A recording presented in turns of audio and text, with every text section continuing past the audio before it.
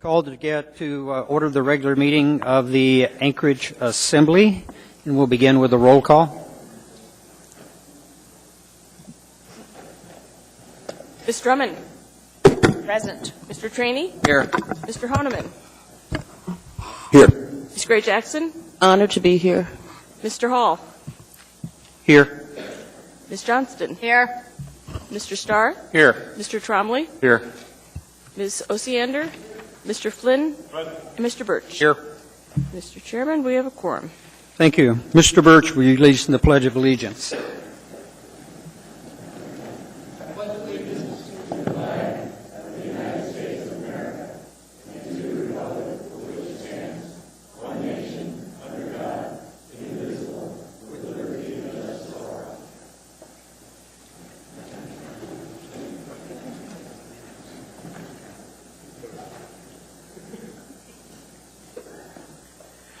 Mr. Mayor, do you have a report? Just a small report, Mr. Chairman. Had the pleasure of spending several hours at Kids Day this weekend at the Denina Center, and it's just become a tremendous event for the youth in the community. Many organizations promoting good activities for youth. And then this Friday, we welcome back the Native Youth Olympics to the Denina. So a couple great events for our town in a week, and please be a part of them. Thank you.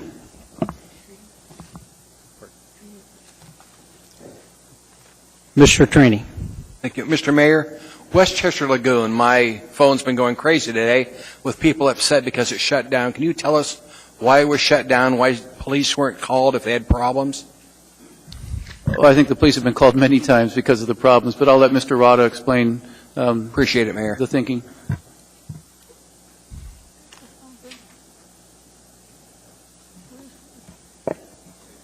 Hi, John.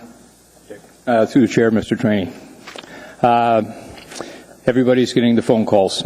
We understand that. We're getting the phone calls, the mayor's office, assembly members, clerk's office. I'm not sure anybody's exempt at this particular point. The fact of the matter is the results of removing the baskets at Westchester Lagoon actually is two parts. We did the same thing last year for a month, particularly this time of year, because of the damage it does to the ground. We've seen severe impacts, erosion, damage to the turf. So we took them out actually for a month last year, but we were also involved with the process going back 3.5 years now, recognizing that the social impacts and some of the other issues associated with not just the damages to the park itself, but to the surrounding environment, the neighborhood, etc. And so we went through a process, and the primary reason right now is the fact that this park is so well used, and everybody understands that, but it's overused, and we're seeing the damages, and we're going to try to restore the area. We want to go back in, clean it up, take care of the damage to the turf, make it back where it's open, usable. We've worked with the Disc Golf Association. We put information out. We went through the Parks and Recreation Commission. Very open, transparent process. What we neglected to do, and I openly admit that, was to put out an announcement that in fact this was going to happen, even though it had been decided last year that this would be the results come this spring. And that's a mistake that I made. The balance of it, however, is we recognize that this course has so much activity, both in the Westchester Lagoon, Margaret Egan Sullivan Park, that there's also some negative behaviors that have continued to occur. And with the disc golf course in its location, it actually kind of spurs that on, the later afternoon, evening, later night activities, and we've seen the results from the trash, the noise, the damage, the public complaints, the neighbors, and the police being called. They have other priorities. Sometimes they don't respond. But in essence, what has happened is we made a conscious decision to follow through on a public process, again, well vetted through the Parks and Rec Commission, that the course should not be used actively in the summer, but should actually be active in the winter. And then we could get back and restore maybe some public confidence and ensure a little more public safety for the area while that course is in use. We've had a series of issues, but right now the focus is we're going to try and restore the park because it's been pretty heavily used and heavily damaged, and we don't need to have that happen. Could you get the information out to the public just on what you're planning on doing, because I don't think the information got out to all the public. You are You guys would correct, and appreciate it's my mistake for not putting out something publicly, even though it was acknowledged, and the balance of the general public did not know. And we have a press release. I believe Lindsay Witt has prepared one that went out this afternoon, if not just in the last hour or so, that hopefully explains that more fully, so people understand what the nexus is of what we're doing. Appreciate it. Thank you very much. Okay. Mr. Starr. Hi, John. Thanks. In similar observations when we've had some challenges, I recollect the skateboard park out in Eagle River, for example. You brought the user groups together and sort of had a meeting of the minds on mediation of the problems that may occur. And some of the article in the paper that I read was that there was accusations that they weren't, playing nice in the sandbox. And do you anticipate bringing the user groups together in any sort of forum, or can you try to do that, or what would be your recommendation there? Bill, through the chair, Mr. Starr, I'm sorry, first name. We anticipate bringing this back forward to the Commission. The Park Commission? That is correct, for the Parks and Rec Advisory Commission. We will put it on the agenda for the next meeting, which I believe is scheduled for May 11th. We'll resurrect, bring the resolution back to them, make everybody aware. We did reach out, in fact, to the public previously. Okay, I was unaware of that. So if it's on the meeting, that's a good answer. I think that's a great forum to have, and those meetings are well run, so that's enough. One of the other pieces, and I should follow up, we did ask for alternative locations from the users, and there were no alternatives, and we're going to press for that. I can tell you that there are a dozen disc golf courses in the greater Anchorage community. They're all over Anchorage. Chugiak Eagle River has 4. Girdwood's got 1. There are lots of opportunities to play disc golf. And if we're going to replace this, we want to replace it in a thoughtful way with the user's input. And I hope this time more people step forward and help us with the solution versus just tell us what they want versus what really should work best for all. Yeah, and your leadership history, I think that'll happen. So thanks for that conversation, and direct those folks to the Parks and Rec Commission meeting next week. Thank you All very right, much. thanks. Ms. Strumman. I'm sorry. Thank you, Mr. Chair. Thank you, Mr. Rada. I'm not too clear on the initial reason for shutting it down. Was that to keep the turf from getting damaged before it had dried from winter? Was that the impression I got? That is correct. Okay, that was not at all made clear in the newspaper stories on this. I think you kind of got the cart before the horse. And wasn't this course completely redone here a year or two ago? It was shut down for quite some time. I got a considerable number of complaints, as I'm probably the closest assembly member to this course.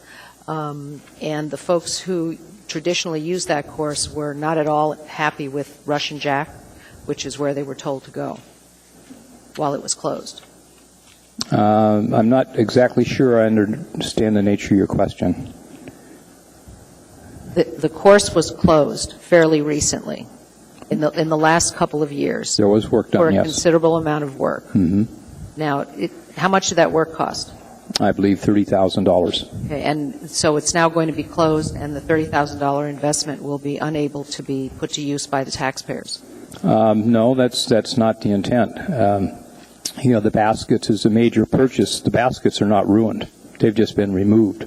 They can be replaced in any other location. There might be some sweat equity that has to be replaced, but we're prepared to do that either with Community Work Service, our own maintenance staff, a YEP program, whatever it is. What we've seen, however, is that the intensity of the use with the improvements at Margaret Egan Sullivan Park, with the parking improvements that occurred over there. You and I talked about the beaver situation at one time. It's a higher impact, and the more impact on a more confined space and the more users in it, this might have been a good location originally thought, but it's not a very good location when you start intensifying the number of people that are now trying to use the park at the same time, and we've seen those conflicts occur. Beavers? You said something about beavers. On the other side. Beavers have nothing to do No, no, I'm just with talking the about... Frisbee golf course. No, the area, I'm sorry. I'm just making reference to another conversation. The beavers are going to be destroying trees no matter what the human beings do. No, I know. And they're doing a really good job of that, and the Parks and Rec Department is doing nothing about the beavers. So, that. you know, I think you're shutting down something that hundreds of people enjoy. And I'm hearing about it, the rest of my colleagues are hearing about it, and I hope you continue to hear about it until you make the right decision for this community. Well, you know, we are absolutely open to suggestion. You know, if it turns out that the best decision is to leave the course exactly where it is, then we will deal with the consequences of the use and the damages and the public conflicts and the other issues, social issues that are byproducts of the use of that area. And then we will be talking more about APD's involvement, and we'll be hearing from other constituents and neighbors and residents, which we've already heard from, as to those later night impacts that we don't have staff for. It's one of the downsides to this location. Russian Jack has staff, Kincaid has staff, the schools have cameras. This is an area that's not policed. We don't have staff in the area. And that leaves it as an open environment. And there's a lot of protected areas, off-street parking, side streets, Hidden Lane, down at the West End, 16th Avenue, Virginia Court. Lots of comments from those people about the negatives that have been associated with this after-hour activity. So we're open to whatever the right decision is. I understand your comment, and we're going to try and work through it, and we'll start the process all over again. I'd appreciate that. Thank you. And community councils adjacent to this park need to be consulted as well. The community councils, I will tell you, embrace this initially. I've heard members of the community councils not really liking that they made that decision. Thank you. All right. Ms. Bray Jackson. Thank you, Mr. Chairman. I just want to say thank you very much for explaining what the situation is, because we did get lots of emails, and now I know what to tell them when I respond later this evening is just call John Rada. Okay, thanks, Bobby. Just kidding. Thank you. Thank you, Mr. Honeman. Just one quick question. I heard you say the decision hasn't been fully made. Do you have an idea, an ETA, roughly when you'll meet with the Parks Commission or user groups and try to come up with a solution at that location? We had made a decision, and that's the reason why the baskets went out, and why the decision actually had been reached through the public process that it would be removed. It would be a winter only or special event scenario, because the baskets can go in and out. But we're going to take it back. You know, we'll start the process. We'll ask for public input. We're looking for solutions. You know, we don't want to have just more problems out of whatever the decision. If this problem today, this decision as it sits, is more than the public wants, then we need their help on making it better for everybody. Thank you. Thank you, Mr. Rada. Thank you. For the chairman's report, I'd like to share with you that I've absolutely been amazed by our election commission, the job that they've been doing for us, the extra mile that they've gone, the interview process, the ability for anyone to come in and speak with them Saturday from 10 to 4. They were there for the entire time and had great opportunity to interface with individuals. They did that again yesterday evening from 4 to 7. And during that time frame, they had invited in a number of the precinct workers that they had a chance to interview, have conversations with. They are looking to do their final report, adopt their report, scheduled tomorrow evening at 4:30 in the mayor's conference room, in room 830. And once they've done that, then we've scheduled a special meeting for May the 3rd, which is a Thursday at 5 o'clock, to give consideration to the certification of the election. I had really wanted to come in here tonight and share with you the name of a third-party investigator as well as a third-party attorney that was going to give us an opinion on our own municipal attorney's opinion in regards to the election certification. However, I've had some incredible conversations with some retired judges, and I've actually been able to get a better understanding of specifically how we should work this investigation, procedures for it. However, I have not been able to come up with a final name on either one of those yet. The individuals that I'm interviewing are the kind of people that are very busy, that are very prominent in this community, and there's family, personal issues, trips that are out of state that just doesn't make it them available at the current time. And the direction that I've got from the Assembly, who wants to ensure that this is done top-notch, first-rate, and get all of the information that's needed to make sure that we deal with the situation. We're going to continue to pursue that, and as soon as those names are available, we will do that with a press release, and I'm hoping to be able to do that with you soon. But I'm not going to float names that we're chatting with. I don't want to share that information until we know for sure, and we've got contracts in place with those individuals. So all I can do is ask for your continued patience and assure you that every effort is being made to get these individuals started absolutely as quickly as we can. And the third-party opinion, that individual needs to be ready for a report by May the 3rd. So that's one I'm particularly focusing on. So with that, again, I just want you all to know that we're making every effort we can to get these individuals into contract absolutely as quickly as we can. With that, I'm ready for committee report, starting with Mr. Birch. No report. Ditto. Mr. Flynn. Same. Starting on Title 21, I've already developing a list of outstanding issues. Any Assembly members have particular concerns. If you could forward me the topic and what your concern is, I can start working on that issue before we get the draft from P&Z. Mr. Trombley. Ethics and Elections Committee doesn't, I know it's currently still being formed, but we have not yet scheduled a meeting time, but I'll do that by the end of the week, and we'll send out an email to as soon as we can. And so anyone who wants to be on the committee, obviously talk to Chairman Hall, please, and we'll work it through that. Thank you. Mr. Starr. Well, we had a well-attended Budget and Finance Committee meeting of the whole body last Friday. Well attended. I thought we got through proposed amendments, and hopefully we're productive tonight. So appreciate the support of those that attended and the questions that came and the organization that you allowed me to bring to tonight. So it's imperative, I believe, from the tax bill perspective that we pass the budget tonight. So we need to be cognizant of our schedule on getting that done tonight. Thank you. Thank you. Ms. Johnson. No report, thank you. Ms. Elvie Gray Jackson. You can just call me Miss Gray Jackson. Thank you, Mr. Chairman. No report. Mr. Honeman.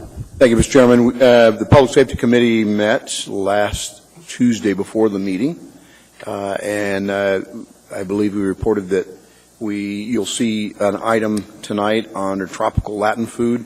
We believe that, just to remind the body, that the owners came in. It was reported that there was a misunderstanding on subletting, if you will. They were allowing private individuals to lease their space, and those private individuals were taking full advantage of having a place that had alcohol and such. And ABC Board, as well as this body's Public Safety Committee, reminded them of that error of their ways, and they have affirmed that they no longer intend to do either of that. So they're not involved, and I believe the chiefs here could probably speak to it if needed be, to confirm they're not involved in any ongoing investigation as it relates to Three Amigos and or the Big Timber Showboat.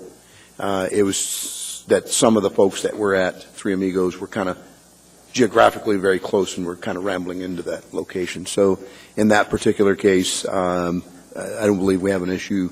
I believe the concerns have been vetted and certainly addressed. recommend approval on that particular item, the renewal license for Tropical Latin Food. Additionally, on item 9B1, Three Amigos, they have, you'll see a request to modify their conditional use. I intend to pull that and postpone indefinitely. They actually, through their attorney, have requested that that item be pulled. And beyond that, I think the chief's here. We can rest assured that there is some ongoing investigation work with Three Amigos as well as the Showboat for some of their violations of their conditional use, and I suspect we'll be seeing something like that in the future, from those two venues in the future. Thank you, Mr. Parliament. Mr. Trainee. Mr. Chair, can you just get us a listing of committee assignments and make it available to the public? That will be completed within 2 days. Okay. So next time we meet, it'll be on the street? Yes, sir. Thank you, sir. Ms. Drummond. Thank you, Mr. Chair. Yeah, that was going to be my request as well. I wasn't aware that the new committee list was out yet. It's not on the web. And I have had an inquiry from Jay Jackson in the mayor's office on a new appointment to the Ethics and Elections, the Ethics Board, which goes through the chair of the Elections and Ethics Committee. Thank you. Okay. Yes, I have finished up talking with assembly members, and I do pretty well have those all filled out, and we'll be getting those to the clerk for posting right away. Okay, we will move into the addendum to the agenda, and we also have some laid on the table, so if I can get a motion to incorporate. Move to incorporate. Thank you. I will read these into the record on the consent agenda.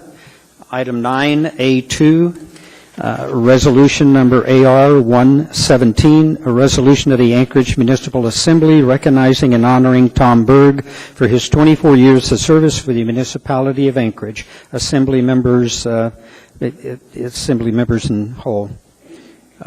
Bid awards, Assembly Memorandum number AM-252, recommendation of award to MKB, construction for Girdwood Water Treatment Facility upgrade. Phase 1 expansion for the municipality of Anchorage, Anchorage Water and Wastewater Utility, AWWU, ITB 2012-C009, in the amount of $9,939,009. This is a purchasing department. New business, Assembly Memorandum number 294, cooperative purchase of endpoint for Semantic Enterprise Vault software, net backup duplication software, and net backup licenses and maintenances for the municipality of Anchorage, Information Technology Department, ITD, for $103,727.52 through the purchasing department. Assembly Memorandum AM-250, change order number 2 to purchase order number 2011-0248 with VPSI Incorporated to provide fleet management and operation services for the Vanpool program for the municipality of Anchorage Public Transportation Department in the amount of $519,301.44. Through the purchasing department. Assembly Memorandum number AM-251, Clapp, Peterson, Timonson, Thorsness, and Johnson Law Offices Professional Legal Service Contract, Amendment number 1, relating to the various Rollins civil litigation matters in the amount of $100,000 from the Department of Law. Under Information and Reports, E2, Information Memorandum AM-30, 2012 first quarter budget or first quarter expenditure report, Public Finance and Investments Division. And on laid on the table items in the consent agenda, A3, resolution number AR-118, a resolution of the Anchorage Municipal Assembly recognizing and honoring Lisa M. Amen for her 30 years of service with the municipality of Anchorage. Assembly members, the body as a whole. New business D9, Assembly Memorandum AM 253, new contract with John Crabb to provide technical services for the Video Center, Municipality of Anchorage, Anchorage Fire Department, in the amount of $50,000 through the Purchasing Department. New public hearings, Resolution AR 98S, a resolution of the Municipality of Anchorage revising and appropriating funds for the 2012 general operating budget for the Municipality of Anchorage Office of Management and Budget. And that's accompanied by Assembly Memorandum number AM 224A. Resolution AR 20-90 or AR 99S, a resolution of the Municipality of Anchorage revising and appropriating funds for the 2012 Municipal Utility Enterprise Activities Operating Budget, Office of Management and Budget. That's accompanied by Assembly Memorandum number AM 225. Ordinance number AO 39S, an ordinance setting the rates of tax levy, approving the amount of municipal property tax and levying taxes for all service areas of the Municipality of Anchorage General Government for a 2012 Office of Management and Budget, accompanied by Assembly Memorandum number AM 226. Move to approve. I'd like to, there's a late on the table item, Memorandum 254, 2012, and it's attached to 2012-40. S.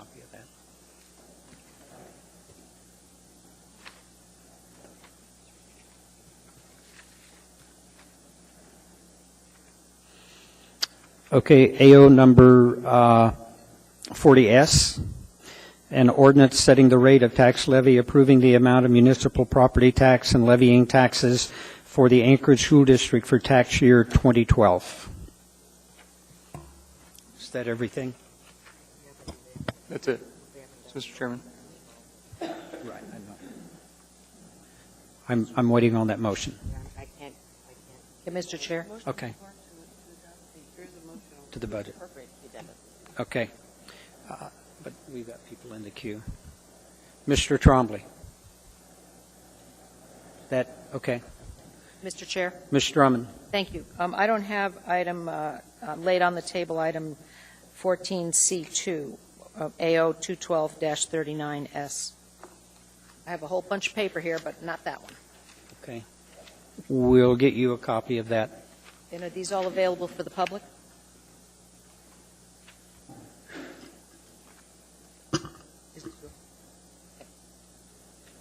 Thank you.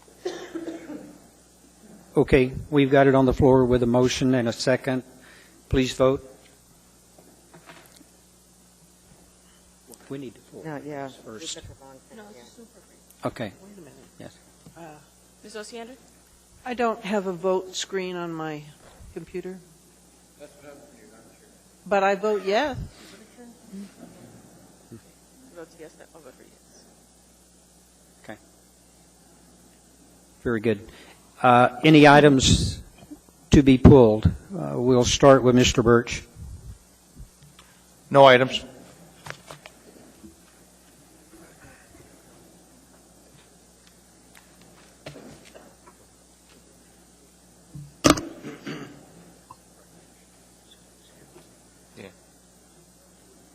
We need a motion to approve the agenda. Okay, I need to back up and get a motion to approve the agenda as incorporated. Move to approve. Second. Okay. Please vote. Yeah. Oh, okay. Mr. Birch, no items to pull. Mr. Flynn. Yes, Mr. Chairman, from the regular agenda, item 9 Alpha 1 for presentation. Ms. Osiander. On the addendum, 9 Alpha 2. On the regular agenda, 9 Bravo 1.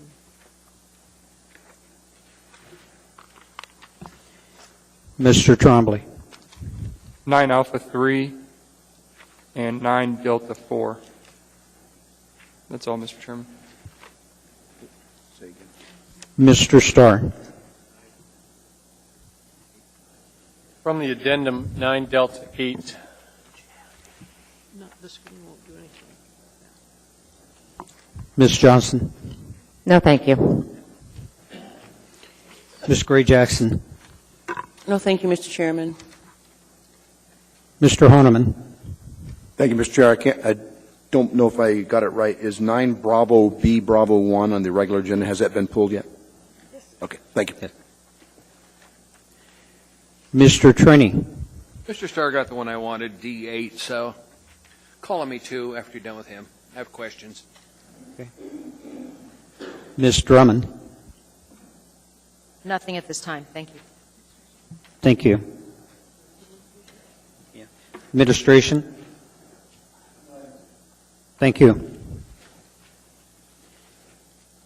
Okay, I want to show that we have pulled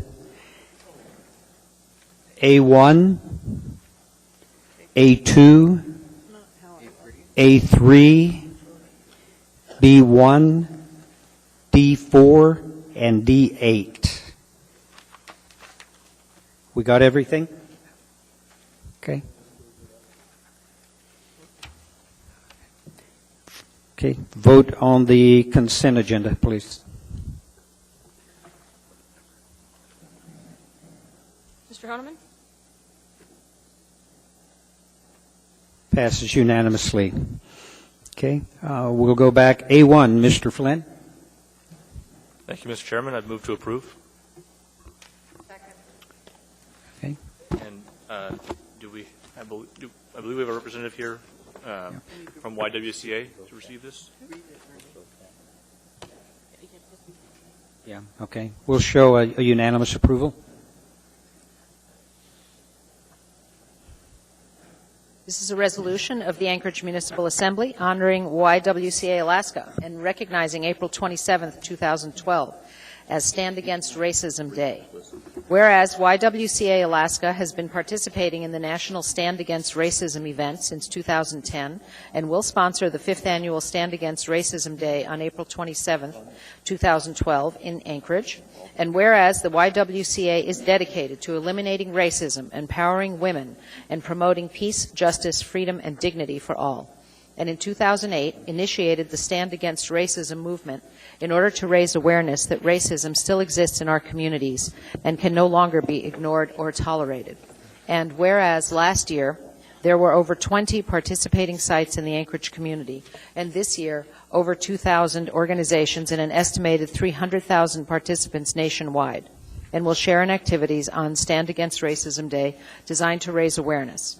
And whereas since 1989, YWCA Alaska has been part of the international YWCA movement, serving more than 25 million women and girls in more than 110 nations.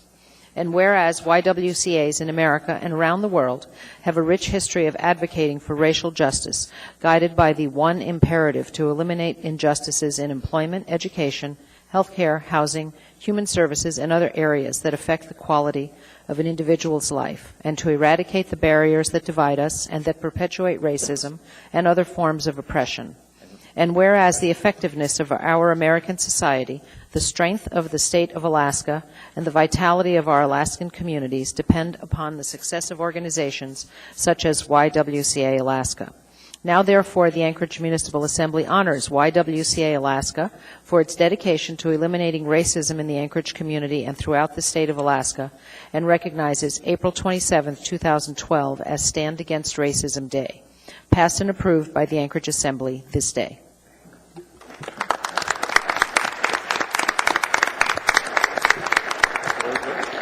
Thank you very much. We greatly appreciate this honor. And we also appreciate the fact that the Anchorage Assembly is standing up against racism. It's very difficult to fight racism. There are lots of different levels, and YWCA Alaska works every day to eliminate, eradicate racism, and empower women. So thank you very much for this honor. We greatly appreciate it. Thank you. May we get your name for the record, please? Hillary Morgan, CEO of YWCA Alaska. Thank you. Thank you. Thank you. Before us now is AR 117, a resolution of the Anchorage Municipal Assembly recognizing and honoring Tom Berg for his 24 years of service with the municipality of Anchorage. Move to approve. Okay, unanimous consent? Yes. Thank you. Who's reading? I'm reading. Okay. Debbie's coming down to join you, sir.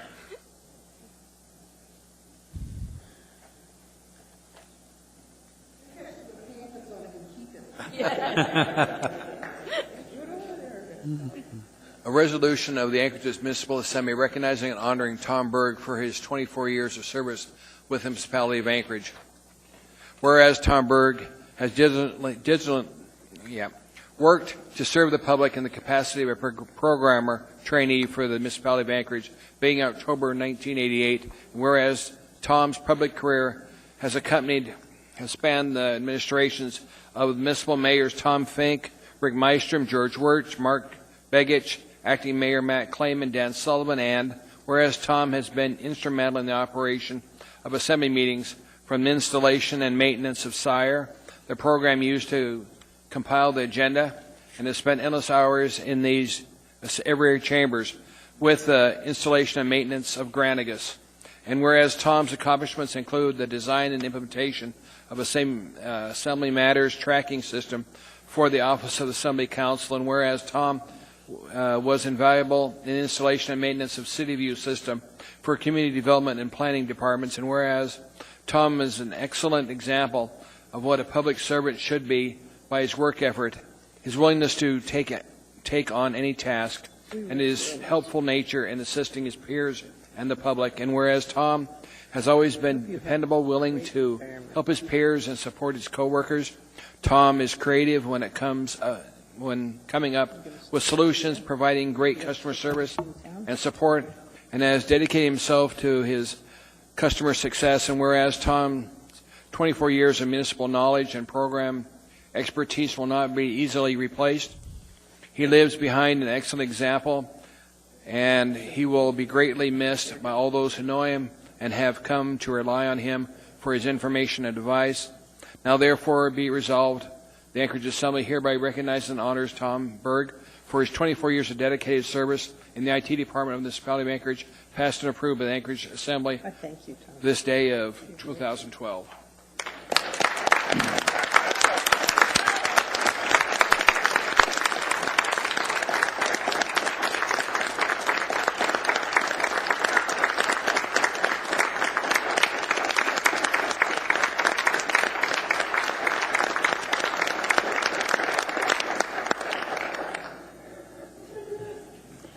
And now I'm supposed to say something, right? It's been an incredible 24 years. When I think about it, there's times I think, it seems like it's some ways 24 hours, and other times it seems like it's 24 centuries, but 24 years just, it's been a great 24 years. I've been blessed by being able to work with the people that I've been able to work with, the staff that I've been able to work with, people that I call friends, the management that I've been able to work with, just the vendors I've had the opportunity to work with. I really want to appreciate my users. I think I have had the best users that the programmer has had the opportunity to have. Planning department, Julia Tucker and her staff that I've worked with, and you guys.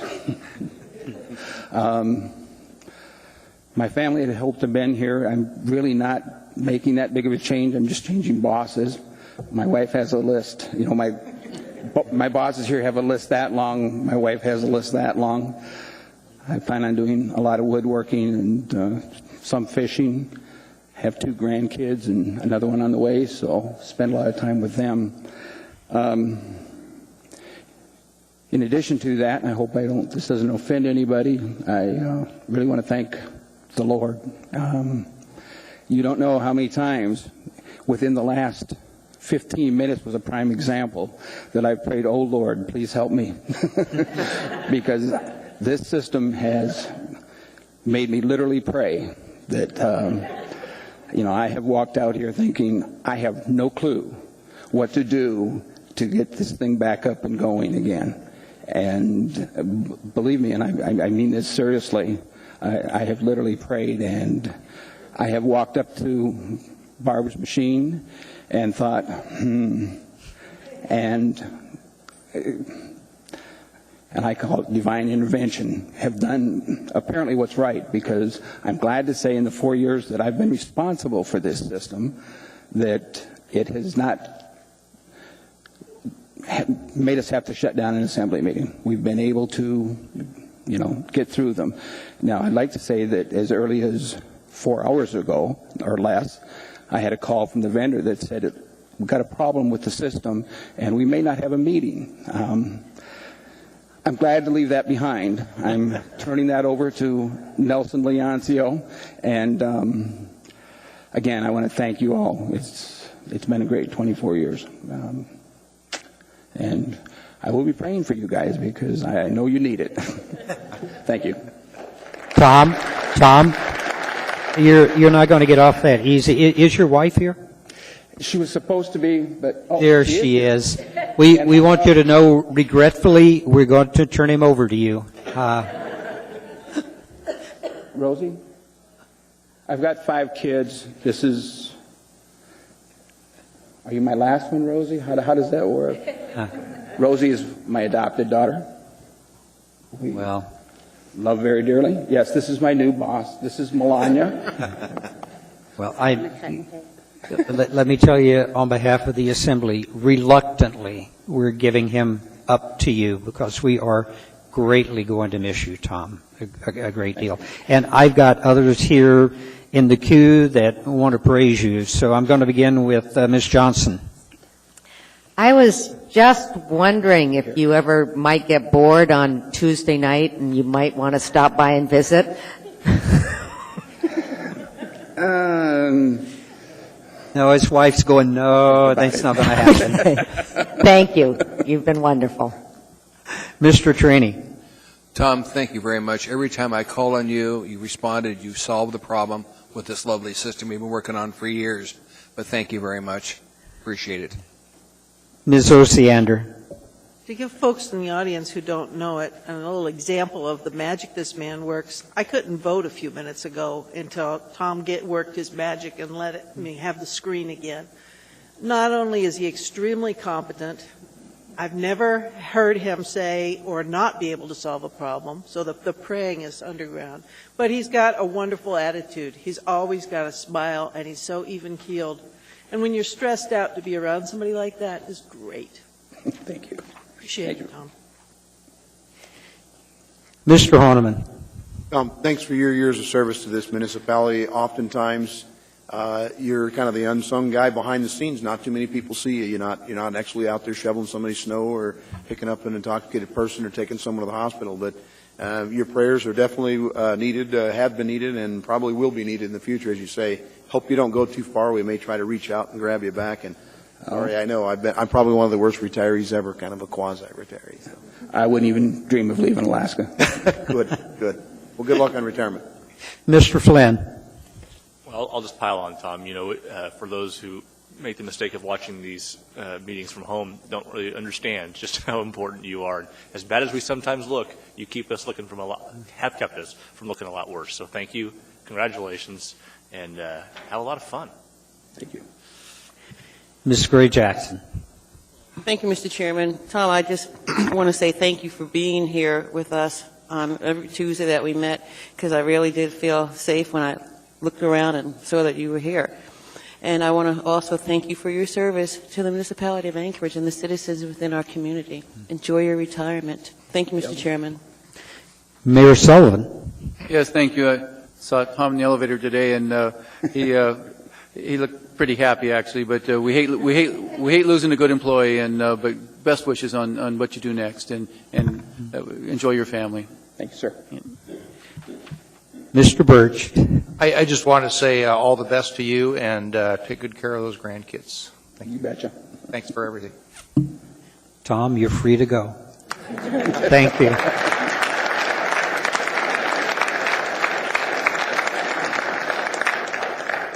Ernie, if we move for immediate reconsideration, we bring it back? We got a motion for immediate reconsideration. I'm going to bring it back.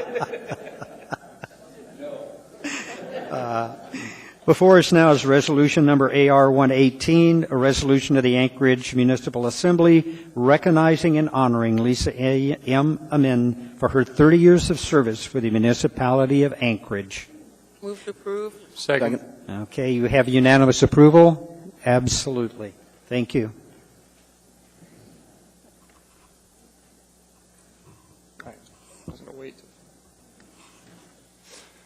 A resolution of the Anchorage Municipal Assembly recognizing and honoring Lisa Amin for her 30 years of service with the municipality of Anchorage.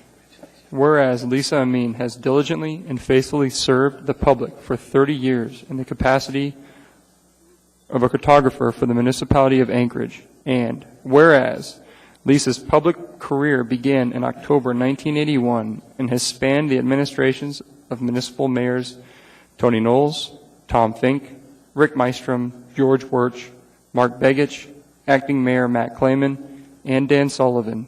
And whereas Lisa's duties began as a cartographer 2 and culminated as a GIS Technician 3, performing numerous land use data updates, geoprocessing, and complex spatial analysis, land use research, interpreting planning documents as well as providing mapping and land use information to municipal agencies, numerous private organizations, and citizens.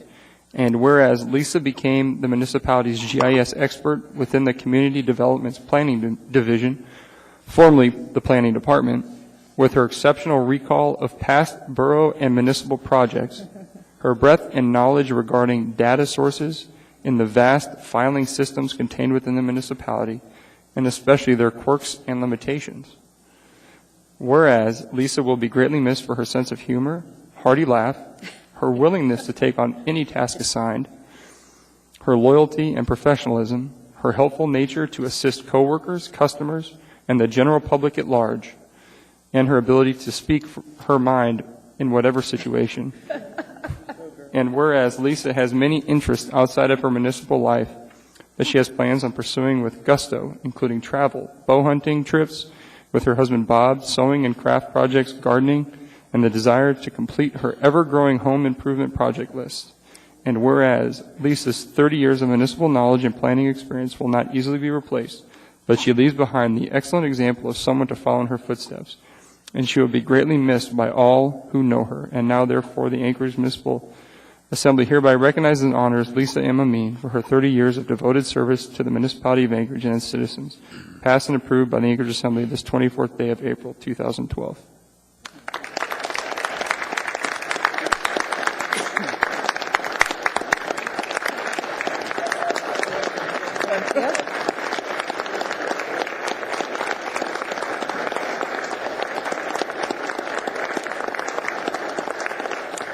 I didn't know I was going to speak and that this was such a big deal, but real quick, I needed to amend something. I started when George Sullivan was mayor, and I'm ending when Dan Sullivan is mayor. And I truly appreciated that they both came around and introduced themselves to each employee. It really made you feel like you were part of the team. I have to say I've worked with a wonderful group of professional and dedicated people throughout these years, and public service is very, very important to me. It's been a real career opportunity that the municipality gave to me to provide this service and feel like I've made an impact for this great city of Anchorage, and I am truly grateful for the career I had here. Thank you. Just a moment, Lisa. You're not going to get to walk away. Mr. Honeman. Lisa, thanks again for your years of service, 3 decades. Thought's not lost to me again. 2 people in a row, 54 years of service to this community. It's a tough loss for the community, and certainly I wish you well in your retirement. And as I said before with Mr. Berg, I hope you're not getting away too far. You may need, but thanks again. Appreciate all your years of service. Thank you, sir. Ms. Gray Jackson. Thank you, Mr. Chairman. Lisa and I go way back to 3500 Tudor Road days, and we have a lot of great times. And I got to tell you, I was in Dallas when I got an email from Donna asking me if I would present the resolution to Lisa and me. And I'm going, what? Lisa's retiring? What? She can't. She's not old enough. And I was really honored to do that. And you're going to be missed. Thank you so much for your many, many years of service to the municipality and the citizens in our community. You will be missed. Thank you, Mr. Chairman. Thank you, Alvin. Mayor Sullivan. Yes, thank you. And it's pretty frustrating when somebody's been here 30 years and they look like a college intern. After 3 years, I'm feeling the age creep in, but clearly you enjoyed your work, and that's really the key to life, I think. And nobody stays in one career that long unless they enjoy what they do, and they enjoy helping other people in public service. And good luck to you on what you do next, Lisa. Thank you, Mayor. Lisa, thank you. All the very best. Thank you.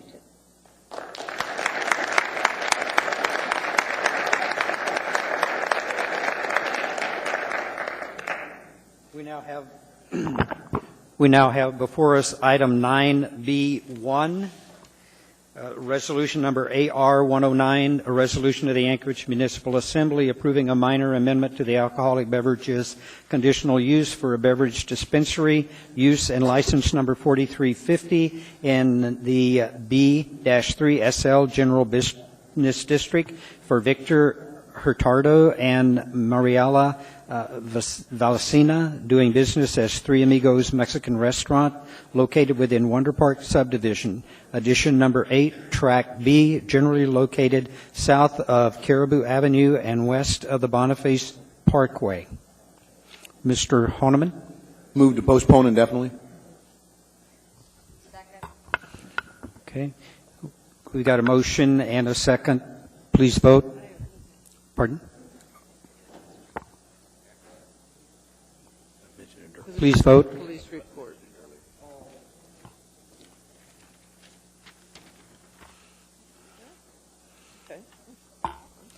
That passes unanimously.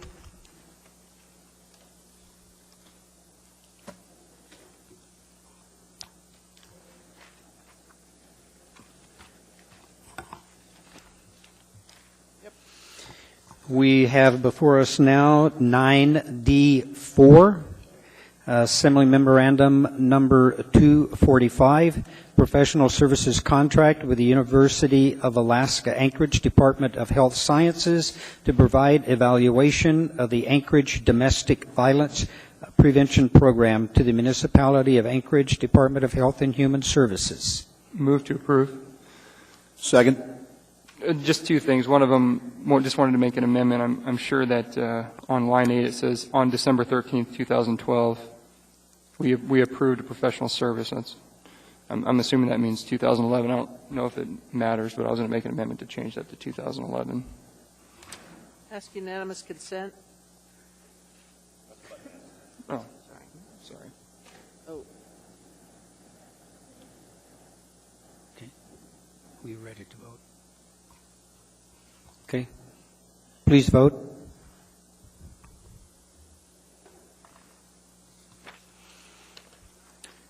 That passes unanimously. And then the other thing question for Ms. Engel is the Women's Commission going to be heavily involved in this process as well? Through the chair, Mr. Trombley, I don't know if the Women's Commission will be actively engaged in this, but we can certainly refer this to them for their information. I would just recommend that we rely pretty heavily on our boards and commissions, so just wanted to make that statement. Yeah, the Women's Commission is certainly aware of this project. It's been a long-standing, successful collaboration within the municipality. So I will ask that they be briefed on it in the next meeting, which is coming up soon. Thank you, Ms. Engel. Oh, that's all, Mr. Chairman. Just urge approval. Okay. Ms. Osiander?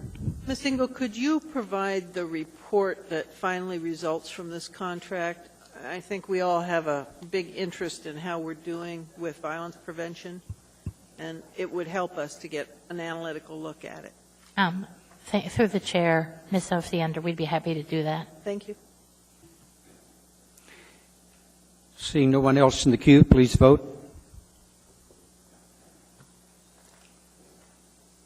That passes unanimously. We are now at item 9D8, Assembly Memorandum Number AM 251, Clapp, Peterson, Temison, Thorsness, and Johnson Law Offices Professional Legal Services Contract, Amendment Number 1, relating to the various Rollins civil litigation matters in the amount of $100,000. Move to approve. Second. Mr. Starr? Mr. Wheeler, I have a few questions, and I know we've had some executive sessions to discuss some of this stuff, and so I'll be careful to not phrase questions that may be the case, but if you need to answer that'd be best discussed in executive session, then I would either move to postpone the item to do that or just, not get an answer. So the first question is pretty easy. Is the amount already budgeted in your department for this? I don't remember seeing a budget approval item required to modify the first quarter budget amendment. But through the chair, Mr. Starr, this is coming out of the risk fund. The risk fund controlled by the manager's office, then? Yes, sir. Okay, I couldn't tell from this fund certification on the page. So, Mr. Vacalis, I guess the question then there is there money pre-budgeted for this? As you probably remember, Mr. Starr, that when we put the budget together, we anticipate what's forthcoming, and so we try to guess what costs are going to be incurred and these type of things, and so the money is in there. Yeah, and this may be, again, Mr. Wheeler, where I drift into the scope of work that this group will do. Then it's to defend the city as we see the civil cases, the potential civil cases come from those involved in this ugly thing. Through the chair, Mr. Starr, yes, sir. And Mr. Vacalis, on this one, what I see as a point of transition between the process of conviction and sentencing and all of that that's behind us now is the city's involvement in that, with a break point of now we may have to deal with civil charges against the city's negligence in that. Is there a reason that this needs to continue to remain sole source? Through the chair, Mr. Starr, the reason we want to go with this firm is that the lead attorney, Linda Johnson, used to represent the municipality. In fact, she was deputy municipal attorney when I was here last time. And in that capacity, she managed litigation. She's very, very familiar with litigation against the city, having defended the police department before. She is also currently representing the city in the Kennedy Feliciano litigation. She's got a tremendous amount of experience handling this kind of litigation and working with the police department. She knows all the players. How about specific to this case, then? Did she break her tenure with the city recently enough to have some carry-forward experience with this case in particular?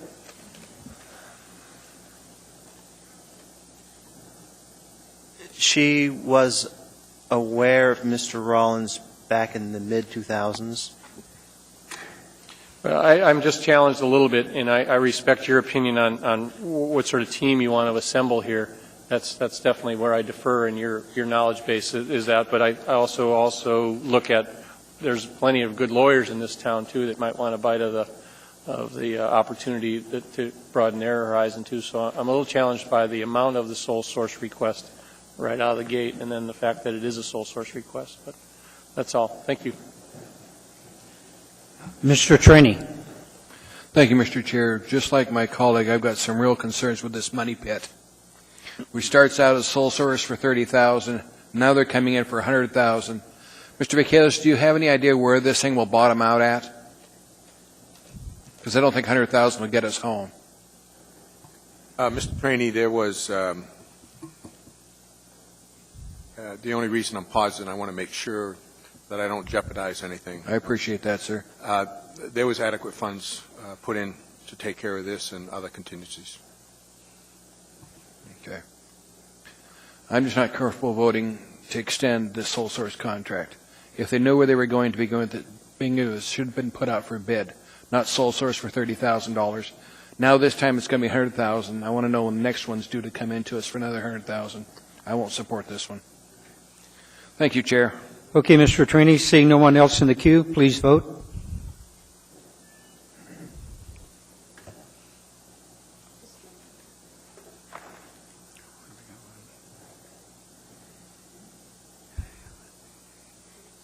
That passes 6-5.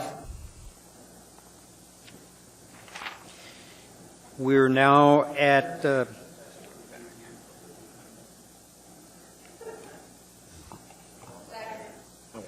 okay. We've got a call for immediate consideration in a second. Any discussion? Hearing none, please vote.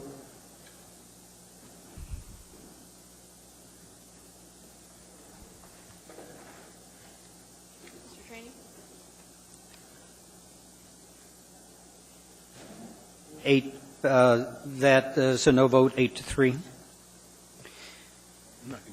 We're at the time for public comment, and we have a request by Joan Diamond for Title 21. Ms. Diamond?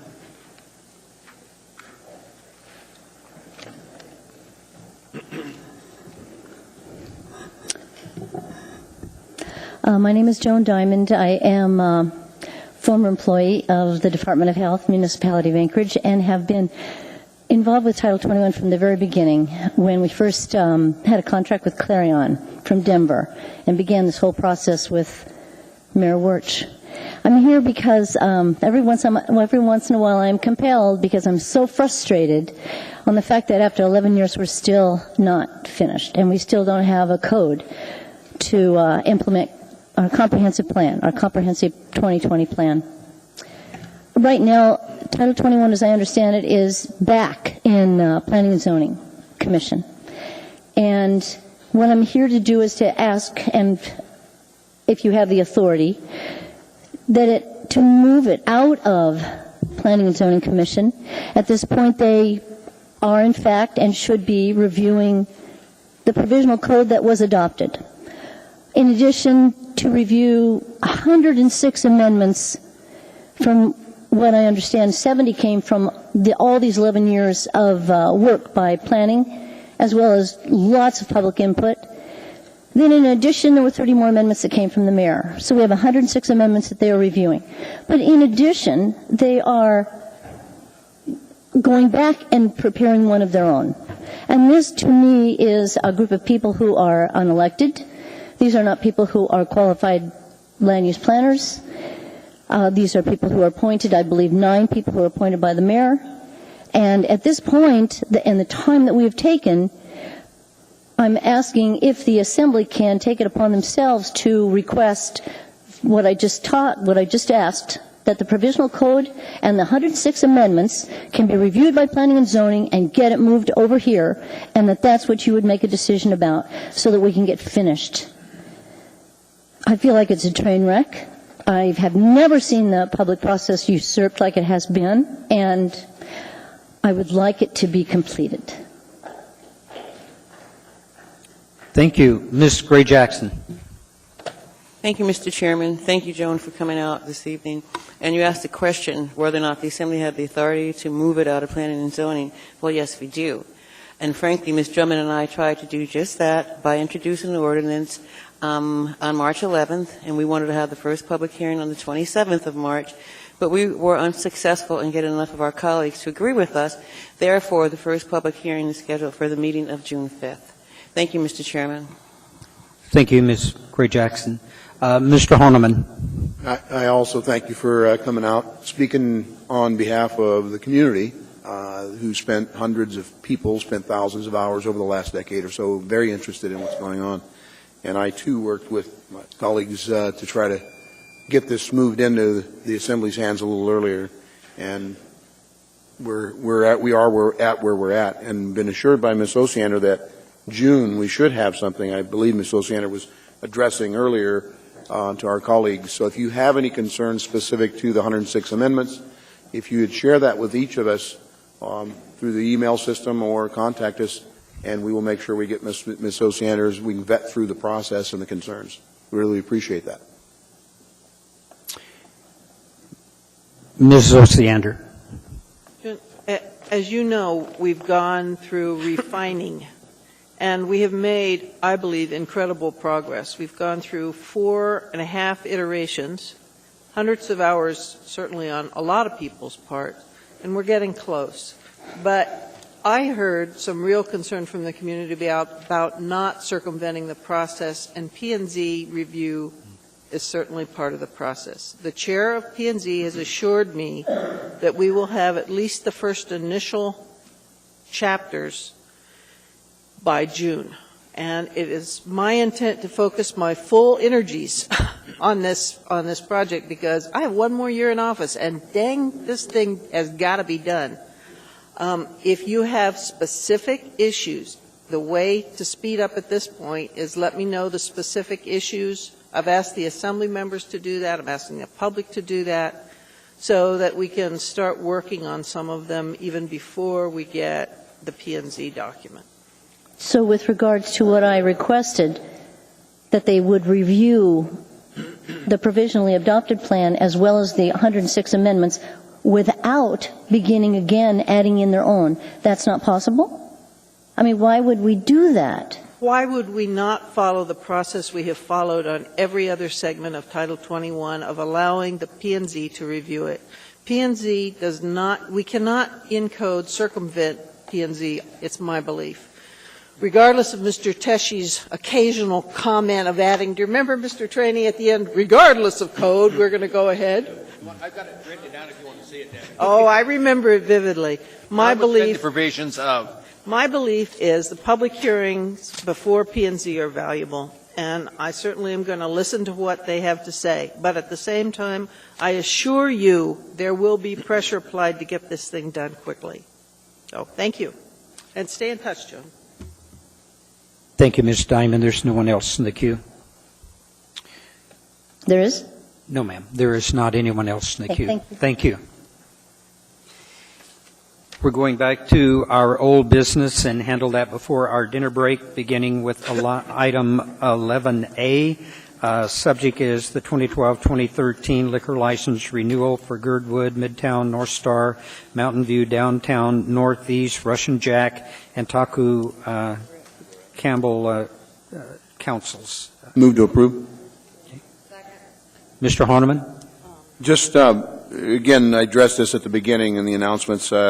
We did have, you recall, Mr. Chairman, you were in attendance at the Public Safety Committee meeting, and the owners of the establishment, Miss Maria Rodriguez, showed up, and it was very clear with some interpretation of language issues and certainly not really understanding the ramifications or consequences of leasing or subleasing out her property for private functions, just how serious her consequences would be on her liquor license, and particularly if one is not watching closely. And I think that's what happened.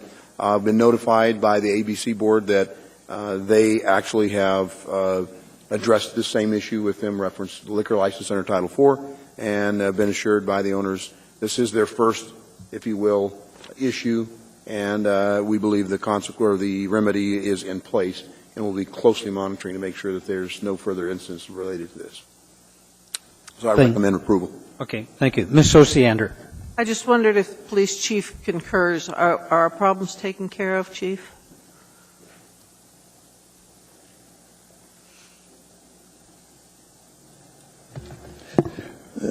Ms. Osiander, through the chair. We got into this by working one of the other establishments in the area, and we followed clients over there. So it wasn't that we'd been getting complaints, as far as I know. The people, I think, are sincere. I agree with Mr. Hahnemann. ABC board is satisfied. They've worked it out. Our CAP team commander is satisfied. They've worked it out. We've had, they were contrite. There's a language issue, but I think we got them back on track. Thank you, sir. I'd be surprised if we have any more trouble. Mr. Flynn? No worries, Chief. Thanks. I'm a little concerned about this one. I did a little bit of poking around on this, and it seems like what we had going on was third parties basically renting out this establishment to throw parties, dance club stuff, which is a violation of a beer and wine license. You can't do that. You have to have a full liquor license. I don't want to excessively punish someone who clearly didn't understand the law, because I think they got fibbed to by the third parties that they dealt with. But on the other hand, we attach responsibility to these licenses, and I'm concerned that they're going to go to somebody else who doesn't understand the law very well, maybe has some confusion about the language, probably someone of the same ethnicity. And we're going to have to see the problem pop up again unless we make an example out of somebody and they realize, well, and those guys did it and they lost their license. So I appreciate that they were contrite, and I appreciate that they promised to clean up their act, but I'm a little concerned that if we okay this one, well, it's going to happen somewhere else, and we're going to be on record as saying, well, we're going to let it slide once for you, too, and it's going to keep moving around town. I think we need to educate people that if they want to run dance clubs, they need to get liquor licenses. And unfortunately, the way you do that is you actually enforce the law. Thank you, Mr. Chairman. Thank you, Mr. Flynn. Mr. Honeman. And I appreciate Mr. Flynn's comments, and if you recall, I know Ms. Gray Jackson, yourself, and myself were at the Public Safety Committee, and I think I was fairly stern in the conversations I had with the licensee, and gave that same message myself, Mr. Flynn. So I just assure you that I'll be monitoring this particular licensee, but also trying to put as best I can. Hopefully, Chief, just if the CAP team is out watching I know that we're trying to do the 0 for 12 enforcement, and if there's any issues similar that crop up, to let us know as soon as possible so we can bring that license in. That's probably as good as we can do. Okay. Ms. Johnson. Just to follow up on Mr. Flynn's concern and question, when did I understand the APD got involved in this because of the other facility, so they really had no previous warning, this is the first time that the shoe fell, right? My understanding from the licensee was they had engaged in a contract with a private person to rent their space after business hours for 3 weekends. And once it became noted that there was issues going on, a problem, they put a stop to it, they canceled that contract, and they no longer intend to do any of that. So that was just one time, one contract? Right. One person, one contract. Okay, thank you. 3 weeks. Mr. Starr. Mr. Honeman, the packet information's been purged a little bit on violations in history therein. Is your general sense that they're compliant elsewhere with the TAM training and the underage sale compliance and some of the placarding and posting requirements? I know you get that feel, and I can appreciate the committee work that goes into that, but the rest of the elements outside of just this infraction of leasing out their license, in essence, but does it look like they've got the rest of the stuff figured out on how to do it appropriately? It looks that way, Mr. Starr. Thank you for the question. And again, I'm certainly going to follow up. There's a male half as a partner here. I don't know that they're necessarily husband and wife, but apparently he was not available. He was running the business during our meeting. I wasn't there. Apparently he is the primary daytime worker, and I'd love to have a conversation with him to make sure, but through the ABC board conversations, they were fairly lengthy in their research and actually did two. They gave them the secondary offense that they had was comply with all regulations, rules. That was one of their violations, and so regular. Specific to the underage sales and sort of police calls in the packet that we used to have, it had some of that data in there. Is it still okay from your perspective? Yes. That's great. Thank you. Seeing no one else in the queue, please vote.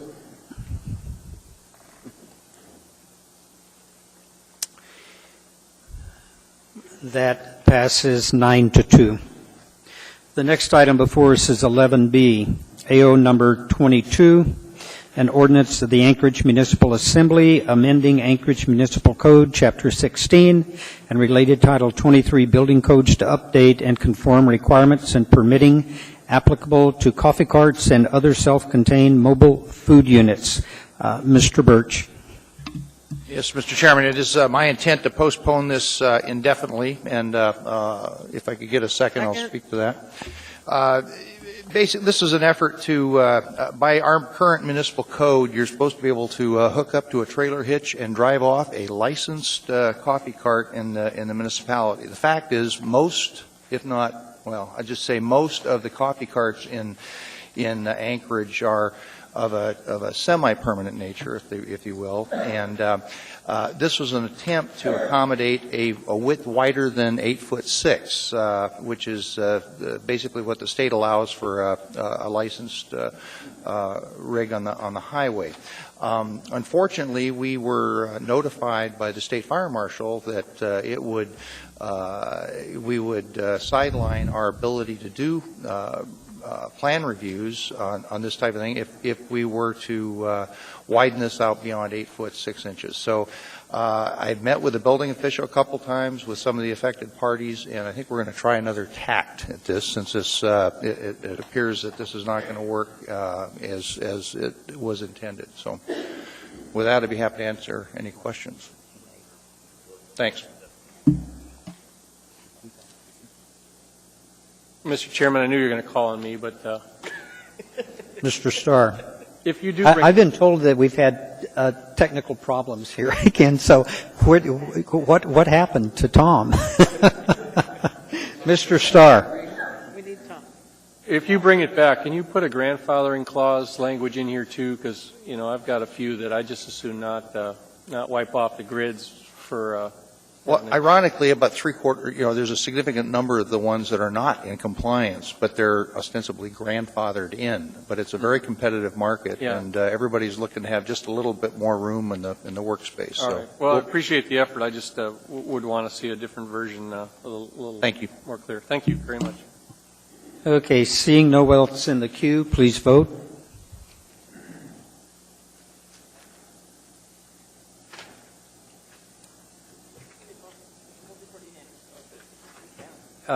That is a unanimous vote, and during the dinner break, we'll see if we can get back up. Call Tom. So we're gonna break for a 20-minute dinner break.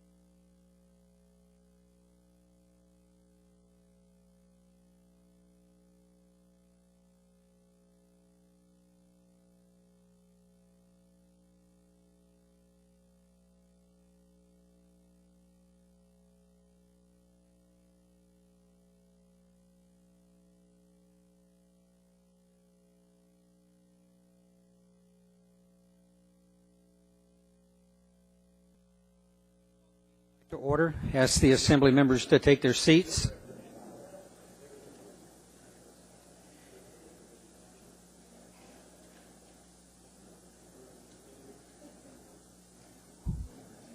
While we're regaining our seat here, I was a bit derelict and been pointed out to me. I'd like to ask the new fire chief to come up and give us a chance to congratulate you.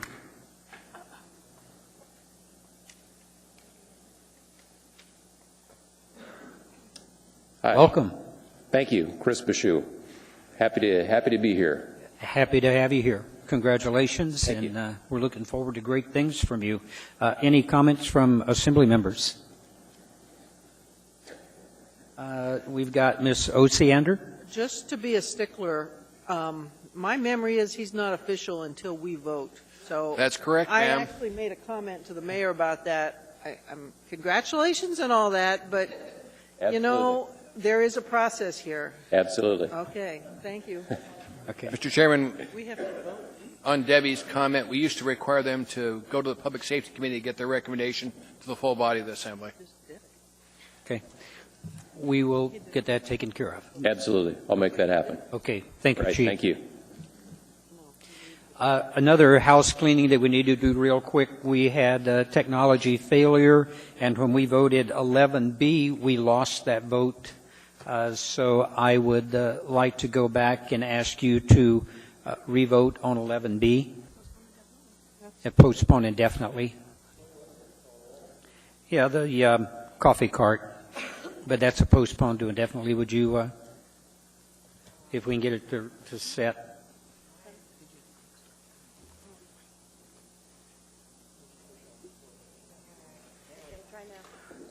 Here you go. Please vote.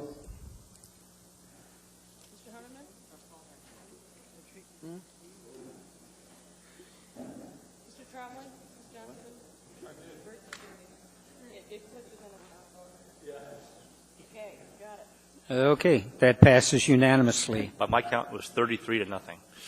That's why we don't let him count. We are now to item 13A, AO number 17, an ordinance of the Anchorage Municipal Assembly amending Anchorage Municipal Code, Section 8.75 - Thank you. We need a motion. Oh, I'm sorry. Open for public hearing. Anyone wish to be heard?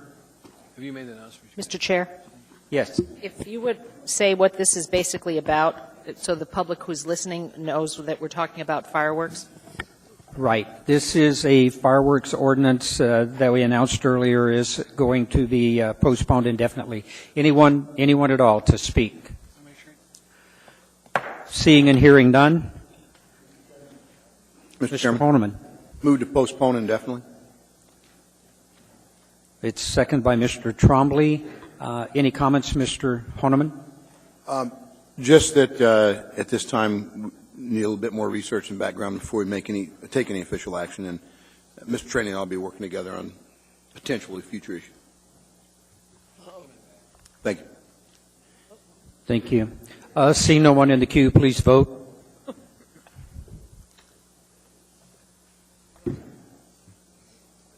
That's approved unanimously.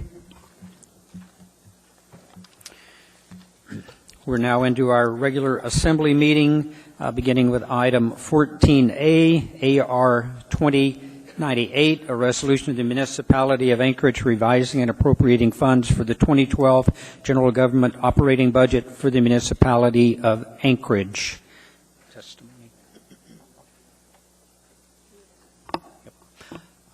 Anyone to testify?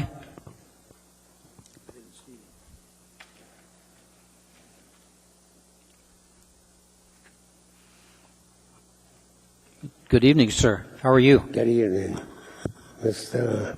Chairman, Assembly members, Mayor Sullivan. My name is Reverend Dr. William Green, and I'm here to Reverend Green, could you state your name and spell your last name just so we've got it on the record? Reverend Dr. William Green, Greene.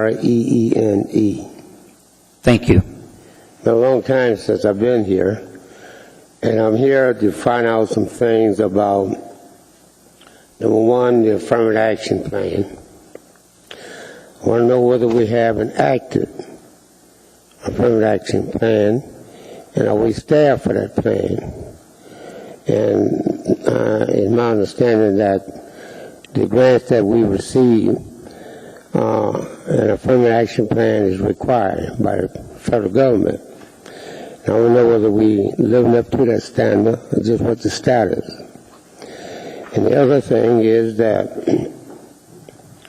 are we staffed according to the federal government in receiving these grants that they can be operated effectively and without hesitation or reservation? Now, it seems to me we talked about this affirmative action plan over 5 years ago, and I have not been here really since to find out the status on it and how we are doing, and I'm concerned about that. Okay. Ms. Gray Jackson. Thank you, Mr. Chairman. Thank you, Reverend Green, for coming out this evening. I'm bringing forward an amendment to put a position in the Office of Equal Opportunity so that we can have enough staff to not only do the affirmative action, update the affirmative action program, but other things that are required by this city when we accept federal grants. So that'll be coming up later on when we go through the debate. So thank you for coming out. Thank you, Mr. Chairman. Thank you. Mr. Chairman, I have one other question. Can anyone tell me how much grant we're getting from the federal government to implement these plans? I mean, I'd like to know, or someone can inform me of that status. How much money we're talking about that's coming from the federal government into the municipality? For buses, Merrifield, and along that line. Okay. Reverend Green, we'll see if anyone with the administration can give you that number. When we get into the debate portion, we'll answer any questions, sir. Okay. If you want to do it during public testimony, I suppose we can. But no, that's fine. Thank you, Mayor. We will get into that during debate later on, Reverend Green. Thank you very much. Okay.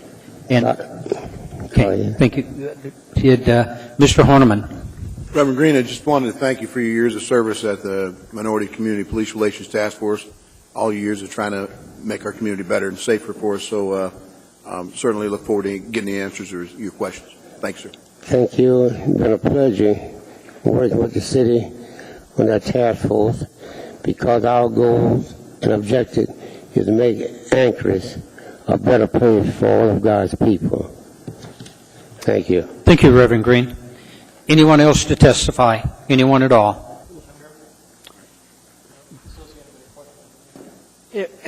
I just wanted to let folks know that besides his work with the police department and his many appearances here, he's also longtime supporter and director of the food pantry in Eagle River and had done a lot to feed hungry people. So when I saw him again, it's been a while, but it's always good to see you, sir, and your wife. Okay. Thank you, Ms. Osiander. Anyone at all? Seeing and hearing none, testimony is closed. What's the desire of the body? Second.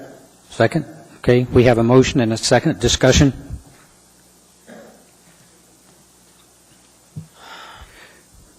Ms. Johnson. No, sorry. Okay.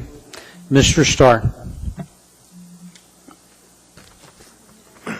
Well, I just asked the fellow assembly to sort of keep up because I'm going to move an amendment to change the course of the conversation.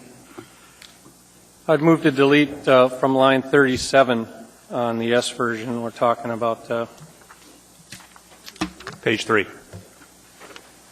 I just want to make sure it didn't switch into the AM there, but on page 3, line 37, section 5, I'd move to delete all references to the new section S version.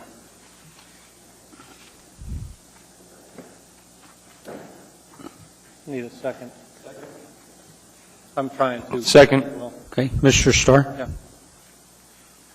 Well, this brings us to the impasse that's probably occurred, and I'll call it that because we've all sort of done our homework. My interest is to move a budget that works for our community. And I guess the idea with that is that I felt that we have one. We have one in the non-S version. So for those studying, with the exception of Mr. Hall's amendment, $40,000, by deleting this Section 5 and appropriating $6.17 million and change to various departments, by deleting that revenue, it gets us back to the basic document of 2012-98. Ms. Osiander? I think those of us who were at Friday's work session maybe shared a bit of the frustration that was expressed by some of us at getting what seems pretty significant items at the last moment. My concern, I guess, is I've been talking about this for 2 days, and I'm still not quite sure where I am with this. But my concern is we set up a process for paying for Kronos and the SAP, and to have it come now this way is of some concern. And now I'm further challenged by the fact that I have the S version sheet that was handed out at the work session, and I look at this Section 5, and the subtotal from the work session on the SAP Kronos was $2,020,420, which I don't see in Section 5. So if I want to move to delete, excuse me, the SAP Kronos to the administration, do I take $2 million out of that? Excuse me. It appropriates by department, but if you moved an amendment that had the sum that was in the work session, then we would adjust by department which amounts would then be reduced. Through the chair, sorry. The other item that concerns me really is the impact for next year. I've been told we have a $20 million problem, though I've also been told we have a $12 million problem. And I'm concerned if we do the strict reduction of 6, but I think there have been some very good arguments presented that it's going to worsen our problem next year. So I would appreciate if people really chime in and talk about this, because it will help me figure out where I am. Okay, thank you. Mayor Sullivan. Yes, thank you. I'll comment again later, but just in reference to what Ms. Osiander mentioned, when we met with Ms. Osiander, she brought up a good point about using our goal is to use one-time money for one-time expenses, and one of the ones that was identified by finance was indeed the SAP and Kronos financing, that we could buy down that debt. But Ms. Osiander is correct, and she brought to our attention that maybe it would be possible to look at another debt instrument that we have, particularly one out there at the Eagle River Town Center, where we still owe about $1.6 million on the condos we've bought in the Eagle River Town Center.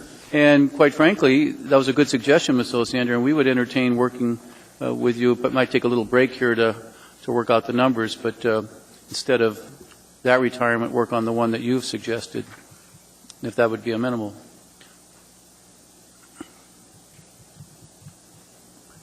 Ms. Osiander? I'm just hoping people chime in. Okay. Well, I've got others in the queue. Please go ahead. Ms. Johnson? Yes, I was not at the work session, but I have been reading everything, and I have to say that I share a lot of Ms. Osiander's and Mr. Starr's concern. I I feel some of this section 5, doesn't pass the red face test. There were a number of items in there, small, but there were a number of items that I feel probably even could have been in the fall budget, and so I was disappointed with that. I was disappointed with the Public Works item. We all know we had a heavy snowfall, and we all know that it's something we need to address, and I would rather address it with this fund, but I wish it had been in the first quarter budget amendment and not on this one. I am also interested in how we deal with the SAP. I think many Assembly members saw that I asked as far as financing it and the cost of financing. And there are 3 different ways we could finance it, with inter-agency loan, or we could do a traditional finance, government loan. Each have their pluses and minuses and their cost, and it's something to look at. But there's some items in this section that if we don't fund with this one-time money, we will be cutting some major services that haven't been cut with our budget that we passed last fall. And I don't think I'm ready to do that. Thank you. Mr. Flynn. Well, thank you, Mr. Chairman. I'm used to saying Madam Chair. Thank you, Mr. Chairman. I'm going to reiterate a couple of points that I made at the work session and expand a little bit on them. I appreciate the amendment. And I appreciate the amendment because I think it expresses the Assembly's concern that the original version of the first quarter budget amendments was a fallacy. It flat out excluded $1.7 million in street maintenance, snowplow dollars that we knew we needed. Well, actually, that the administration knew that we needed, and we did not. I don't think this counts as a budget. We were required to get it on April 10, and we didn't. It's not a balanced budget. Now, if they had submitted it to us and told us we have more work to do on this, we're either going to have to find a little more revenue or find some cuts, I'd be okay with that. Nothing in this document says anything like that. And so, and they knew that day. The letter that we received today from the mayor told us they knew, and Ms. Frasca told us in the work session, they knew that street maintenance needed more than $3 million. This administration has rightly earned a reputation for outstanding financial management. But this sort of thing is exactly what we spent a year on in the first year of this administration accusing the last administration of. And I find it appalling. Now, I try not to make decisions when I'm angry. And so I have not committed to what I'm going to do about this amendment to this point. But I think Ms. Johnston's point is a good one, which is we can really damage ourselves going forward into next year if we, in fact, adopt Mr. Starr's amendment. So I'll be voting no on the amendment, but I'm still real disappointed in this first version. Thank you, Mr. Chairman.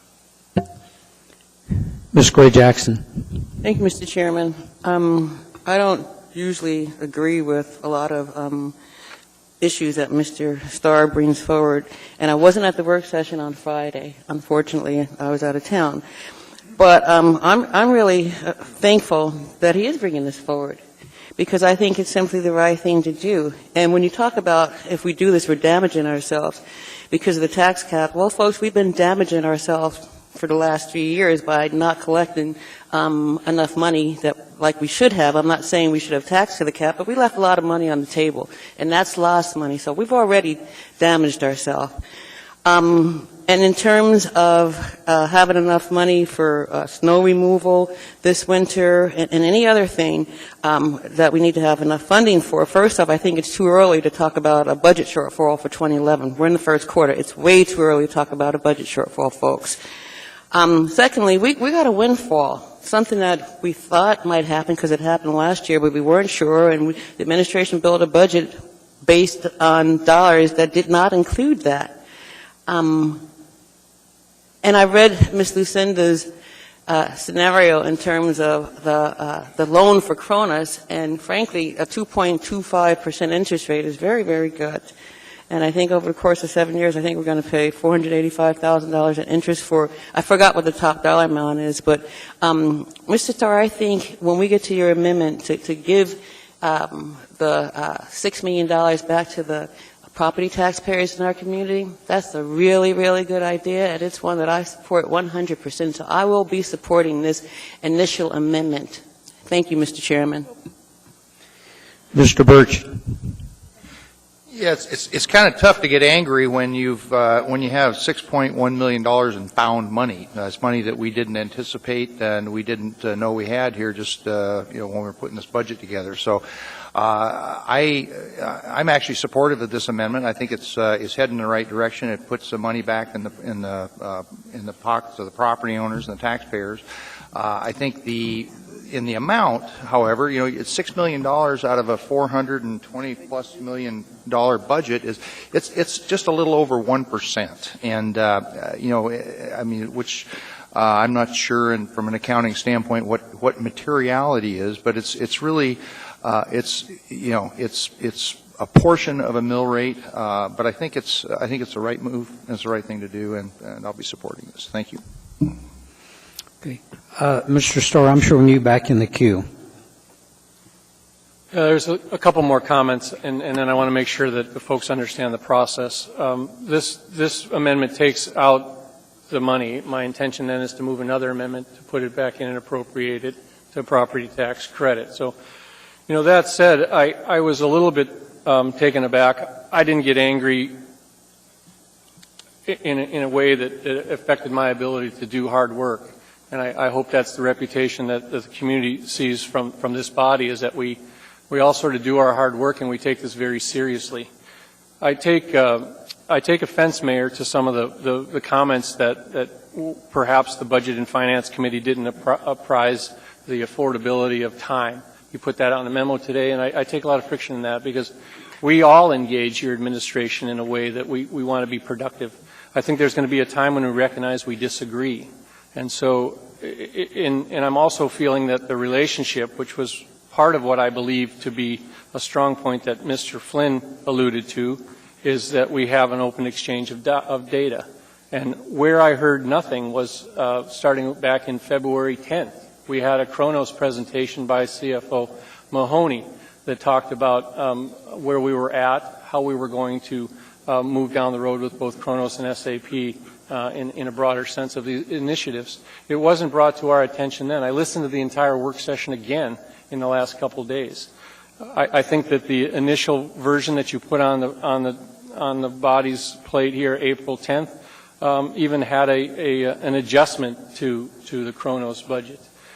This body needs to understand that we appropriate by department. You said it just now, and I learned that. We can earmark and we can put legislative intent on that, but quite frankly, we can give you departmental dollars and you can choose to do whatever you like.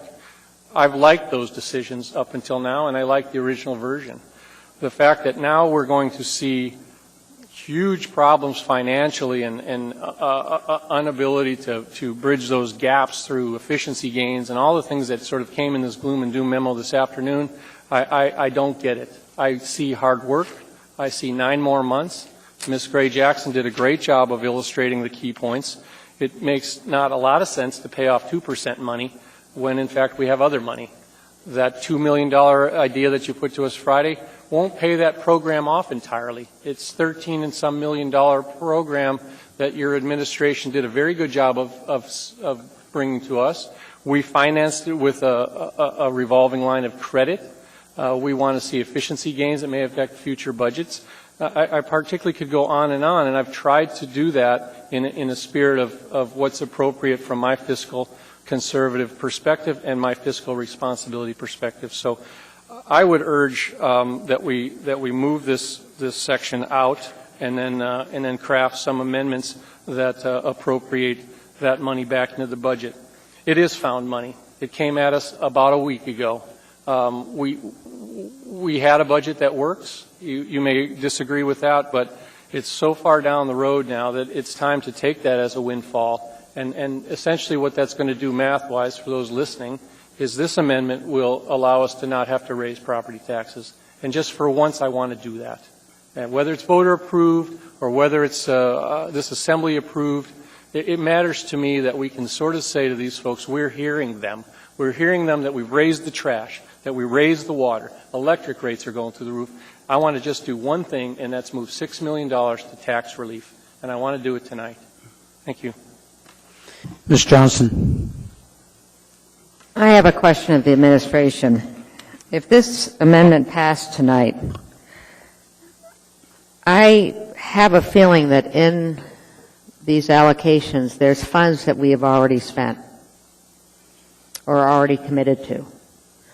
And could you tell me what those are? If you could separate out, I know you've been asked before, but to separate out the SAP, which I know, and you saw that we've asked as far as financing that and the cost of that. But I think there is also some Kronos.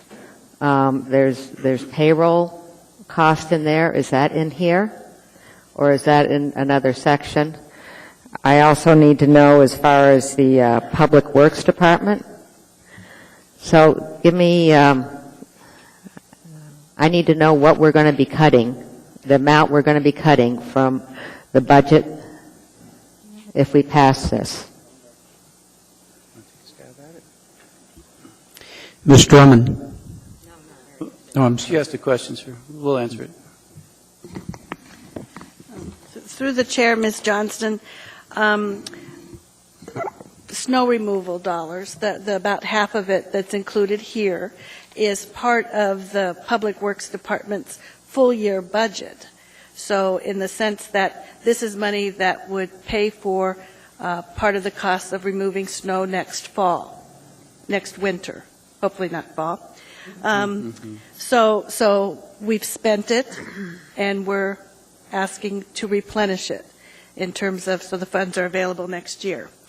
In terms of fuel, the public transportation, they certainly haven't spent their full year fuel budget yet, but if they don't get this additional funding, what they indicate is that they will have to reduce services in order to stay within their approved budget. So if we go down the line, same thing with Public Works, it could mean that they do less maintenance, less work elsewhere in order to make up for the higher fuel costs. So it's a balancing act. And so, yes, as has been pointed out, the departments have latitude in how they spend their budget, but there's no free lunch here in terms of working within that budget. So if you have to make up for these increased costs that will occur throughout the year, it will mean that you can't do other things that you planned. So that's part of the choices and trade-offs that will have to be made in order to work within the amounts that have already been approved. And that's certainly a challenge that managers have to face continuously, but it will be much more deeper as a result if they don't get these additional funds. I don't have an year-to-date spending for each of these programs with me tonight, but it's an analysis. My other question, and this maybe needs to be answered by the CFO's office, and I'm not sure if you can answer this, but if we pass this amendment and we're looking at 2013, what does it do to our fiscal policy, or our 6-year plan, or our year 2013? What does it do? First of all, do you have an idea as far as the tax cap? What does it do? I mean, in some respects, to answer some of my own question, if we start doing these cuts now, maybe it will save us some of the cuts in 2013. but I need to know what is our wiggle room with 2013? Well, you're correct. I mean, this amendment will lower the tax cap next year because we start with the actual taxes collected as the base for the following year. So, again, if you're looking at the estimate by Ms. Mahoney, I know, Debbie, I think you said you've heard different figures. Well, she updates them fairly consistently to us, and you're looking at $18 to $20 million, insufficient revenue to cover anticipated expenses. You just added essentially $6 million to that problem, to that challenge. Is that all, Ms. Johnson? Ms. Drummond. Thank you, Mr. Chair. First of all, I'm concerned about the fact that this hasn't been signed by the governor yet. I know it says contingent upon receipt, but I don't think we should depend on getting this money. I'm supportive of all the various reasons folks have given for approving this amendment. I'm very concerned that we've got $4 million in IT implementation costs for something that's supposed to be saving us money. That is very disturbing to me. I don't have as much trouble with paying for fuel. However, I see online on the proposed S-version amendment sheet that we got on Friday, Public Transportation Item 6, fuel increase costs for Vanpool fleet. Increased cost is offset with user fees. I assume that means the Vanpool users will be paying more in order to cover the increased fuel costs. Why not increase bus fares to cover increased costs? It's a pretty small amount of money in the overall scheme of things. Everybody's paying attention to the cost of fuel.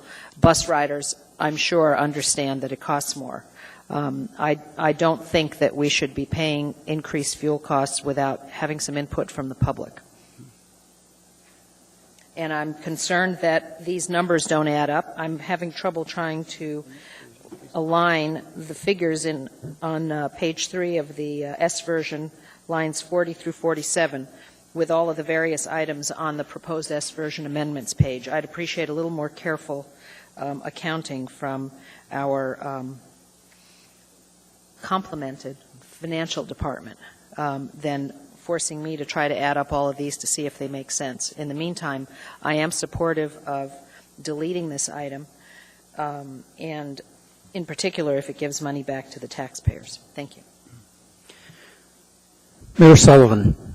Yes, thank you. And I find the discussion interesting. I'd never heard Ms. Drummond ever support increasing transit fares before, so I look forward to your amendments when that's appropriate, Ms. Drummond. What we've tried to do here, of course, is put together a responsible budget that delivers high service and at the same time, as we've done over the last 3 years, controls the growth of spending and thus controls the growth of property tax. You know, property taxes in this budget, as was alluded to, does not grow for operating budget 1 penny. The only increase is for voter-approved debt. And when the voters go to the ballot box and say, I'm willing to invest in the infrastructure of my city and I'm willing to pay a little bit more to do it, I don't have a problem with that, quite frankly. And that's why, generally speaking, I've always supported, even when I was on the Assembly, putting things before the voters so they can make those choices. The overall spending increase is less than the CPI. We've tried to also maintain that level so that the previous years where spending was at about 8.5%, and the pendulum swung way too far in unsustainable spending. We've been, I think, doing a very good job of keeping spending under control, and that's the best way to keep property taxes under control.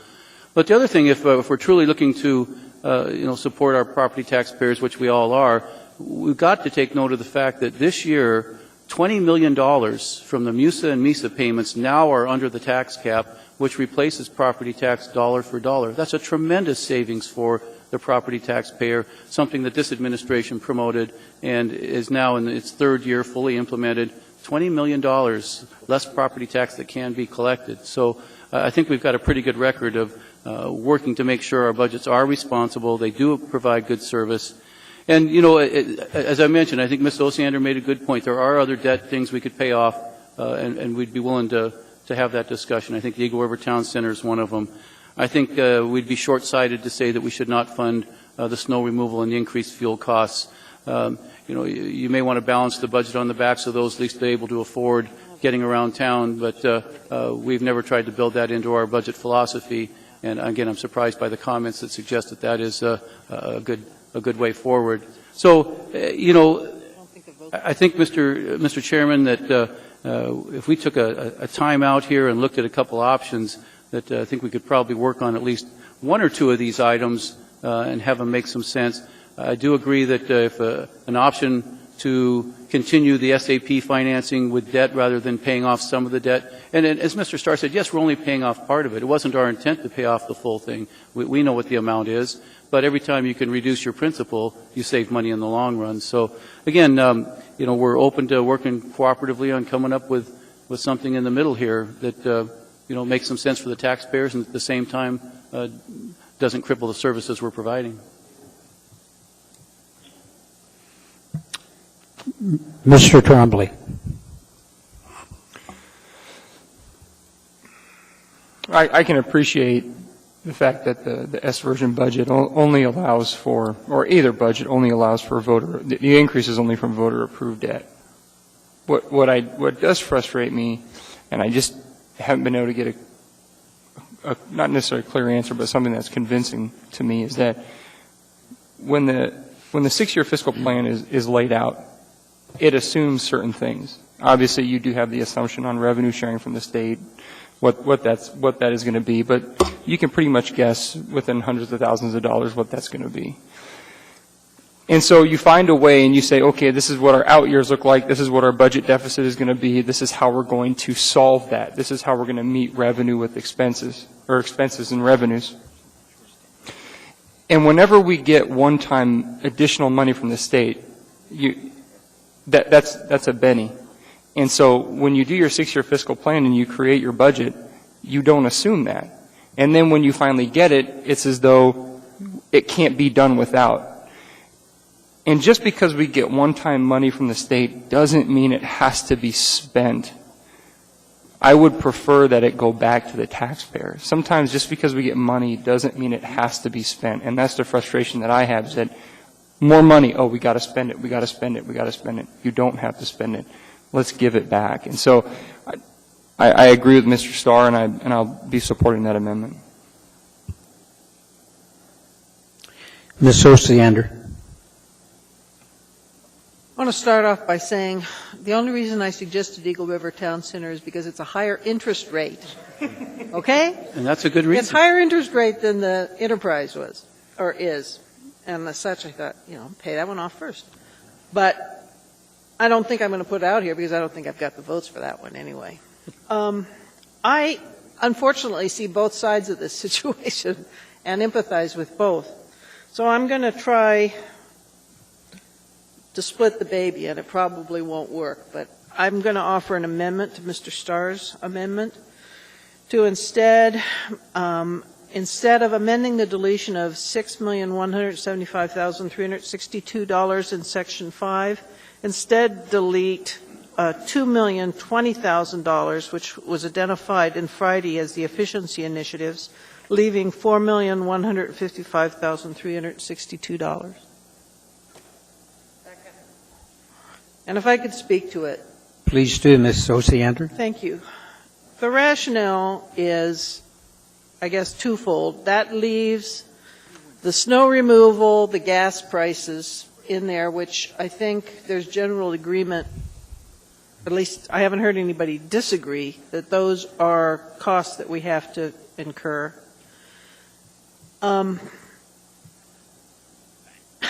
And the primary reason I'm doing this is I'm thinking about next year and what's left to cut and how we're going to deal with the problem then. So I guess I'm urging a kind of a compromise position here. Anyone else to speak on the amendment? Mr. Starr? Yeah, I appreciate your latitude. Partly, as Budget and Finance Chair, I carry a little bit of water on this topic, and I'm pretty vested in it. So it's not an arrogant statement. That's just perhaps a little bit better understanding. And I'm not trying to do a history lesson, but what we also have to remember is that if this amendment, not Ms. Osiander's, but my original tendered one, moves in the full amount, it's important to remember where our budget came this year, and this is why it's hard for me to kick the can down the road and beat up the players that gave us that budget surplus. And it was that, Mayor, and you can talk about it as budget efficiencies and all the other things, but this body set a budget a year ago, and we were significantly under budget for a lot of hard work. I say that as often as I can to your folks that are out there squeezing pennies and making lemonade, but we appropriated throughout the year out of that fund balance. We took out money which was appropriately discussed at this body to bolster our bond rating, to set aside and bolster up our emergency reserve. We raised fuel prices a couple times throughout the year.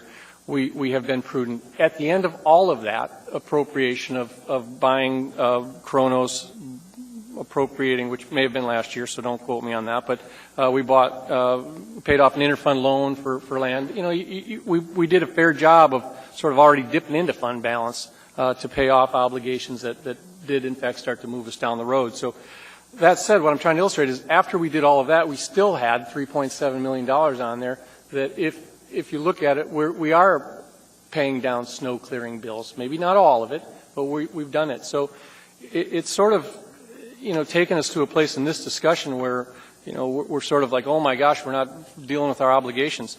The original version, which you tendered to us on the 10th, does that. Does it do it all to the NAT's $1 million, $1.5 million snow clearing budget left? No. But it also is of mind that I particularly don't like to have the excess fund balance available at the end of the year to argue about. We need to get better at budgeting.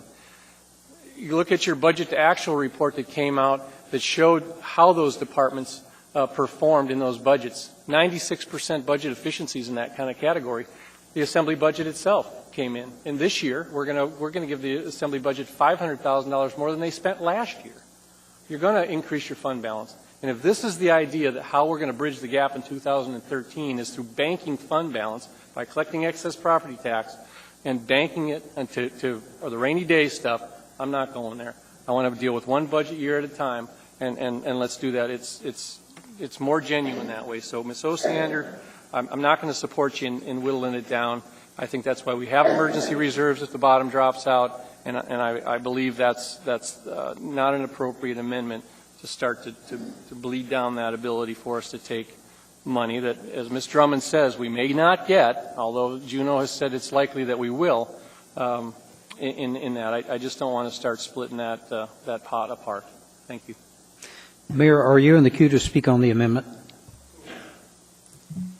Yeah, I think Ms. Osiander's amendment makes sense, you know, and to Mr. Trombley's comment on it, you know, when you have monies that are unexpected, it gives you opportunities to take liabilities off the books. We didn't anticipate, Mr. Trombley, an all-time record snow year. When we did our 6-year fiscal plan, as you referred to, that wasn't in the 6-year fiscal plan. That was something that surprised everybody. And it takes a lot of overtime, and it takes a lot of fuel, and it takes a lot of hiring private contractors to help out. So those are unexpected expenses. I would remind the body as well that, you know, there's other liabilities lurking out there before you decide that this money may not be needed for government purposes. We've got 10 civil suits against us in the Rollins case. Do you have a plan for where that money comes from? Was that anticipated when we did a 6-year plan? You know, there's unexpected things that come up, and we're trying to deal with at least a couple of them, which, of course, is the snow removal and the fuel costs. Paying down debt is generally always a pretty good idea when you have money because it saves the taxpayer money in the long run. They may not get the immediate fix of a tax rebate, but they save money in the long run, and that's good fiscal policy. Now, once again, I refer back to if we can find a higher interest loan to pay off, those are good things to do with monies that are one-time monies. One-time expenses, one-time money. That's good fiscal policy. So, to the amendment, I think Ms. Osiander's crafted a good compromise, and I think we should at least give it a try. Anyone else in the queue? Seeing none, I had a couple that withdrew. Okay. Seeing no more, Ms. Osiander, would you please restate the motion so we're clear? I was trained to write it, you know. Move to amend the deletion of $6,175,362 in Section 5 by instead deleting $2,020,000 identified efficiency initiatives leaving $4,155,362.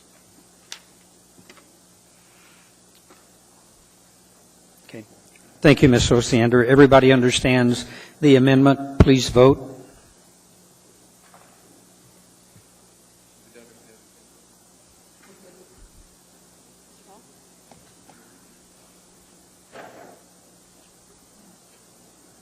No, that's where we're going.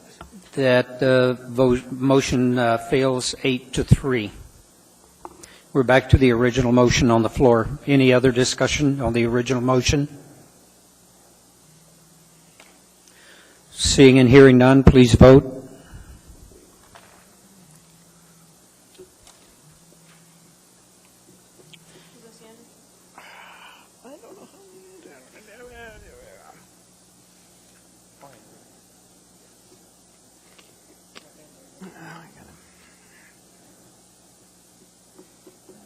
That motion carries 9-2.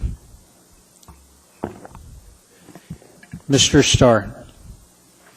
Well, again, put up with me, folks. I'm not a professional politician, and I don't profess to be one. So in that case, I believe this budget now amended, the S version, is now very, very close to the original 2012-98 as submitted on April 10th, with the exception of Mr. Hall's interest to increase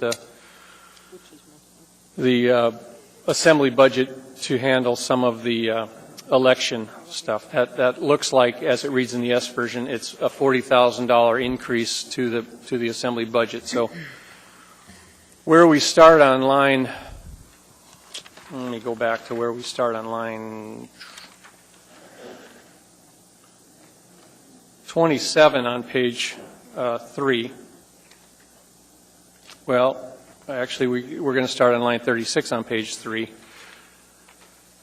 That aligns pretty closely with 2012-98. So in a lot of cases, the amendments that we talked about at Friday's work session still apply. And so I'm going to move what was then amendment number 3, and that's an application of $6.175, $362 to a revenue sharing account, and I'm going to credit directly to property taxes that full amount, with the intention to reduce property taxes and lower the mill obligation. Point of order. Yes. Mr. Chairman, I don't think we voted on Mr. Starr's original amendment. We just voted on mine. I thought we did. No, we voted. Failed 10-2 or something. Did we? I'm sorry. We did. I apologize. You're right. So that said, the point of order, you just... There's no point. Thank you. So again, the amendment in front of you is to apply an additional $6,175,362 to the municipal revenue sharing category and credit property taxes accordingly. And I'll second. Discussion, Mr. Starr? Just brief, and again, it's through a lot of hard work. You know, we're somewhat restricted on how much we can communicate outside of meetings. That's why we had work sessions. That's why we get the budgets in front of us ahead of time, and we hopefully interact genuinely and appropriately. So some of this last-minute stuff, as late as 2:30 today in the mayor's office, I have trouble with, and it's because we do study and we do that. I think we're meeting our fiscal responsibilities through doing this, and I think we're actually, giving those that support us and elect us the message that we are interested in helping them.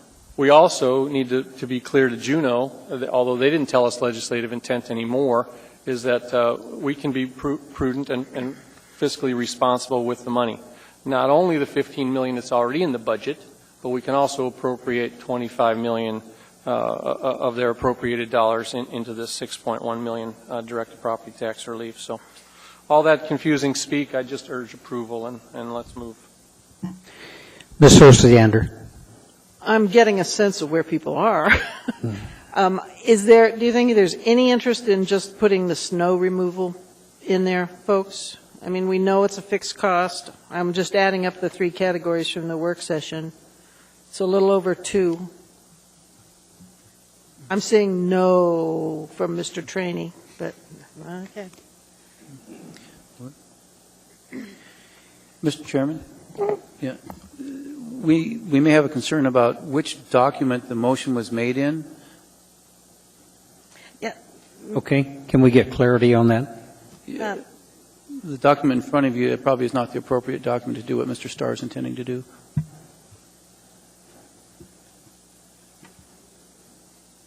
Again, bear with me. When we eliminated Section 5, it basically resets the AM, takes out all the stuff that you have on your pages that talk about if we get that. So I'm trying to do that. We can vote down the S version if you want that and move the main. Maybe she can help me. That would be nice, too. Thank you. Okay. Through the chair, the resolution that's before you appropriates expenditures in the department budgets and then the funds that support that level of expenditure. And so what you're trying to do is to change the amount of taxes that we're going to collect, which isn't really part of this resolution.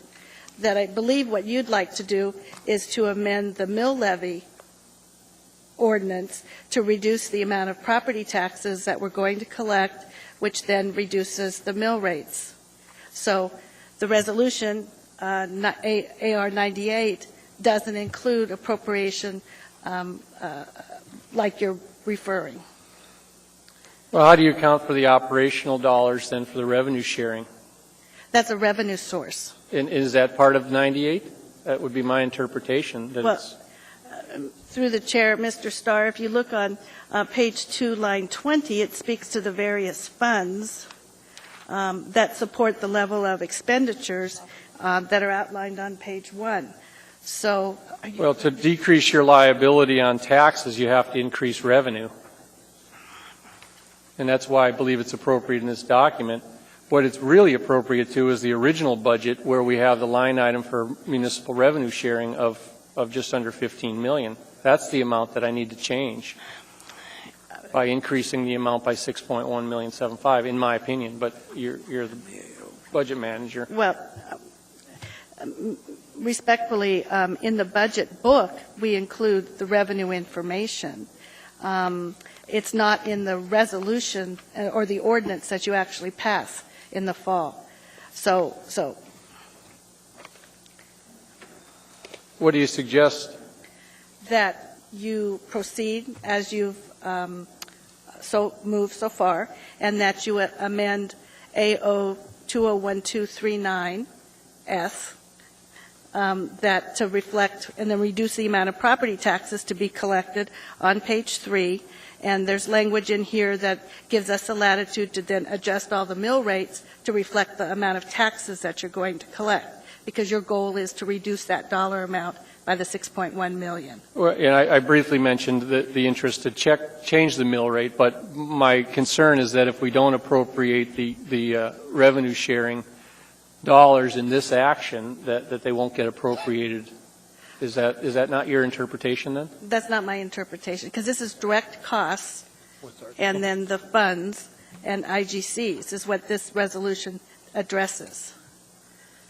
Okay. So you do agree, however, though, by removing Section 5, we're relatively close to dash 98. Correct. With Mr. Hall's amendment already in your S version. Correct. That's the only other difference. All right. Well, then I concur with that, and I apologize for taking the body down a confusing point of order. But Mr. Hall, and I'll reiterate it, identified a need to increase the assembly budget by $40,000 over the, was it already 25 that we were going to? That's correct, for a total of 65. That's in the S version. There are other amendments that were part of our work session as well, and I brought copies. I didn't know if anybody else had what they brought, so maybe I stepped out of turn by moving Amendment 3. I was a co-author on Amendment 1, so, Mr. Chairman, I'm unsure as to what to do with the motion on the floor. Would it be beneficial at this time to take a short break and try to get clarity on specifically what you want to move? No, I can move the motion off the floor, just pull it, or we can vote it down. So I don't want to send a message by voting it down that I don't agree with it, but I'd be happy to just pull the motion. Very good. Second agree? If anybody objects, it still has to be tabled. Get your speaker. Ms. Gray Jackson. Thank you, Mr. Chairman. We can't just change the mill levy ordinance, okay? We have to deal with the budget first and then set the mill levy based on the budget. So, and unfortunately, we don't have our own budget analysts because I'm trying to pay attention here and not do numbers at the same time. But no, we have to deal with both of these documents. Thank you, Mr. Chairman.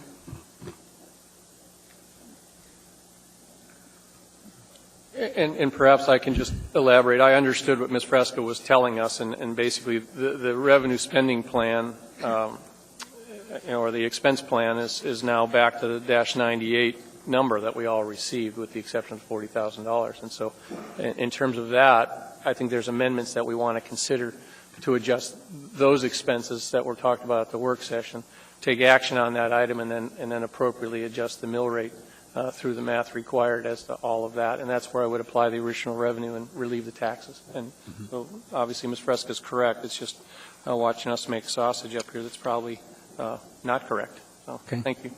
Ms. Osiander. Mr. Chairman, I would suggest that we just, at the request of the maker of the motion, ask that the motion be withdrawn and assume that no one will have an objection to that, and then we could go on to the other amendments. Yep. I'm sorry. Okay. Yep. So no one, I don't object. Okay. So the chair is receptive to motions here. Thank you, Mr. Chairman. I clicked in here. I'd like to move amendment number 1. However, I would like to change the amount to $30,000 from $75,000.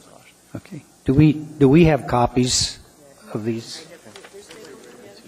And I'll just real briefly refresh folks' memories from the work session. We had a discussion.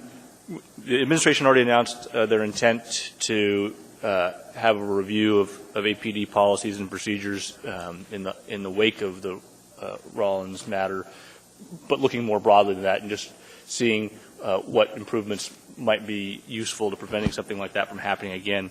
I believe Mr. Vacalis has completed negotiations, and the amount is about $30,000. The only thing that's different here is that we're going to appropriate those dollars to the independent audit department and have them manage the audit, and I'll let them speak for themselves, but I believe the administration is comfortable with that arrangement.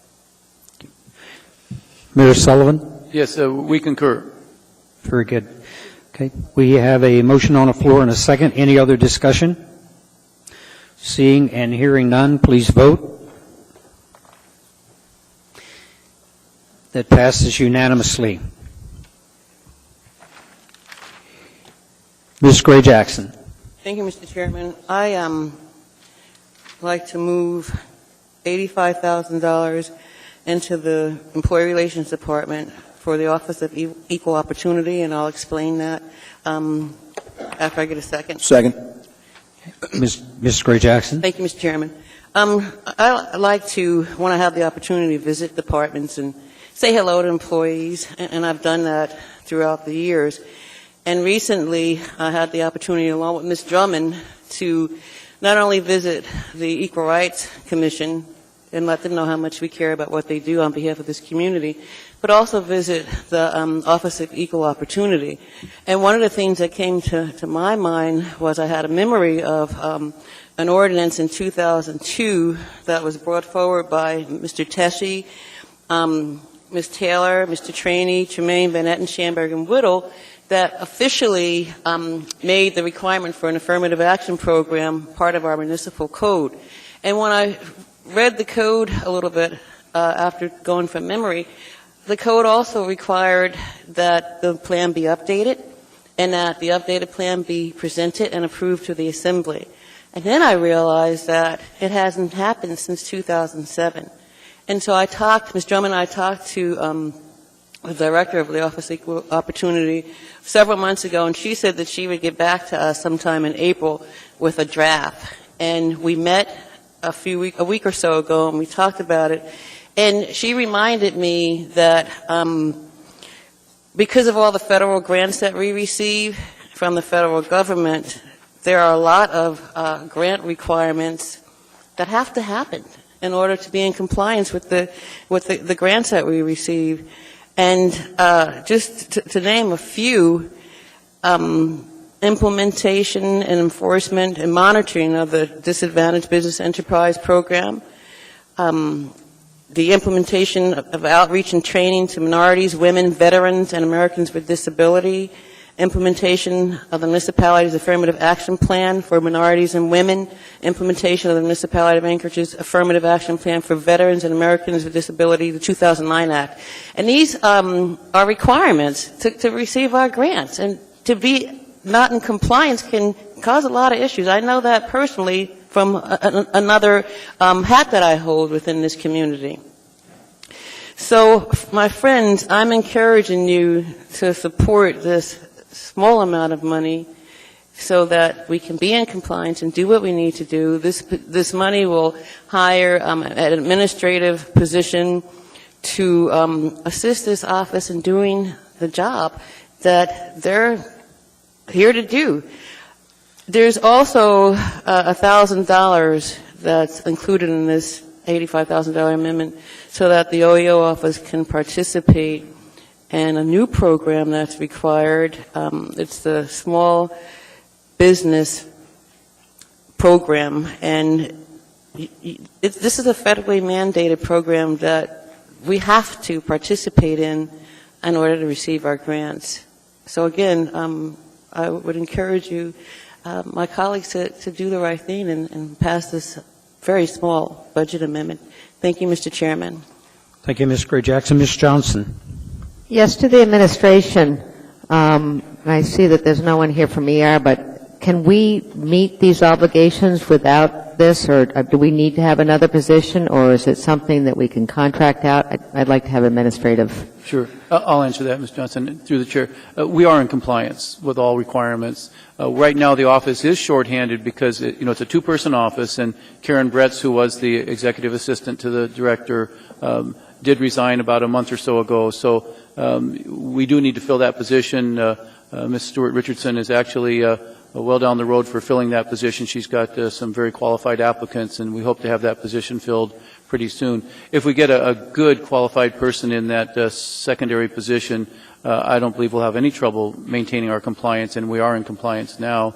And she's had in that department, because of Ms. Bretz being gone for a number of weeks, there's enough salary savings alone to cover the $1,000 that's required for the DBE seminar. So we're okay. Mr. Starr. Well, Ms. Gray-Jackson, we appreciated the support earlier. I'm not sure that I get all of it, and I was hoping to maybe ask Ms. Drummond a question, if that would be okay. You had the floor and you put eloquently forward. But, Ms. Drummond, your memo that you requested be distributed from the clerk, I read it, and I believe you asked for it because you knew it existed. Was that the internal memo from the department head requesting the administration support for an increase to their budget? Is that what that was? I don't know what they created it for originally. It was supplied to me and Ms. Gray-Jackson as the rationale behind the need for the additional position. If I may, Mr. Chairman, I can answer that question. That was the memo, okay? The memo that should have been submitted was a memo that I have in my hand right here, and not that memo, but it really doesn't matter. Is it the same spirit and tone of the memo? It's a little more detail in the memo that I have here. Mm-hmm. Is there any other points is it the DBE compliance thing, Disadvantaged Business and Enterprise program, to me makes a little bit of sense to continue to ensure that those folks are educated so when they submit for contracts, even to the city, they know what they're doing. And so I guess What I have, if I can get copies of this to pass out to everybody, because and I'm sorry that you don't have it sooner, but this memo is the memo that you should have received. Well, and there's a lot of detail. Answer me. The question is, are they the only department that can provide the support that would educate that? I mean, why couldn't we use Anchorage Economic Development, AEDC group, and the Bill Pop speak in their time with SBA? Because the federal government, the DBE program is a federal mandated program, and you can't use an outside contractor, if you will, to bring you in compliance with the requirements. Is it okay if I? Yes, Mr. Starr. Could I just have some clarity on what the requirements are for the SB or the DBE training requirements, and where do you see that as being a? Yeah. We've been conducting the DBE requirements, since we've been on board. I'm not sure what happened before we got here, but we are in compliance. We do conduct DBE training. I actually spoke 2 years in a row at the DBE seminars that are held. So again, we're actually as soon as Ms. Stewart Richardson gets her second person hired, we'll be in good shape again as far as complying with these various things. And we're not out of compliance now. That's all I have. Thank you. Mayor Sullivan, you're in the queue. Okay, thank you. Mr. Horniman. Thank you, Mr. Chairman. We had a citizen come up earlier, Pastor Green, and was asking a question, and I guess it begs the question, and I think the mayor was alleging when we got into this part of it, he'd be able to share that information. How much federal money is at stake here? How many grants, how much money in grants are we receiving that need monitoring and to be in compliance to be able to continue to get that support? I don't have that number off the top of my head. All I know is that we've been in compliance ever since we've been on board as an administration. Okay. And then is it true then the report or the requirement to provide regular reports on OEO, its last one's been since 2007? There was I'll have to get back to you on that too, but you have to update the plan periodically, just like any plan, like the 2020 plan, you update every 20 years. But again, we're not out of compliance in any facet of OEO's operations. I understand. When we got citizens coming forward and want to know information, it'd be helpful if we could get that. Yeah, we can get that. I know how to get hold of Reverend Dr. Green. We'll get it to him. Ms. Gray Jackson. Thank you, Mr. Chairman. Just real briefly, the plan hasn't been updated since 2007, folks, okay? We had a 2010 census. Our community has changed vastly, and so to not have a plan in place, an updated plan in 5 years, is going to cause us a lot of problems. I don't care what the mayor has to say. No offense, Mr. Mayor, but this is really an important part of this community receiving federal grants. Thank you, Mr. Chairman. If I could respond, Mr. Chairman. Yes, Mr. Mayor. We will not allow ourselves to get out of compliance. Simple as that. Seeing no one else in the queue, please vote on the main motion.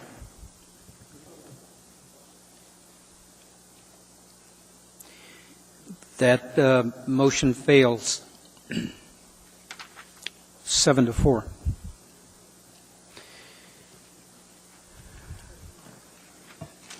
Ms. Drummond. Mr. Chair, I move a small amendment in the amount of $2,300 to the Assembly Department for annual membership in the National Organization to Ensure a Sound-Controlled Environment.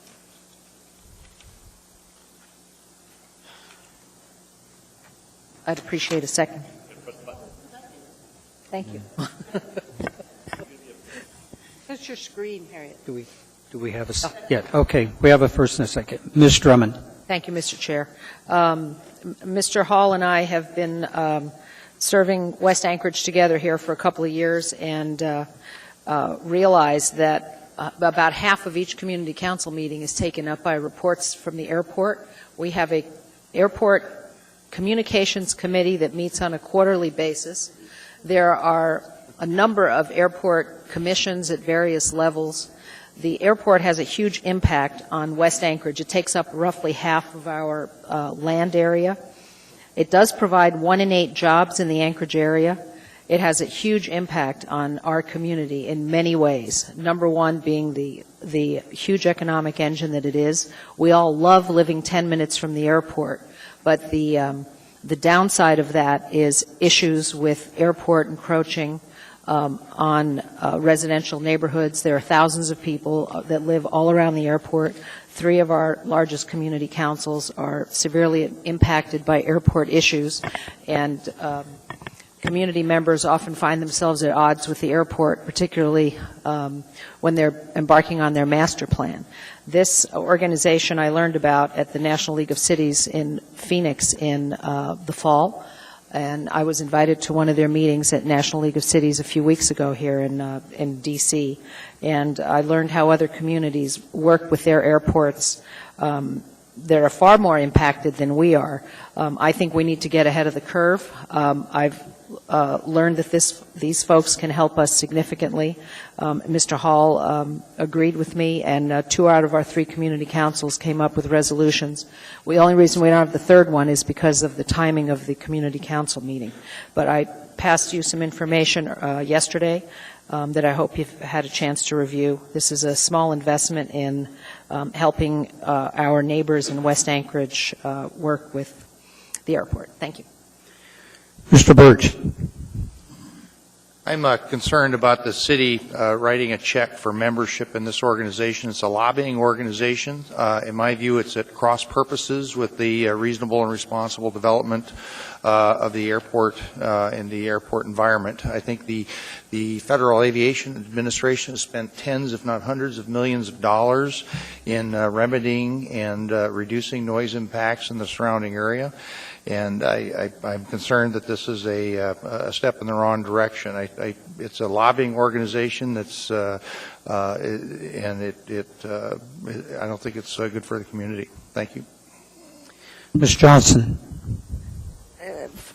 The membership, I mean, I see what's written here in the verbiage that they help negotiate noise abatement. But what do we really get for the membership? Is this just being on their mailing list and being party to their periodicals? I would say, Mr. Chair, if I might. Yes, Ms. Drummond, please. Lobbying is the least of what these folks do. The Noise Organization has been around for, I believe, about 40 years. They have gotten significant grants to help communities deal with airport issues. They have probably gotten behind the Part 150 noise studies, which West Anchorage, which the airport is now embarking upon. At least 80 people were present at that meeting a couple of months ago at the Spenard Recreation Center, and they help with the development of legislation that will help communities deal with their airports. It is not out to damage the airport's relationship with the community in any way. The first thing that was said at this meeting that I attended was that they fully support airports and their job creation and their economic drivers in all of their communities. They're just looking for ways to live together harmoniously. And if you attended any of our community councils with airport issues in the last few years, you'd understand what I was talking about. Mr. Starr. Well, I did my homework as best that I could. There's 2 annual meetings that this group has, or two meetings per year, and both of them are at the same time as the National League of Cities meetings, and I assume that we'll have a representative always there. And I guess I'm flummoxed as to what resources the Assembly could gain from this. We'd probably have appreciated more the argument that the Planning Department of the Administration needs resources like that. But, you know, I ran a business out of the airport, and so I had quite a few jobs. I was always cognizant of how our airplanes moved in there. I'm also a pilot, as you guys know. I do my fair share of making noise, but I'm respectful when I make noise, as much as you can. But we have the Alaska Air Carriers Association in town here. We have the Alaska Airmen's Association, the Aircraft Owners and Pilots Association. The National League of Cities, I think, has resources that as we reach out as we need to. I'm ready to go for that. I think you've raised an issue. I won't be supporting this one, and I'm going to be very cautious of others. We all get a mailing from the, I think it's the National Association of Counties, and I won't put all those on the spot, but that subscription costs us $5,000. National League of Cities costs us upwards of $40,000 plus costs for our members to travel to that convention. National League of Cities, I'm sorry. National League of Cities, you know, we send this year, 2 folks went back there. Some of it expensed on city dollars, appropriate or not, but I think we need to start to focus on who we serve here at this level. We're not a state-driven group, and there's other resources I think we can do this. So I'm going to be a no vote for just caution in growth of this. Thank you. Ms. Gray-Jackson. Thank you, Mr. Chairman. Just a couple of comments in terms of NLC. We're members in AML, which is basically the state agency that works with the National League of Cities. And the membership for the state agency is about $38,000. The membership for the National League of Cities, I think, is $14,000. And I am the liaison for the National League of Cities. And I'm also on the Energy, Environment, and Natural Resources Committee, and I attend probably 4 meetings a year. And I never talked about it publicly before, but just for the record, I pay my own way. There are no tax dollars other than registration fees for 2 meetings. And these are very, like I've said over and over again, when given reports, along with Ms. Drummond, these are two, NLC is a very important organization, of which Anchorage just got an award last year for being a member for 50 years. Thank you, Mr. Chairman. Thank you, Ms. Gray-Jackson. Ms. Drummond. Thank you, Mr. Hall. The constituents in West Anchorage who simply live next to the airport can't be members of the pilots associations that Mr. Starr mentioned. This is an organization that helps businesses and residents around airports deal with their airport issues. It's an affiliate of the National League of Cities, and I appreciate Ms. Gray-Jackson bringing up the fact of the dues. We pay almost $40,000 for the Alaska Municipal League, which is a lobbying organization, and the National League of Cities is just about $15,000. It's $14,901, according to an email from our clerk from Friday. So the numbers are significantly smaller for the National League of Cities. I just appreciate trying this out for a year, seeing what they offer us. My community councils were very excited about this opportunity, and I'd sure appreciate the support of my colleagues. Thank you. Mr. Trombley. Never mind.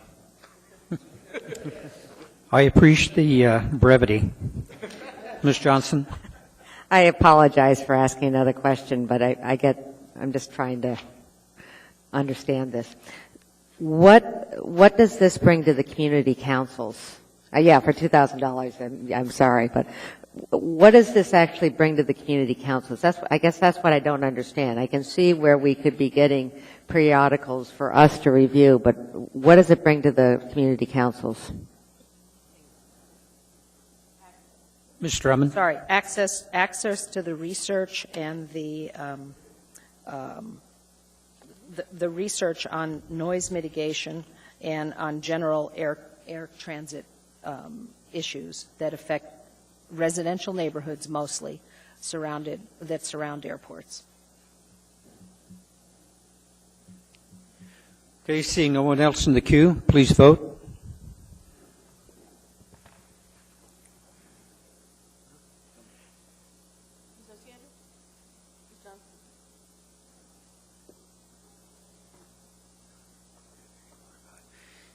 That fails 6-5.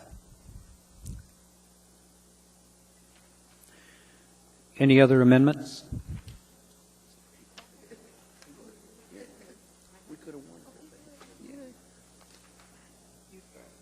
Any other amendments?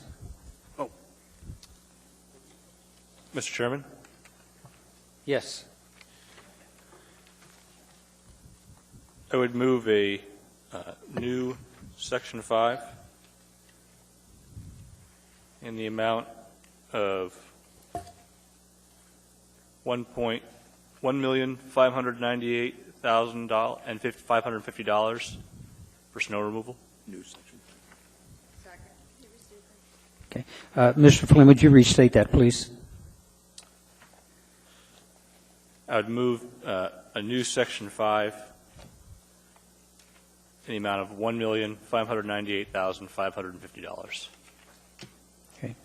And we've got a second by Ms. Osiander. Discussion on the motion. Mr. Flynn?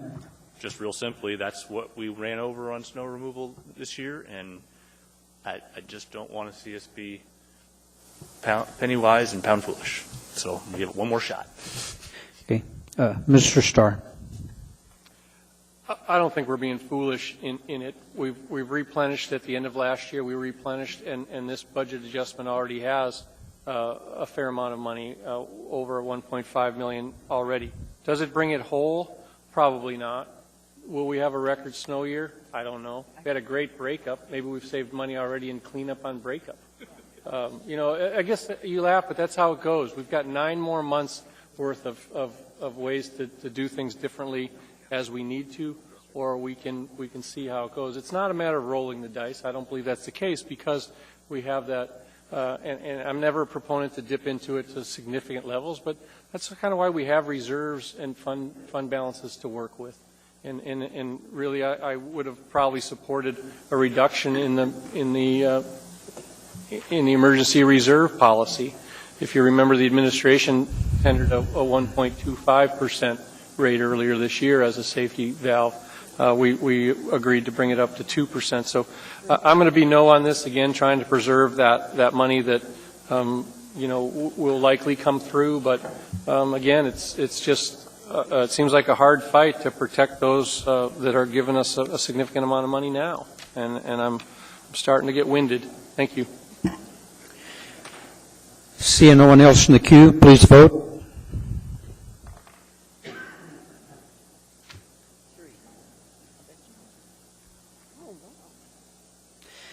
That motion fails 5-6. Any other amendments? Mr. Chairman? Yes. Find my document. And I apologize for not getting early. Here we go. I move for the Department of Police a $250,000 appropriation for pre-hire testing, background checks, and ammunition for a spring 2013 academy.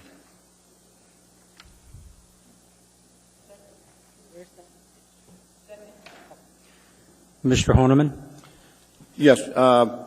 In light of information with the department's contract with its APDEA employees, there's a survey going on right now, and it's looking pretty bleak with police and fire retirees, Tier 3, Plan 3. There's a possibility as few as 30 and maybe as many as 50 police officers with an incentive to actually have to go out the door on or around January 2013. And that's a whole lot of officers to make up, and it's not something you can hire somebody tomorrow on. This money would be towards pre-hire testing and the purchase of ammunition, which my understanding is it takes at least 6 months to get ammunition based on the war effort. Maybe it'll be a little less concerning with the war in Iraq drawing down, but in Afghanistan it's still pretty heated up, and the costs there are pretty astronomical, and it is something you have to get in the queue quite a few months in advance of. So this would be my intention to build in money in the budget for 2013 for a small academy, as few as 15, maybe as much as 20. And I think we'll know more what those numbers look like when the survey's done here before too long. Thank you. Mr. Trombley. Chief Hall, or Chief Mew? Sorry.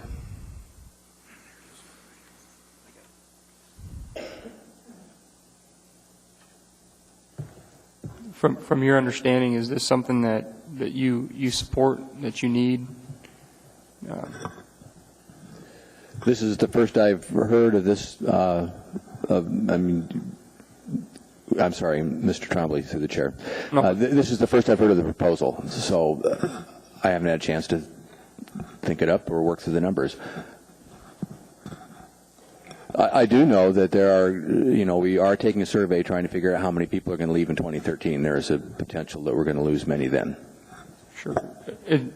I'm assuming this is a result of costs going up. So there's a significant cost of ammunition increase that you're seeing? Anytime you put on an academy, there are two kinds of costs. The big one is the salaries of the people you hire. Sure. But then there's a few one-time costs.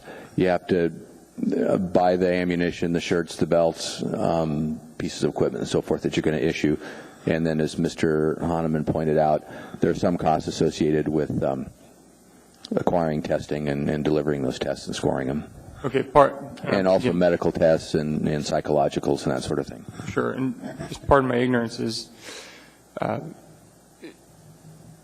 assuming for you have yet to budget for an academy that you're doing a survey to figure out if you need an academy. Is that is correct? We're doing the survey to get some idea of what's going to happen in 2013 so we can start planning. So we don't yet know if there will be an academy. Okay. I don't think we've had those discussions yet. We are collecting the data, however, and I think those discussions will happen soon. Do you have a time frame as to when you think that discussion, when the survey will be done? The survey just concluded. I don't know that I've sent the results to the administration, and we haven't sat down to discuss what it might mean yet. I think we're getting through this process first, and then we'll see about 2013. Okay. Thank you, Chief. At least that was my understanding of how we're going to do it. Thank you, Chief. Mr. Honan, just where did the $250,000 come from? If the survey has yet to be completed, what's that predicated on? This is based on information from last year, and I'm going on some assumptions that the money is about the same. I say last year, the year before the budget process. And again, the numbers of the academy, the students, police officers hired, is based upon how many students. But it's essentially you buy a certain dollar amount in ammunition. You need through the academy and the training, and also some clothing items. Contracts for pre-hire testing, medical, things of that nature are pretty fixed. It's if you do 20, if you do 30, if you do 40, pretty fixed. So the money is in the ballpark, and it actually likely would come in higher rather than lower. And with as tight as we've been running the budgets, and it's good work by the departments to come in really tight. But the money is definitely needed if you're going to. It's not something you can wait until someone leaves out the door and that you're going to hire somebody and have them in the door in the next 2 weeks after, or an overlap. It just doesn't work that way. It's a pretty unique field. Sure. And just so this would be in preparation for the February 2013. Well, I guess we'd have to do it this year for it to be before the next budget. All right. That's all, Mr. Chair. Thank you, Mr. Honan. Thank you. Mr. Honeman, I'll show you in the queue again. Oh, that's it. Mr. Trini. Chief, got a question for you, sir. How many graduated from the academy and got put on the street? They're in field training now, I assume? The academy is in field training now. How many went to field training? I think I might be off by one, but I think 25 went to field training. Have we lost any of those yet, field training? We lost one. Okay, so after the first night. How long are they going to be in field training? Oh, they're just getting started. We've got another 3 months to go. Okay. Do you have any stats on the rate that you normally have that drop out of field training? You said you've had one. If you got 25, what's the normal vacancy factor that don't survive it? The traditional washout rate, if you will, is 40%. We've been optimistic that we won't sustain 40% this time, but it's a crystal ball. We don't really know. Thank you, Chief. Appreciate it. Sure. Seeing no one else in the queue, please vote. 3% dropout rate's a lot. What do we got? That motion passes 6-5. Any other amendments? Okay, seeing, hearing none, we're back to the original motion as amended. Any comments? Hearing none, please vote.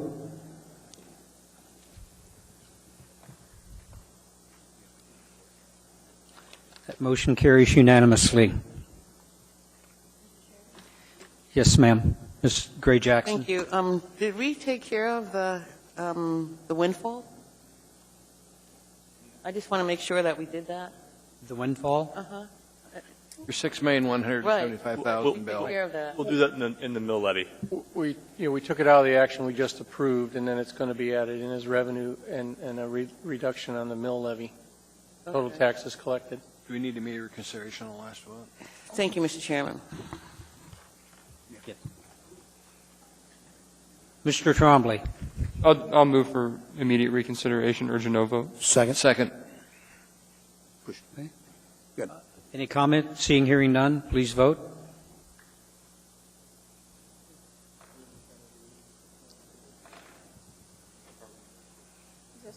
is out of the room.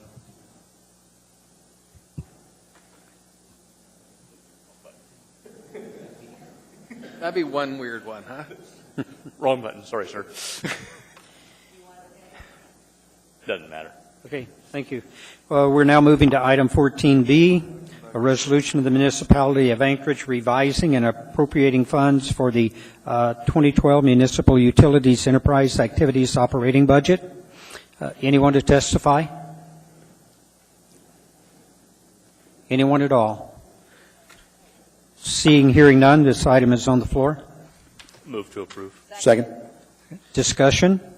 Just real quickly, Mr. Chair, as we discussed last week, this does reflect a $1.3 million reduction for AWU in that they're, instead of issuing revenue bonds, they'll be using commercial paper to finance their capital program for the time being.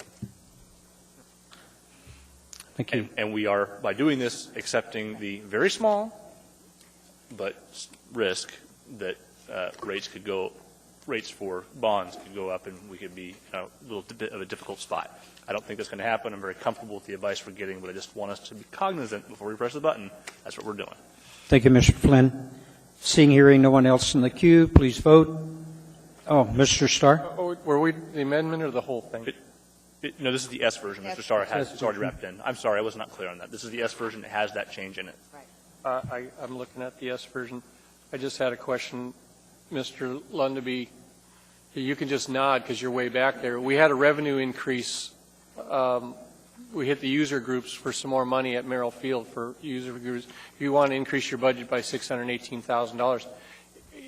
Did it get met, or do we have to have additional revenue for you? I didn't have a chance to find the answer.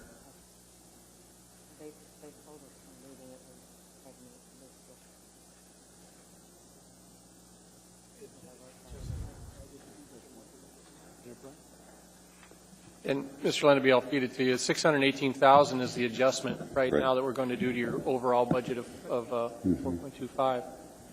Through the chair, Mr. Starr, the portions of that increase, there's a cash and non-cash portion. The cash portion we can cover, and the non-cash is coming from, I believe it's our net assets. Then the non-cash is depreciation. That's the big chunk. All right. I just don't want to have to go back to the user groups again.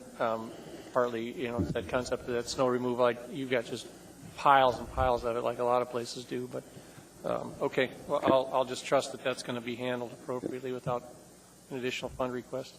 Thank you. Thank you. No one else in the queue, please vote. Okay, Ms. Gray Jackson. Thank you, Mr. Chairman.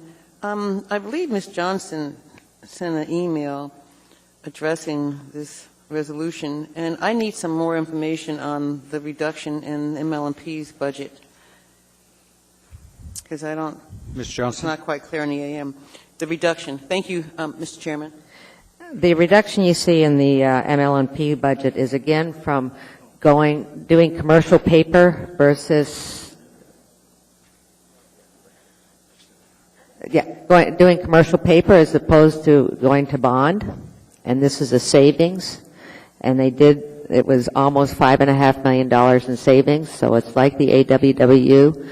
There was discussion during our meeting that they maybe would like to only have their expenses cut by $4.5 million, and so I gave them the opportunity, as I said in that email I wrote to everybody, if they came back to the assembly during the work session and explained why they only wanted $4.5 million, then that would be their prerogative, and I guess they never did. They kept it at $5.5, and that is the actual savings. Thank you. Okay, please vote.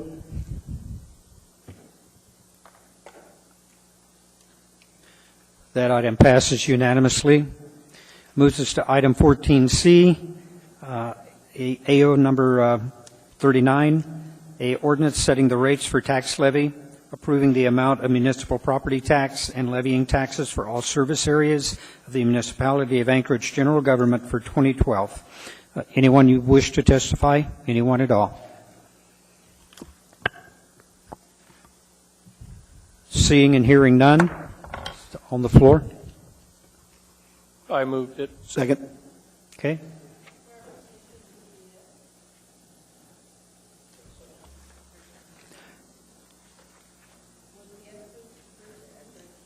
That's what you want.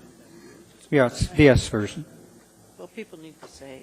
Well, people do need, but I don't know the answer to that. Ms. Frasca, the difference between the non-S and the other is the area-wide is .09. Correct, through the chair. It reflects the change in the Assembly's budget, the S version. The .09 does? Yes. And so, okay. The S is fine then. That'd be good. I think this is where I want to move this. In fact, I know this is where I want to make sure that we appropriately bring on the municipal revenue sharing increase of 6.175,362, and then change the prescribed mill rate on that very line that I just mentioned. What line is it?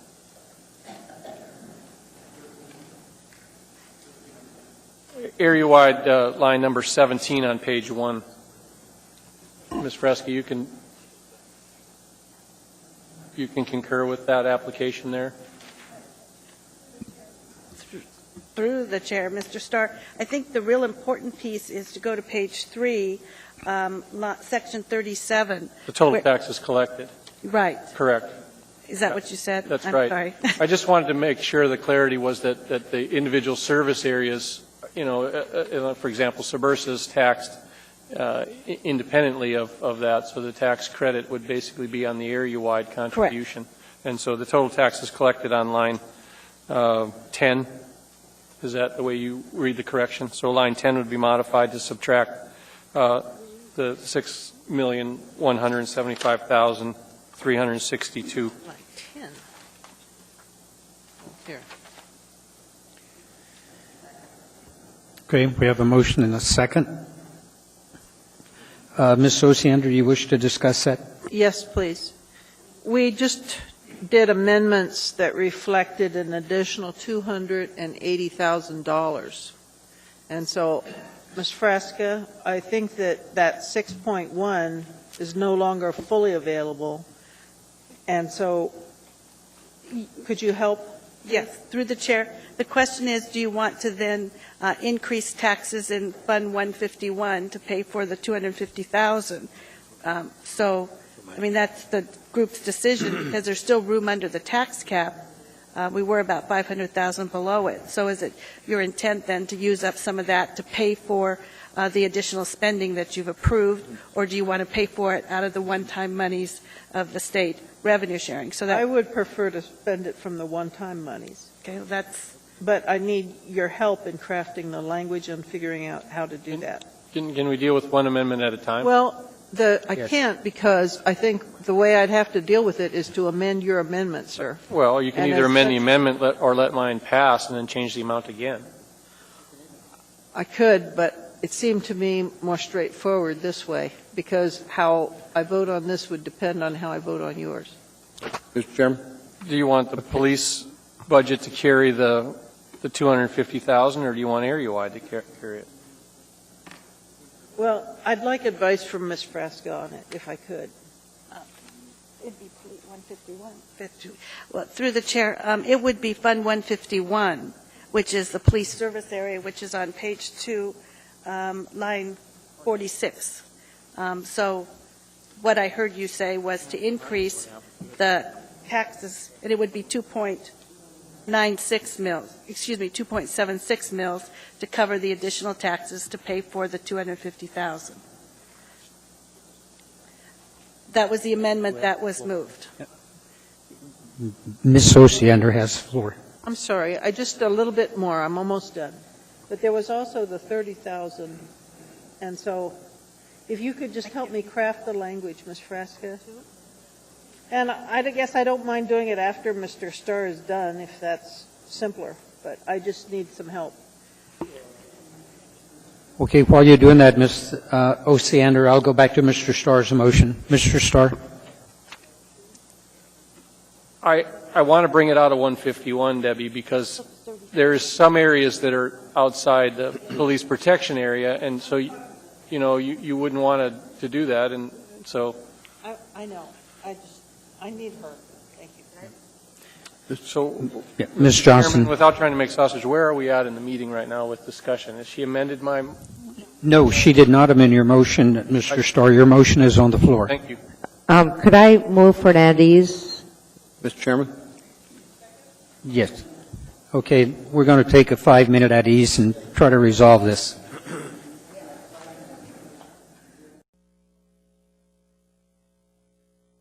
To proceed, and Mr. Starr, when I left, you had the floor. Procedurally, it would make sense for me, anyhow, to act on my motion and let the total dollar amount move through, and then modify the accounts that are affected by that. So my motion still stands to Very change the total dollars of taxes collected, reduce them by the amount I mentioned earlier. So I'd appreciate that being brought forward for action, and call a question, if you will, on that, and then let's come back and figure out how we're going to pay for the $250 and the $30,000. That's my request. Very good. Let me see if anyone wants to speak to your motion. Seeing and hearing none, please vote.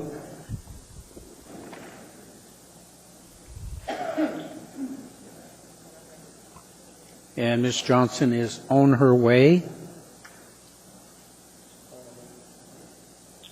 Yeah. That motion carries unanimously. Ms. Osiander. I move to amend on page 3, line 10, to read $225,224,575. This basically pays for the amendments that we just approved. And the last is just intent that it comes from the state revenue sharing. Okay, Ms. Johnson, you're in the queue. We need a second. Mr. Flynn. Ms. Johnson, you're in the queue.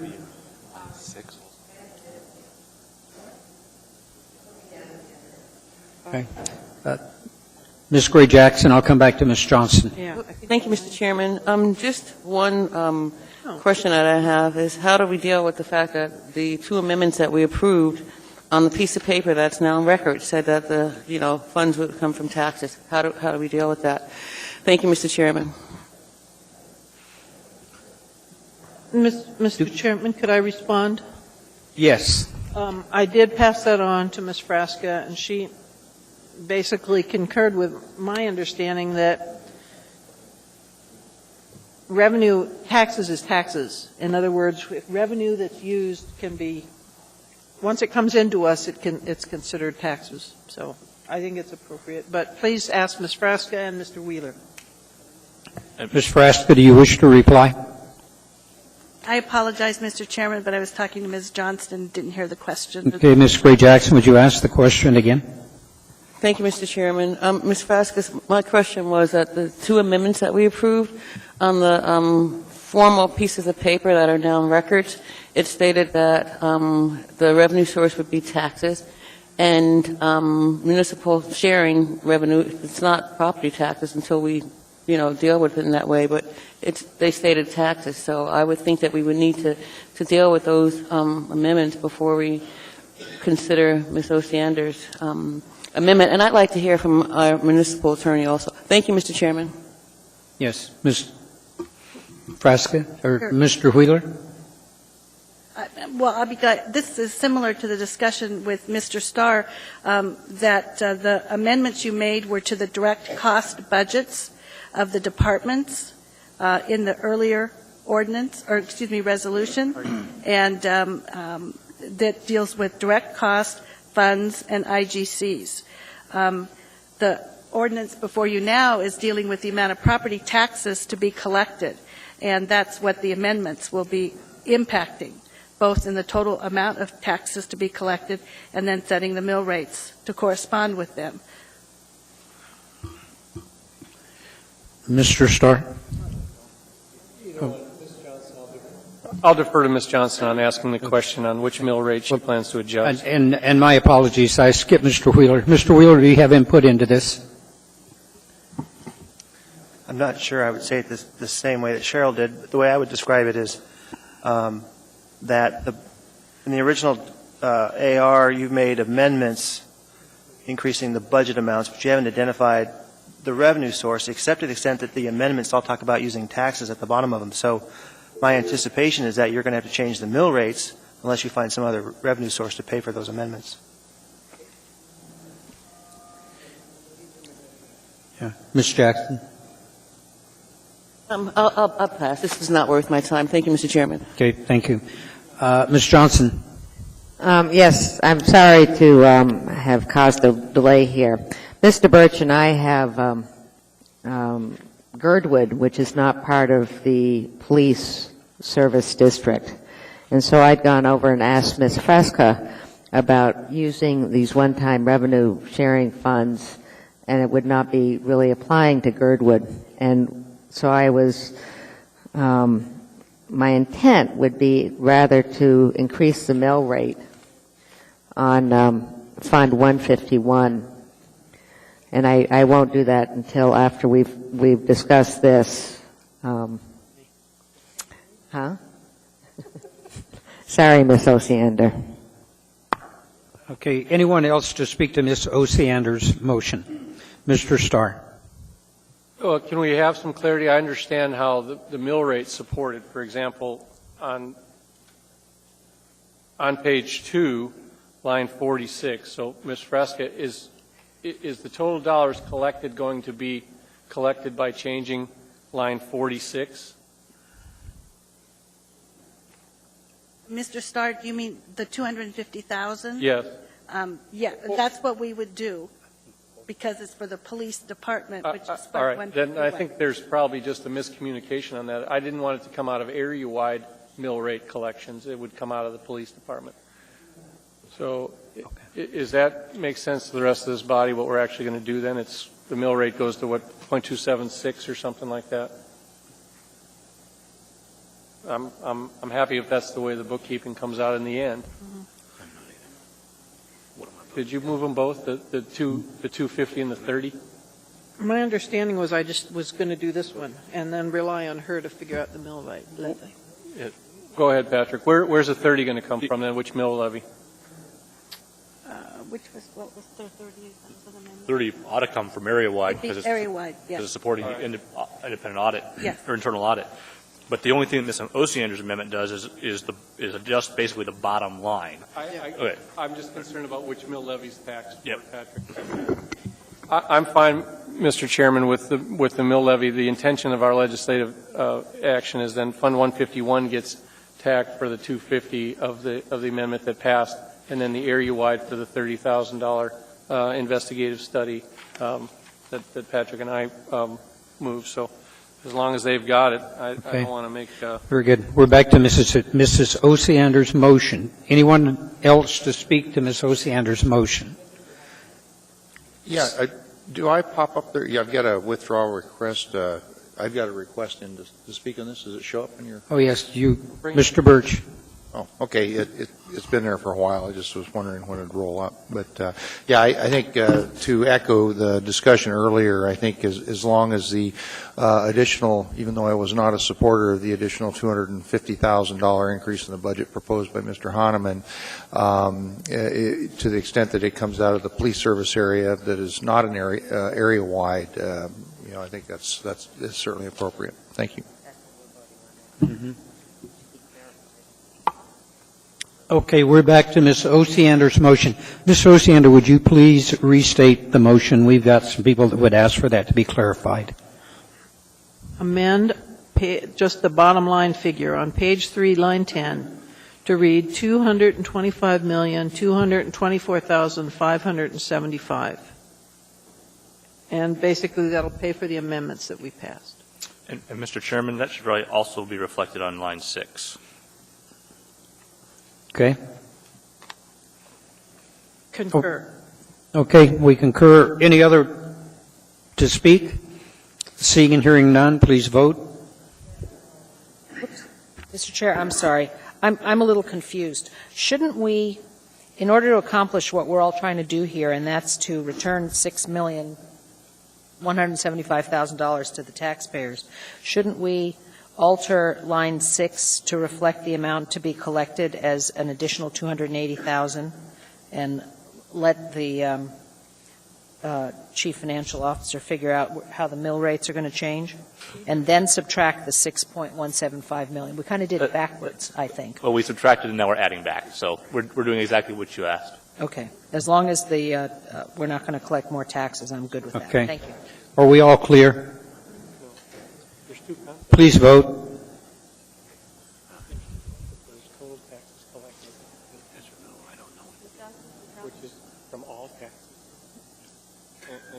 That motion passes 9-2.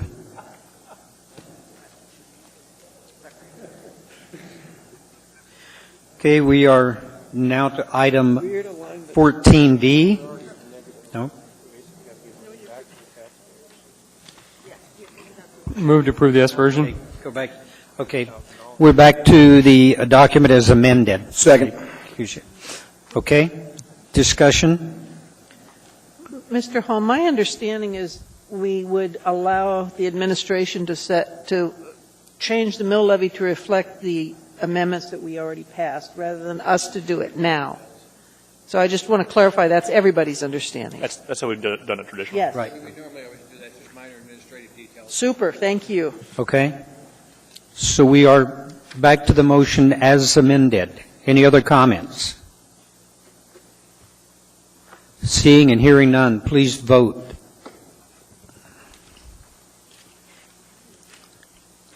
That motion passes unanimously.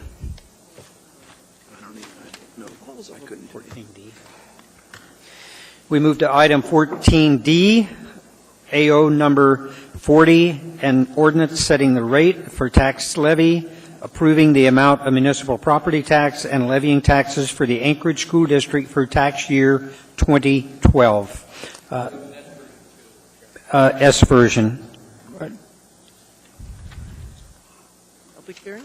Anyone wish to testify? Anyone at all? No, I'll bring them up after some of the debate. Seeing, hearing none, on the floor for action. Move to approve the S version. Second. Okay. Mr. Trombley. All right, Mr. Chairman, if you'll bear with me, I'd like to call Chad and Gretchen down to answer a few questions. Chad, you want to come down too, please? Here's my reasoning behind this. Now, this has Senate Bill 182.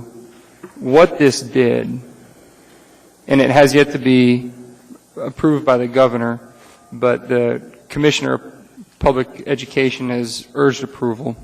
And what this does is it sets the effective mill rate for local contributions across the state. It lowers it to 2.65. There was an old formula, which I won't get into. It's on the back of the S version. And what happens is that if this passes, our local mill rate will drop from 2.99 to 2.65, which is about $8.1 million. However, the state will actually cover that difference. So the school district won't be out any money. The local contribution will drop by $8.1 million, and the state will cover the difference. Now, I may be oversimplifying this, so what I did was I just dropped the amount, and it's the amount that's stated from the Senate bill that we all received in an email on April 12th or 16th, showed what the exact amount was, 8.1 million and change. And so I just lowered the tax levy, or the mill rate, and I dropped the total amount to be collected. And the reason I've brought Gretchen and Chad up is to explain if it really is that simple as just lowering the mill rate and lowering the total amount to be collected this year. And I understand that there's budget differences. So if you could just help explain if this is actually the right, in your opinion, the right way to do this, because I don't. And I'll just expound a little bit more. Is that what I don't want to do is short you guys so that you're in a bind. But at the same time, what I also don't want to do is I don't want to overtax the residents of Anchorage when you're basically going to get $8.1 million additional from the state, including what's already been taxed. So I'm trying to find that healthy balance. Go for it. Thank you. For the record, Gretchen Guest, still president of the Anchorage School Board. Congratulations, I think.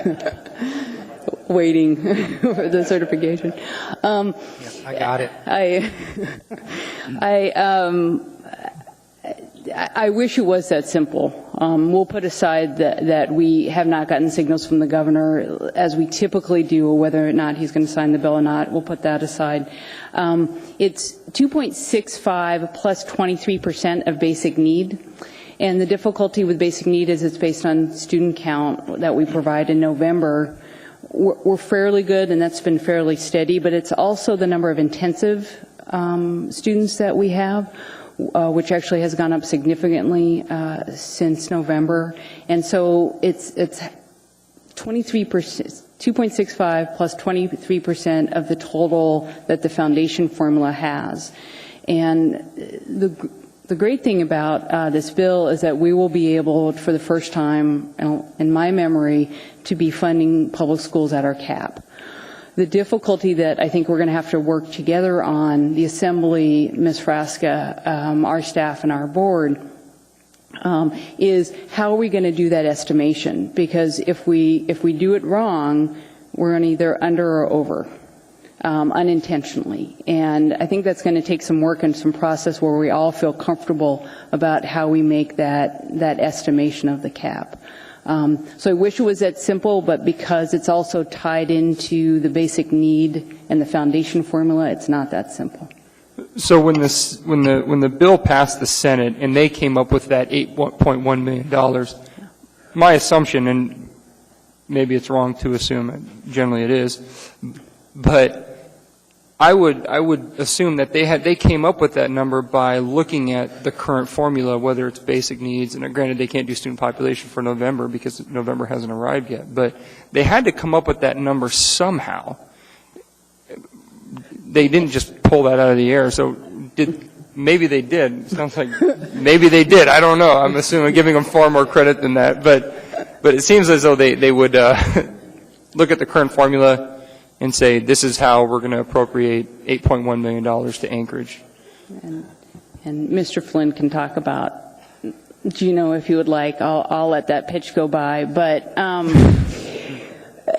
I think they did their best on the estimates that they have, which is what goes in front of the budget, and that's our November estimates. The legislature then works on supplemental budgets, especially on formula programs, whether that's education or Medicaid, that happens in January. So it is an estimation when they pass the operating budget in June. It's based on our November count. Right now, we generally, on student population, we're fairly spot on, but on intensive needs kids, we actually have had an uptick of 25, which is about a $500,000 difference at our current estimation. So, and then I'm not exactly sure how the increase in CT&E will play into that because it's within the formula. So we just don't know how it's playing out yet. I think once we can get it's signed and we can figure out a process, it's not going to be this difficult down the road. But right now, there is that risk, if you assume it's 8.1, that it could come in at 7.5 and we'll have to cut our budget $600,000 more. And if that's your intent, that's fine, but I don't think that's your intent. And no, unfortunately, we just don't know enough right now, and I'm not comfortable because, again, I really want a process where the Assembly and the administration and the school district work together and are comfortable how we're making that estimate because of the unintended consequences around it. So let's assume that it is the 8.1 million, and we basically overtax Anchorage citizens for the school district. What is your understanding of that money? Because we've overtaxed, and so does that, you can't spend it. We probably, well,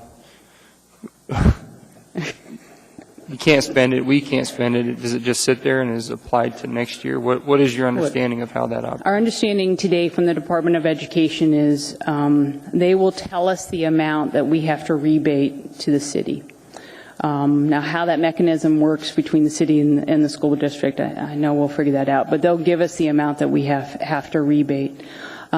We will give those funds back, and there'll be funds for appropriation. Now, you'll have choices on how you spend that.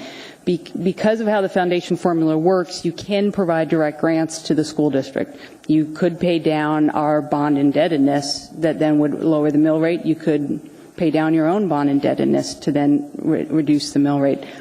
You could spend the money on operating costs. I mean, you're going to have a wide variety of things. What you can't do is put it back into kind of our general fund. It would have to be a direct grant. What we just went through, that sounds like a whole lot of fun. Well, I appreciate that. That's all, Mr. Chairman. Okay. Mr. Starr. You did a good job explaining to us what we've tried to spool up on in just a few days from that perspective. So, like Mr. Trombley, I sponsored this to sort of get the topic out in front of us. I'm not necessarily sure I support it for a couple different reasons, and I don't want to bounce the questions all over, but just kind of stand by for a second. Okay.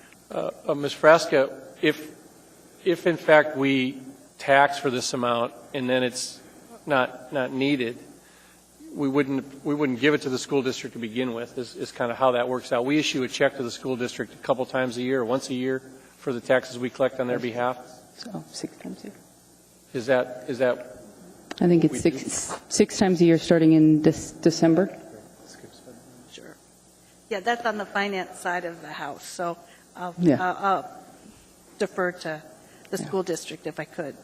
Okay, and I guess I think that's probably right. You know, the question on that, if we do a discussion later on as the assembly body and we decide not to, or we can't, or we're restricted from the state, I guess the other question is, do you think we're restricted from even taxing for it right now?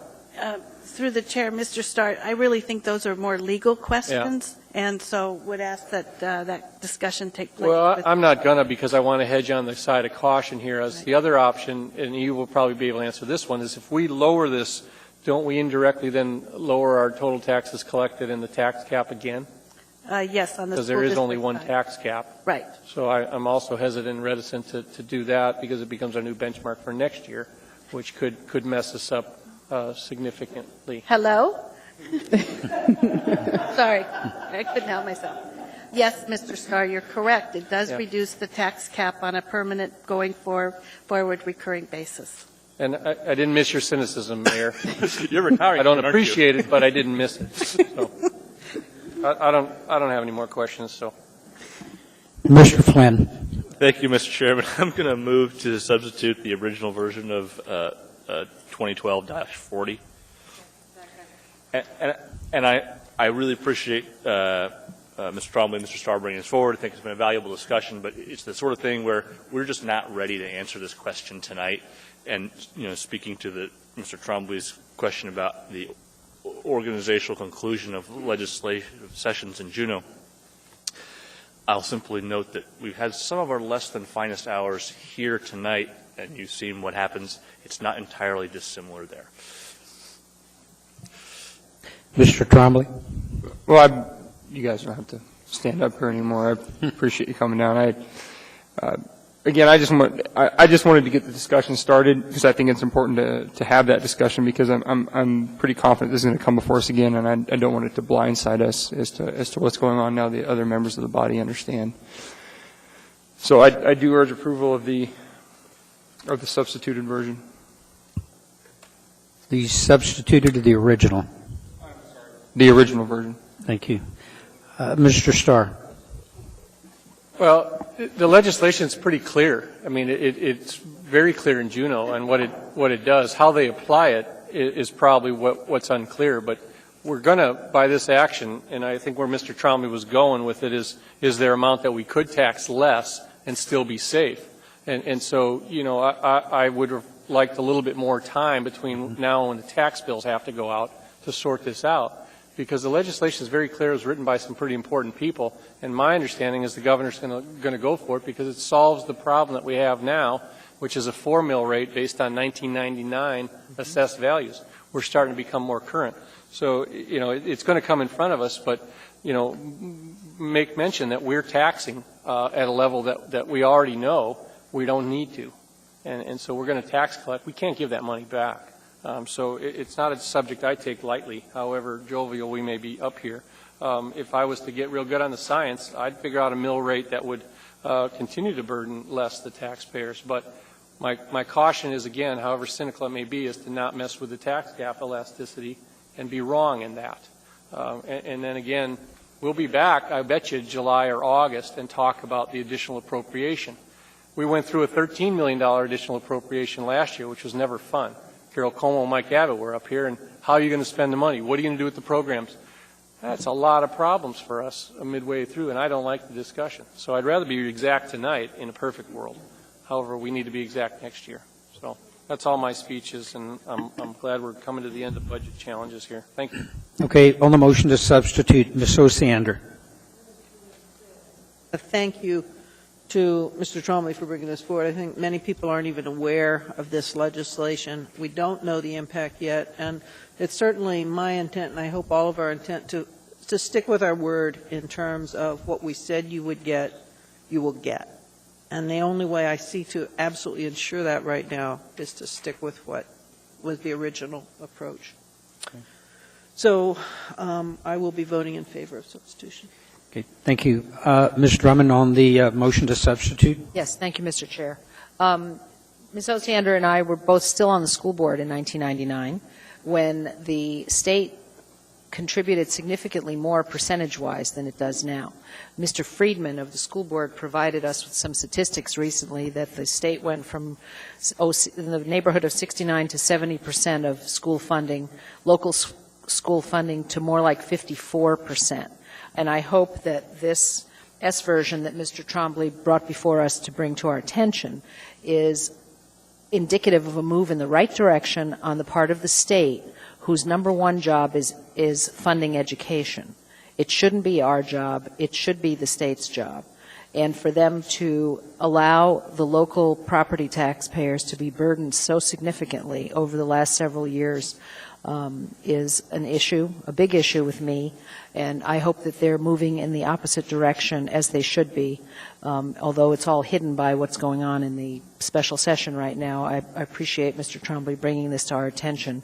I did see it come through AML a couple of weeks ago, and had some concerns about it, but I agree that we need to keep our commitment to the school district and work this out. And maybe we want to look at our calendar at some point in terms of the tax issues and all of that. We haven't talked about that as a body in a long time, but that another conversation, not for now. Thank you. Okay, seeing no one else in the queue, we are voting on the motion to substitute. Please vote.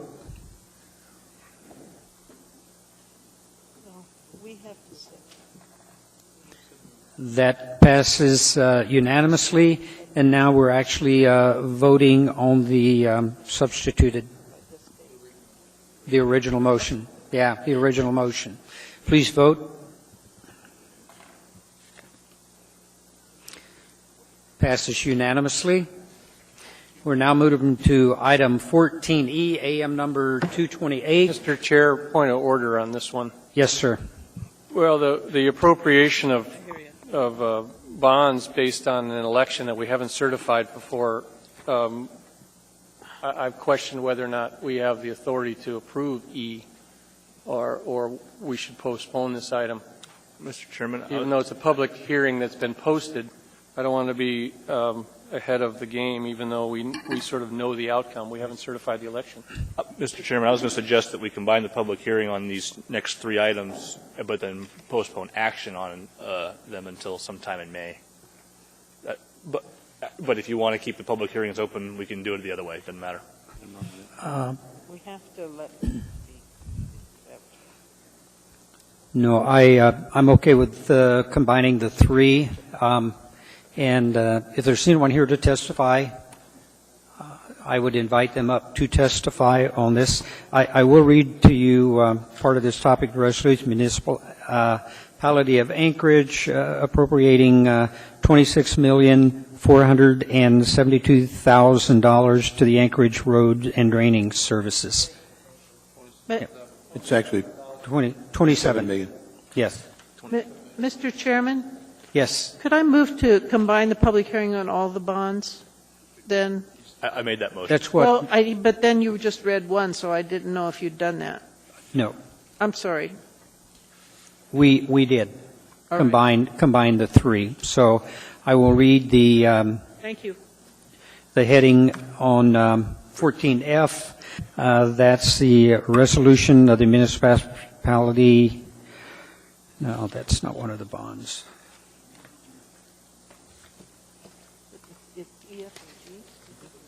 It's E, F, and G, sir, I believe.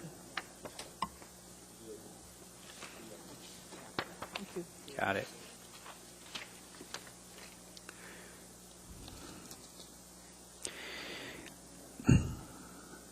A resolution would be AM number 229, a resolution municipality of Anchorage appropriating $520,000 to the area-wide capital improvement program and 401 in the Anchorage Fire Department for ambulance replacement and $640,000 to the Public Transportation Capital Improvement Program in the Public Works Department to replace transit center roof and appropriating $428,000 to the Public Transportation Capital Improvement Program, $485 in the Public Transportation Department for general obligation bonds and proceeds to pay the cost of area-wide public safety and public transportation. And 14G, AM number 230, a resolution of the municipality of Anchorage appropriating $2,300,000 to the Anchorage Bowl Parks and Recreation Service Area Capital Improvement Program Fund 461 in the Parks and Recreation Department and appropriating $450,000 to the Anchorage Bowl Parks and Recreation Service Area Capital Improvement Program Fund 461 in the Public Works Department for the Dempsey Anderson Ice Arena improvements from general obligation bond proceeds to pay the cost of capital improvements. Anyone wish to testify on any of these three? Anyone at all? Seeing, hearing none.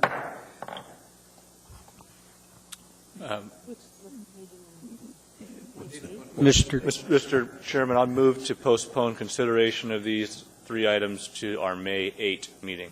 Second it. Okay. Any objection? We'll carry this over to the May 8th meeting.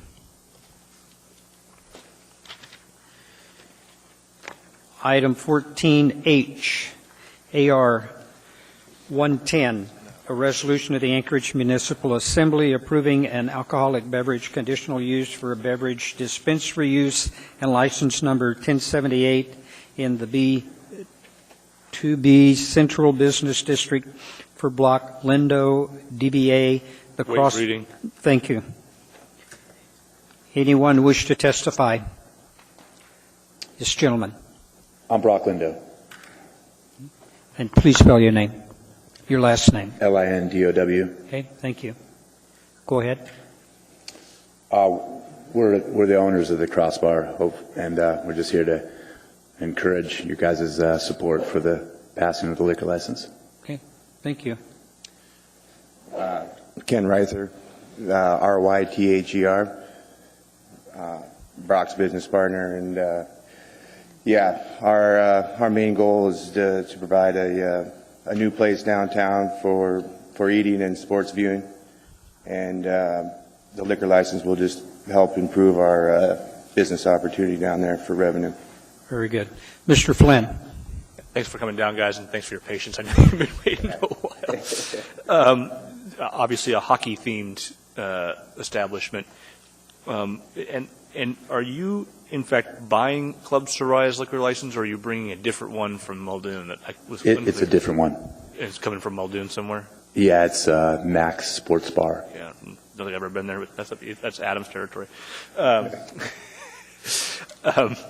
I guess the question, someone asked me, and I'm just curious, is if Scott Gomez was involved in this enterprise in some form or fashion? Yeah, he's in the ownership party. Okay. I didn't see that listed anywhere. I only saw you guys on the application. There's other people in the ownership group? Yeah, he's one of the investors, yep. Okay. About how many investors do you have? 7. Okay. All right. Thank you, Mr. Chairman. Yes. Mr. Horniman. And you guys, it shows you're aware, have you ever been involved in the alcohol business prior to this? Is this something you're just transferring to a new location, new venture, or have you been involved in the liquor industry, restaurant liquor? I've been involved in the restaurant liquor business for the past 15 years. The last 10 and a half being the head bartender down at the Beartooth Grill. So this is just a chance for myself and Brock to move forward in life and to create our own business. Good. Just so you know, I mean, we had an earlier incident from I don't know if you've heard, but we've had incidents where The Tropicana? Yeah, people aren't paying attention to their conditional use, and of course, there's a lot of responsibility, and of course, a lot of your money is invested in that liquor license, and so you're in competition with a lot of folks in that area, a lot of different restaurants and bars and stuff. Wish you all the success in the world, but just going to caution you and also request of you, just be a good business in the community, good partner in the business in the community. That's our intent, Mr. Horniman. That's my 10 years at the Beartooth. I've personally had 3 times been involved with potential stings and stuff, and I uphold the integrity of my TAM certifications, and I will put that forth with our employees and yes, run tight shop. You'll have one of you guys there most of the time, all the time? Yes, sir. Okay. Thank you. All day, every day. Okay. Thank you, gentlemen. There are no other questions. Anyone else wish to testify? Anyone else at all? Seeing, hearing none. It's on the floor for action. Move to approve. I'll second, Okay, Mr. Chairman. second. Mr. Flynn, Mr. Flynn?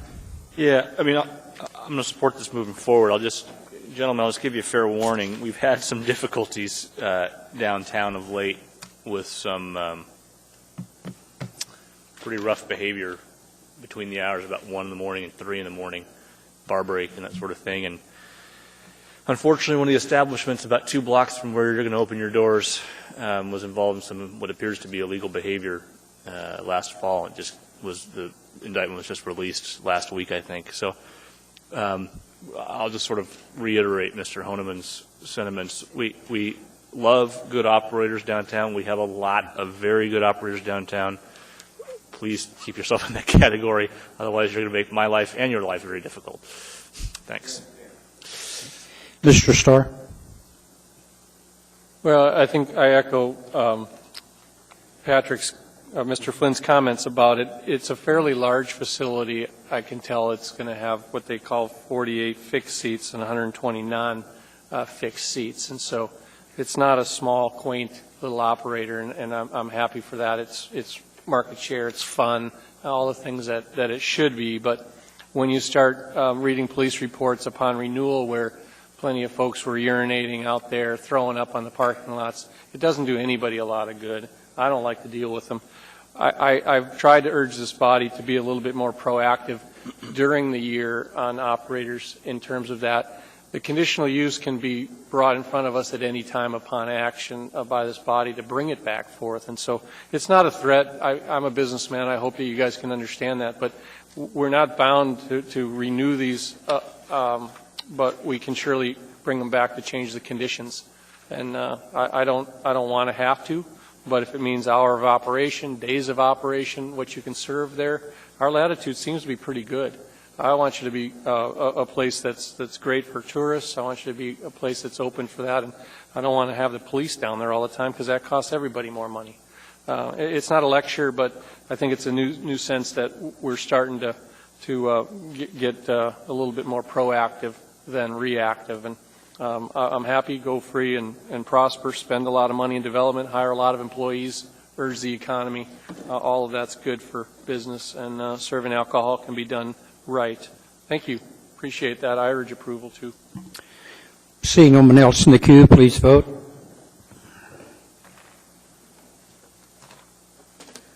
Passes unanimously.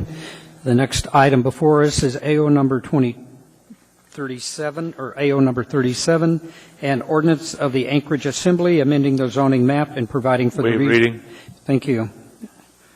Anyone wish to testify? Anyone at all? We're postponing this one, right, Mr. Chairman?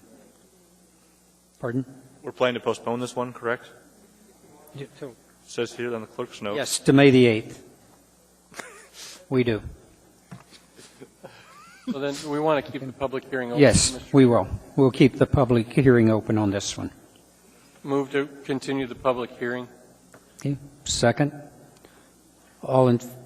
Unanimous agreement? Very well.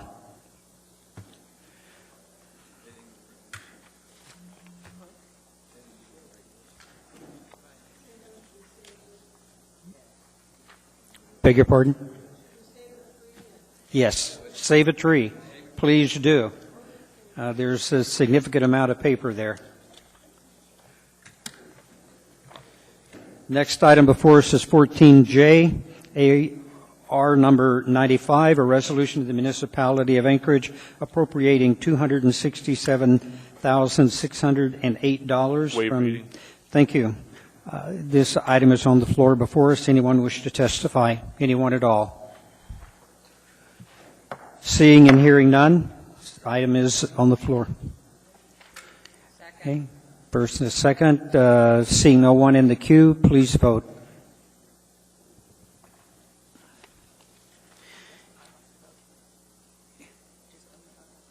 Pardon? Oh, Paul.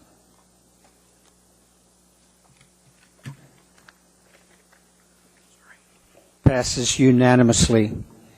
The next item before us is 14K, AR number 96, a resolution of the municipality of Anchorage appropriating $104,500,000 from the. Reading. Thank you. Mr. Chairman, prior to opening the public hearing, I may have a conflict on this item.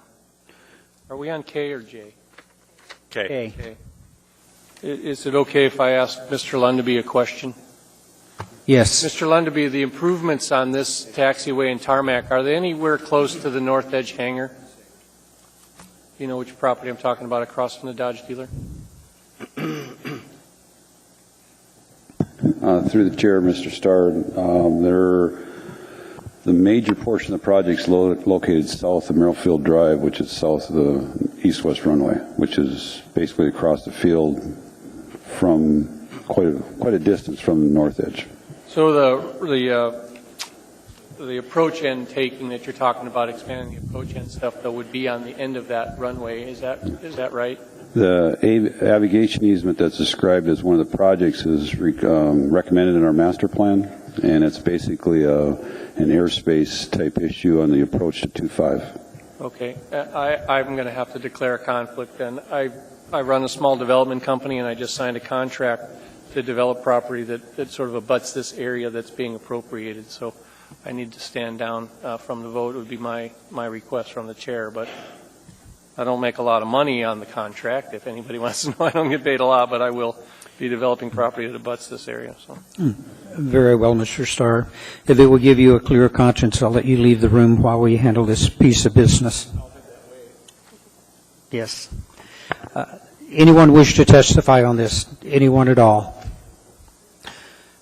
Seeing, hearing none, this item is on the floor before us. Move to approve. Second. Okay. Seeing no one in the queue, please vote.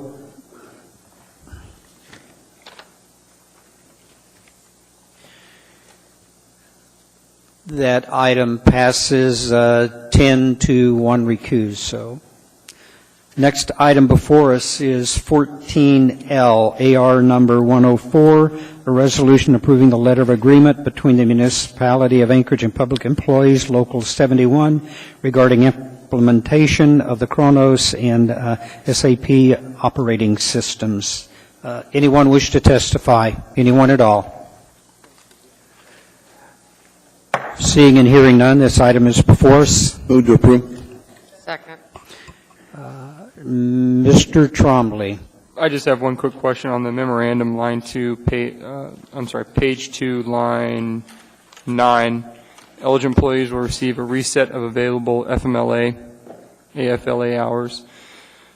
Is there a cost associated with that to the administration? Does anyone know? Not even paying attention.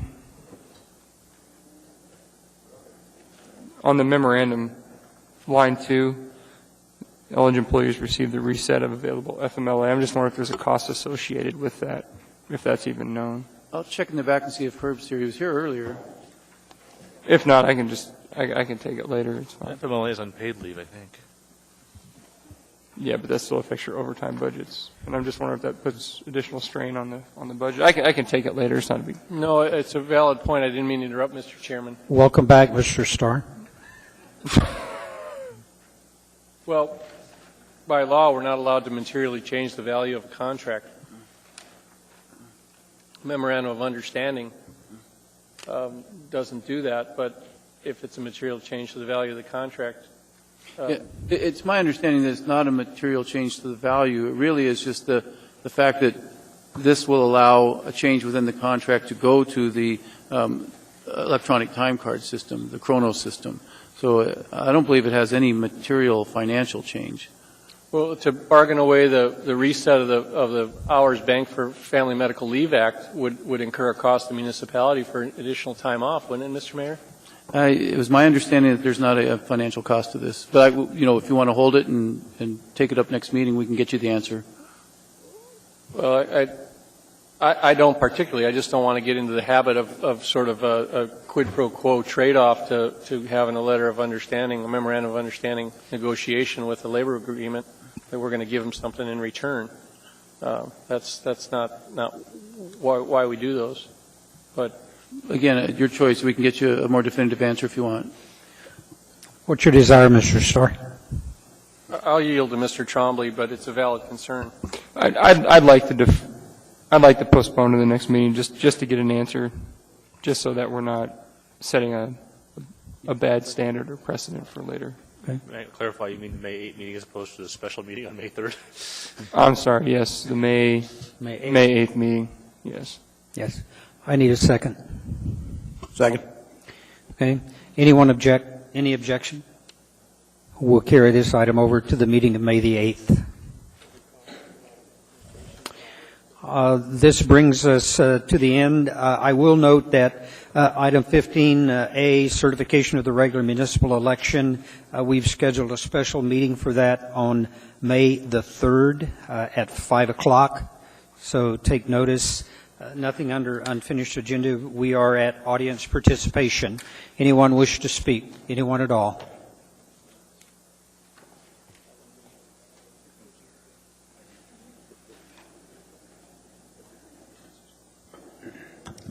Hello, my name is Charles Thompson.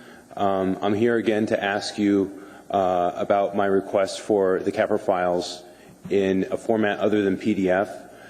You may be well aware that the Finance Office has contacted me and offered me a Freedom of Information request for these CAPR files to be converted into a format I desire.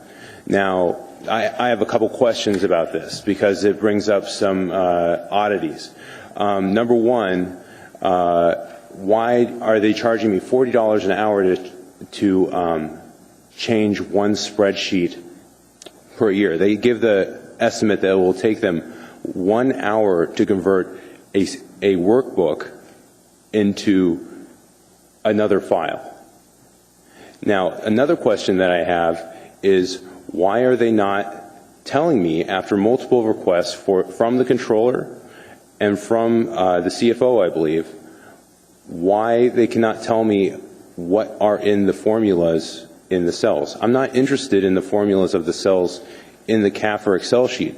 I'm just curious as to why they cannot tell me what's in those cells, because their whole problem of converting those files rests upon the fact that they will not tell me what's in those cells.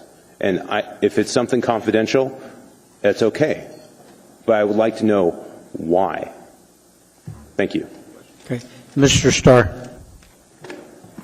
I've been doing a little research, and I don't have an answer specific to that, but you're aware that we use an outside contractor and an outside accounting firm, a large one that does that. And so my initial reaction to, when you came a couple weeks ago, was that that's proprietary information from them, not from us necessarily, but I believe that we're going to have a challenge in convincing them to open up those spreadsheets to us, because I'm not even certain that they're available to us, except in what we ask them to do is an independent audit, providing us independent numbers. For us, that's a hands-off. We don't want to get into the accusation that we're able to modify the formulas or we control the formulas. It may also be proprietary information from that large accounting firm. So I don't think anybody's dissing you here. I think it's just a matter of what we actually control internally. And in most cases, we're getting a PDF, I would bet you, ourselves. So we don't have the ability our own self to manipulate the formulas or download the data into formats that you think. We reload that into our databases in a lot of cases when we need to do study. So I'm peaked on it. It's a budget and finance question. It's just been a little bit busy in terms of being able to get the answer as that I would get back to you. I did see communications to you. I'm happy somebody's responding back to you. Fairly standard to answer your question that time spent on us to prepare Freedom of Information Acts is a chargeable deal, much less tendering emails or time, staff, labor. That's the way the code allows us to charge for you for that. So I'll continue to work on it. I haven't been engaged actively in the emails back to you, but my pledge to you that I'll work with you and see if there's a specific interest area that you're really after, and we can help you. Thank you. Thank you. Ms. Gray-Jackson. Thank you, Mr. Chairman. Thank you, Mr. Starr, for your comments. I've been working with this young man to some extent, and after our CFO made her comments in regard to his initial request, I contacted our independent auditors who had a similar response, but first off, those financial statements are not proprietary in terms of who they belong to. They're ours. They're not our contractors' financial statements, for one thing. And one of the things that concerns me is the fact that first you couldn't get them at all, and now you can have some at a cost. And I have a problem with that. You can either, have them or not. And I think we need to, once and for all, deal with the situation and be done with it. Thank you, Mr. Chairman. Mr. Honeman? I want to thank you for coming back, too. You're a pretty eloquent speaker. You're pretty much on point. It's succinct. And you've sat through the meeting a length of time, so you probably heard us all discussing, debating, and wondering formulas and what impact numbers are going to be, the school district mill rate, percentages, and infantile. And I mean, it's just far better person than me trying to figure out what numbers mean, and I appreciate the fact that just the open and transparent process. So I appreciate your request, and to the extent we can try to make that, facilitate that as possible, I'll do my part. So thank you, Mr. Starr, for taking on from the budget finance. And Ms. Gray-Jackson. Thank you. Thank you. Anyone else?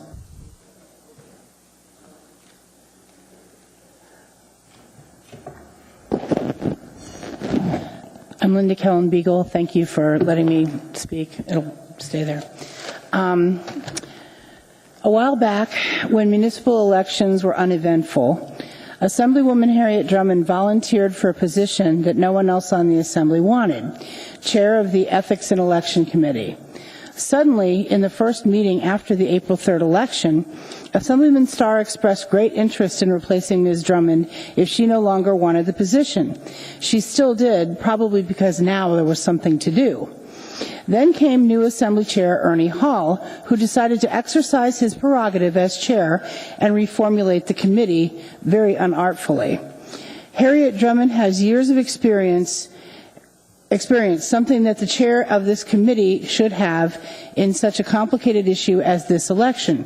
Mr. Bill Starr also has years of experience and expressed an actual desire for the position.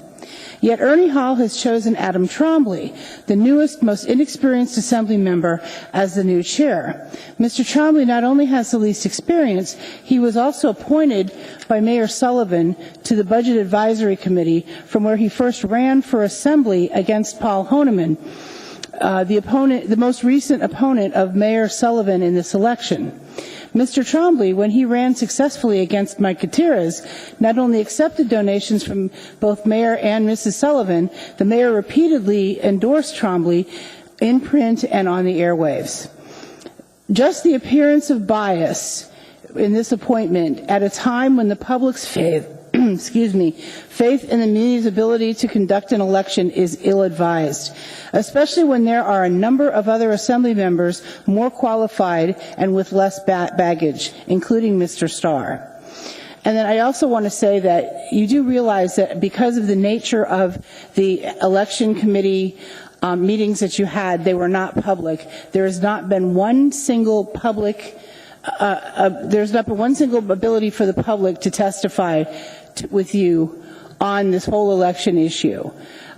You have to wait until the end, and you can see what time it is now. The only way we've been able to do it is to sit through to the end. I think there were a lot of other people here that wanted to testify but just couldn't stay the distance. And I don't understand why there hasn't been one single public opportunity for people to testify when you're talking about possibly certifying this election on May 3rd. I think that's a disservice to the public. Thank you. Mr. Starr. I appreciate your spirit in coming here and addressing us. It's not always comfortable for that. I want to address the committee work first, and you talk about the experience levels they're in. And I don't want to speak for every committee chair here, but you've seen the Budget and Finance Committee at work, and we don't take any sort of unilateral action. It's a place where we get to do work so that we can each share in the work burden. What I've asked Mr. Hall, or Chairman Hall, to do is expand the work committee, which we've done from time to time in an ad hoc arrangement. It's prescribed for two in the purest sense, but I want to see 4 or 5 members on there to do the heavy lifting. The chairman perhaps has a different role in organizing the meeting, but I think in most committees the agendas and the topics are work products, and then they come in front of all of us. And I think that's where you're going to probably see this go. The second part about public opportunity, I can't really speak to that. I don't think it's been necessarily intentional, but we tend to act on things that are legislative in front of us, and so far there just isn't anything, I mean, practically. So that's the best answer I can give you on that, and I think you'll see, which I have a question for the chair when you're done, is to find out how the Election Commission presentation is going to be, and then what we're going to accommodate come certification day on the 3rd of May. I have those questions, but keep coming and keep keeping us on point, or whatever the word is. I don't disapprove of it. Thank you. An ability to testify before you guys actually vote on the 3rd, I think, would be very appreciative by a number of the members of the public. So I think that's a very good idea. Thank you. Thank you. Anyone else?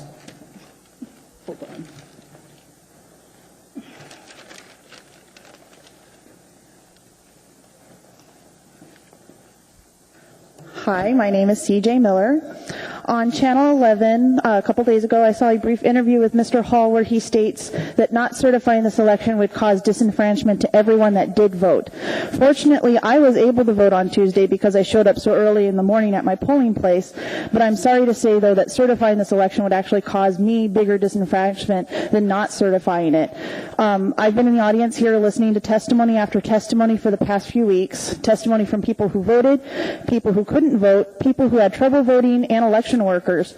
Certain things said will always stick in my mind, such as election workers who witnessed not broken seals but cut seals.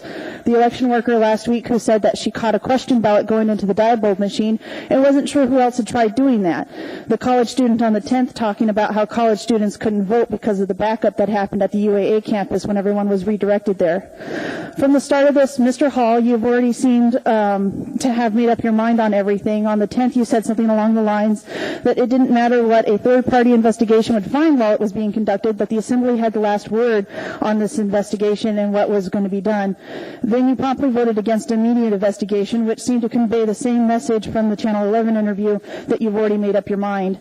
And there is also a documentary, Hacking Democracy. If you have not seen this video, I strongly suggest you do. It makes it quite clear how all the Pre-testing in the world doesn't make a difference on these Diebold machines. They are very easy to hack and manipulate. Any election held on them where the plastic seal is cut clean shouldn't be certified at all. This investigation is important, but not just on the shortage of ballots. They need to investigate the machines. They need to hand count all the ballots to make sure everything was accurate and it wasn't tampered with.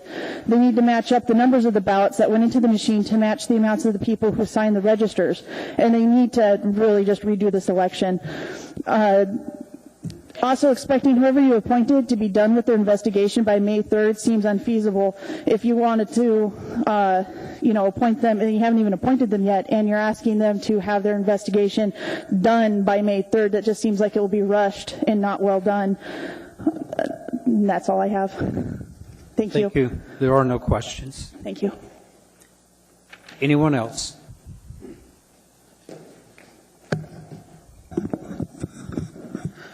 Richard Braun.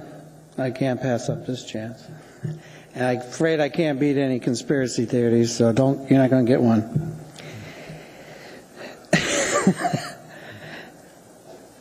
I think one thing it'd be nice to know if there's a level of irregularities, I think, in every election. And I don't think that any one of them is ever perfect.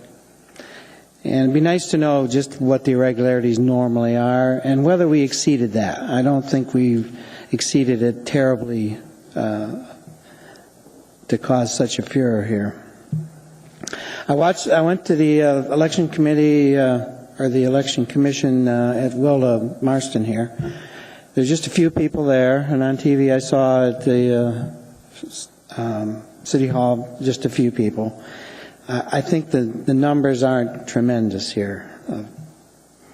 I do want to request that if anybody here has a direct interest in the election, that before voting on anything involving the election, maybe you should recuse yourself. Conflicts of interest come up occasionally. We had one tonight. I think there might be one there. Looking at the numbers that I see posted on the municipal website, there seems to be a mathematical finality here to just every contest we've had. The spreads are significant in comparison to what I've seen in the terms of actual problems and certifiable disenfranchisement or whatever you want to call it.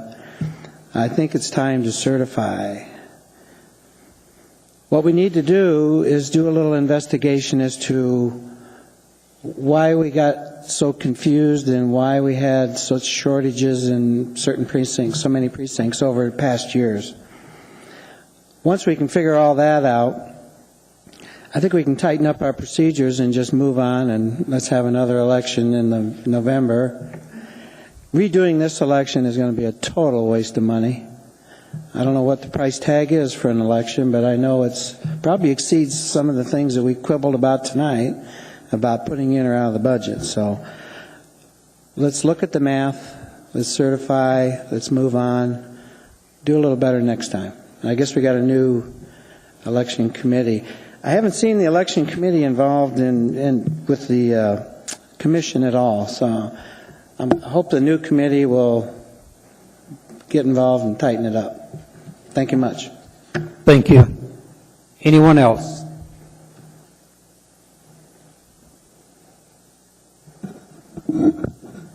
My name is Elon Moran. Last name Moren. And try to calm down here a little bit so I'm not speaking as much emotion as I did last time I addressed this group.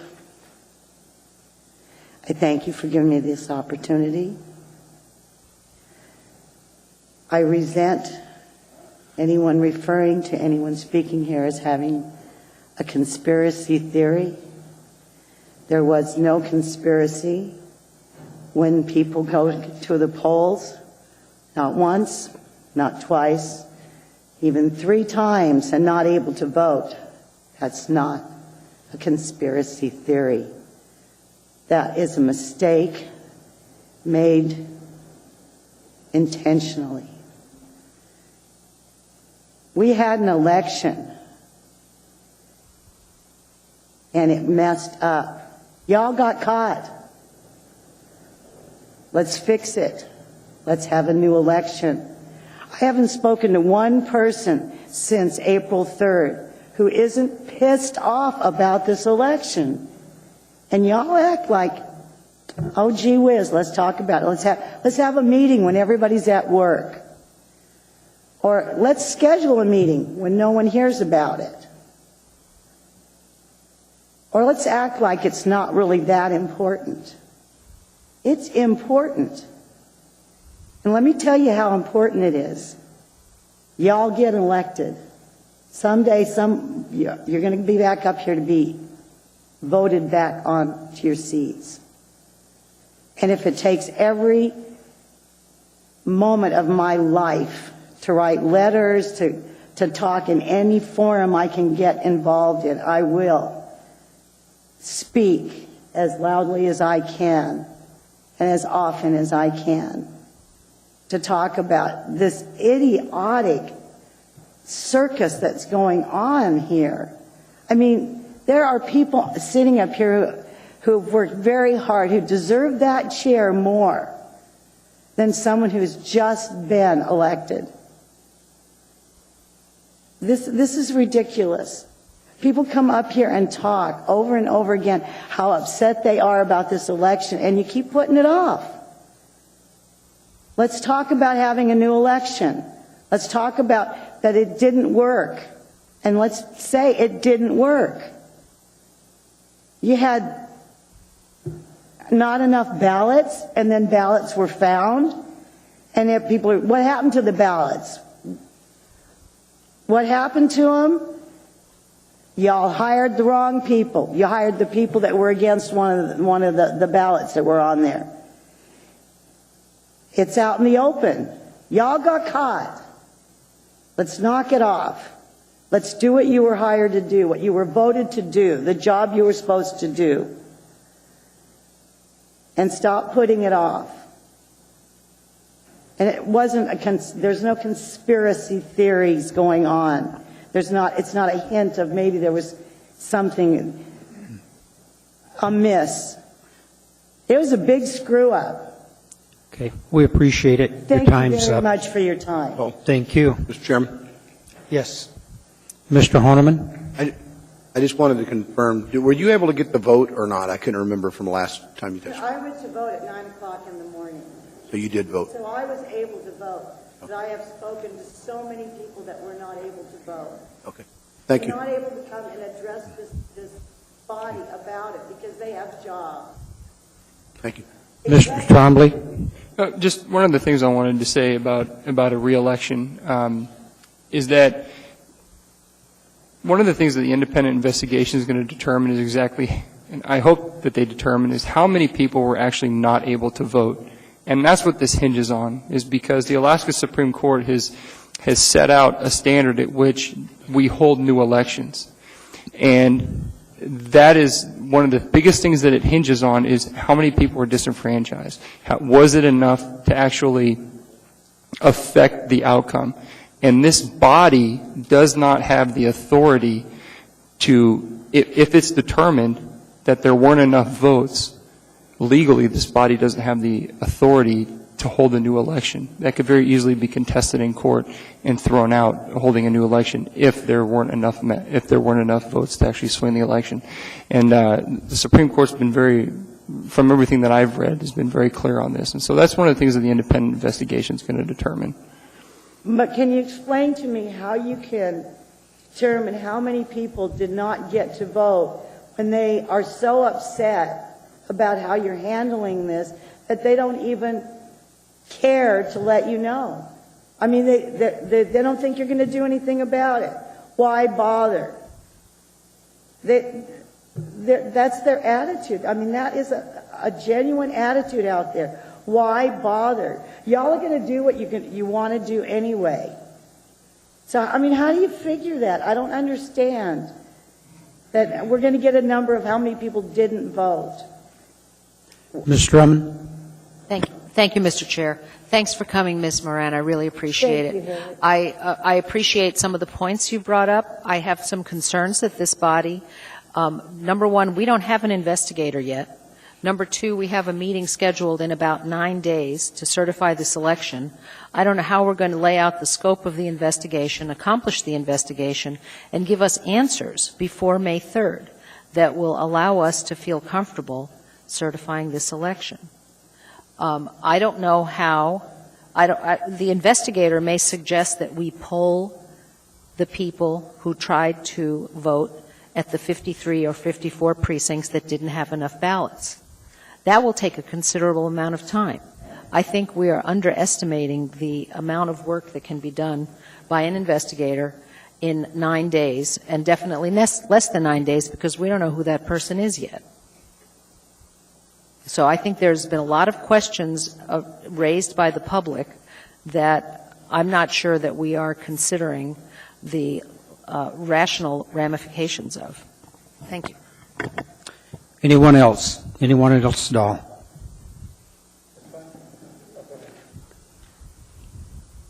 I'm going to follow that up with something just slightly less serious. I apologize. It's going to be kind of a letdown. My name is Jeff Wright. I am a 16-year resident of Anchorage, small business owner, and also disc golfer. Today, or I guess yesterday, when the KTU article came out, I was shocked and dismayed, as a lot of other people play disc golf in Anchorage, where I didn't know the closure of the Westchester Lagoon course was on its way.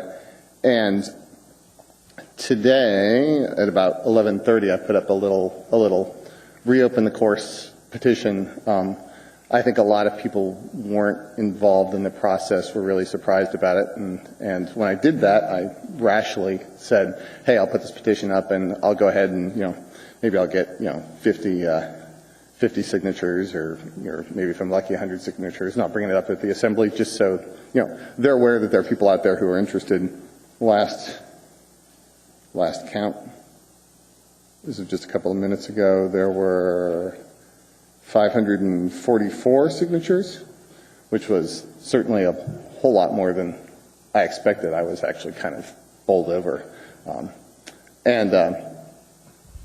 I'm not here, by the way, representing anybody other than, myself. I'm not a member of the Alaska Disc Golf Association. I wasn't involved in the resolution that was put forward. In fact, I had no idea that the process was even engaged, and I think in that way I probably speak for, the vast majority of people out there. And I'm not here with anything other for this body to think about other than, this is something that's, it's a real asset for the community. There's a lot of people who are involved. There's currently a lot of people who are upset and frustrated, although, as far as I can tell from the number of people who contacted me today, and again, I wasn't quite prepped for that because I didn't expect a response, but on the plus side, people seem, really positive and sort of interested in being involved with the process and trying to come up with some, with some resolution that works for everybody, that cleans up the area and at the same time gets people, access to a really fantastic park.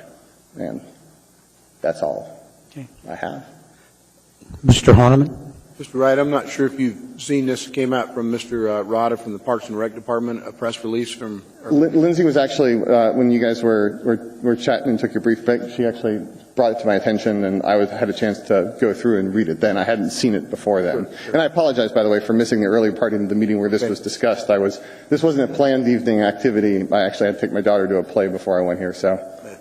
Well, it's, I know my neighbor, a couple of members of the body have been trying to explain the best I can. I've not done it myself, but my neighbor has one of those catch baskets in his poles in his backyard, his backyard next to mine. And it seems like a pretty neat, fun activity. I understand you take your kids to the park as well. I do. Yeah, I have three of them, a 13-year-old, 11-year-old, and 6-year-old, and they all come along with me. So it's a pretty family-friendly activity. So I personally believe that if we're getting our families out and going out and doing something activity-wise, we're a better community for it. Certainly it's a good activity. It's a legal activity, and I'd encourage you to sit down and work with the Parks Department. And if it means that facility, from what I understood, and I don't want to speak for Mr. Rada, and I don't know if he's here still, but apparently he was saying that what was initially planned for far exceeded usership than what they originally had thought it might show up at that particular course. It has become drastically more popular as an activity over the last couple of years in a way that I don't think anybody could have reasonably anticipated. Right. And for the record, I've inadvertently become more involved in this than I imagined that I would, but certainly I'll take the response I got back there, since I now have people emailing me questions left, right, and center, and bring that back and tell people that the posture of Parks and Rec and the administration is that they're ready to be engaged and sort of think creatively about a solution. And that's the thing to me is I understand about like the seeding and all that kind of stuff. There's certain things like they do it in the winter because it doesn't tear up the turf or the seeds or whatever, the grass or whatever. It seems to me that if it's a popular location, it's a popular activity, it's legal and it's safe. I personally don't have an issue with it, but then, the administration has its park section and their commission, and they give guidance as to what's a good fit for a location. So please work with them and try to overcome any challenges. They may yet bring it back to a year-round facility right there. You never know, but it's all going to be because of people like you getting the people behind you to kind of get their voice heard collectively. So thank you. Mr. Starr. Thanks for speaking. I just want to make sure you understand a little bit how we have a pretty public form of government. We're all citizen servants here, as we are. We're not. Some are more engaged than others, but the concept of commissions and support committees, in particular, like Planning and Zoning Commission and the Parks Commission, do a vital service and are actually staffed by folks that oftentimes are appointed, but from administration to another. So I want to make sure you understand how that works. They provide guidance, resolutions, and directives to those when asked. We often ask support from others. So that's the first engagement of government. And then the other one, and it's not to dodge it necessarily, but we fund it and they run it. So, what happens is typically, people approach us and feel like we can fix it. And I don't want to be blunt, but we can't necessarily fix that today. We can provide additional funding or encouragement and clarification on what we did fund, but the administration is the executive branch, and where the rubber meets the road is with those folks. I will say my experience with Mr. Rod is he's a pretty listening ear. And I do understand that process, and I actually don't even want to take up an excessive amount of time with this. I'm here just because, just as a matter of awareness, I thought it would be a useful thing for the Assembly to know, and I think the administration was honestly caught off guard on this, and their response has been nothing but positive. And we can hold them accountable. That's the checks and balances in government per se. And I don't want to give you a civics lesson as well, but the realization of what we can actually do as a body legislative. We can't order the park open. That's not our job. And I'm aware that the engagement is over at Parks and Rec and not directly with the Assembly. We'll engage that conversation just as well, but really do appreciate the interest in bringing it to us. Okay. Thanks. Thank you. Ms. Drummond. Thank you very much for coming. I live pretty close to the Westchester range, and I was as surprised by this as you were. And when Mr. Rada explained that the initial closure was to keep the turf from getting beat up in the spring, because of the melting situation, that was not clear at all. I took a look at your petition today. Good for you. I think when I looked at it, it had 96 signatures sometime this afternoon. So if there are 500 people who are that interested, I think you need to direct all that great energy to the Parks Department and help them come to a reasonable consideration of the community's needs, because I don't think it should be closed. Yeah, for the record, I was slightly flabbergasted by the response. I partly did that because I'm one of the guys 10 years ago who set up the original course, and I haven't been terribly involved in its evolution, but I felt a certain sense of ownership, and when I saw the closure happen, and at the time, honestly, didn't understand anything more than was printed in the ADN article. I put up the petition in a sort of fit of concern at that point. Thank you. There are no more questions. Thank you. Anyone else?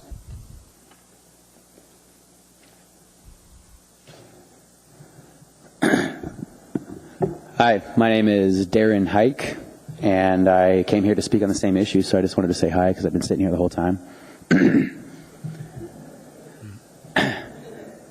You're welcome. I represent a group called Collaborative Minds, who's a loosely based group of downtown businesses, employees, entertainers, promoters like myself, who like to reach out to the community under an umbrella that can be positive and help out with the foundation of things. We actually ran our own private, it wasn't private, we promoted and we ran our own cleanup of the Westchester course during the fall of last year. And not knowing about this myself and having not read the Anchorage Daily News on Monday morning, I had actually called up to get permission to do it again for the spring. That was the original phone call that I had made when I was, told what had happened prior to that phone call. It just shocked me and the community, because we fill that course during the day and we do it responsibly because we have to be at work at night. And it's a little bit disturbing to hear that actions of just a few would punish the masses. We were responsible. We offer our services to clean up. Both the Disc Golf Association and Parks and Rec know this. Just wanted to say that we're looking to help out with the petition that's already going out there, and if we can, we'd love your support down the road, because this is a part of our community. I've played disc golf at a number of courses amongst the West Coast, and by far, Westchester's is the most beautiful. It's in Alaska, it's on a lagoon, and it's downtown. So we really wanted to say that we would love your support, and if there is anything down the road, Paul knows how to get a hold of me. If I can, while I still have a minute left, I was also in charge of running the Let 'em Work, Let 'em Play initiative, which was the we had set forward the petition, an issue to get the rules changed on the entertainment law from 18 to 20-year-olds to be able to play in liquor establishments. I've spoken many a times to Wheeler and Honeman. There has been movement in the city council to get that passed, but it has kind of fallen off. And we've communicated many a times, but now that I have 20 seconds left, I figured I'd bring it up. So thank you for your time, and hopefully we'll see you again with the good news. Thank you for coming. Anyone else?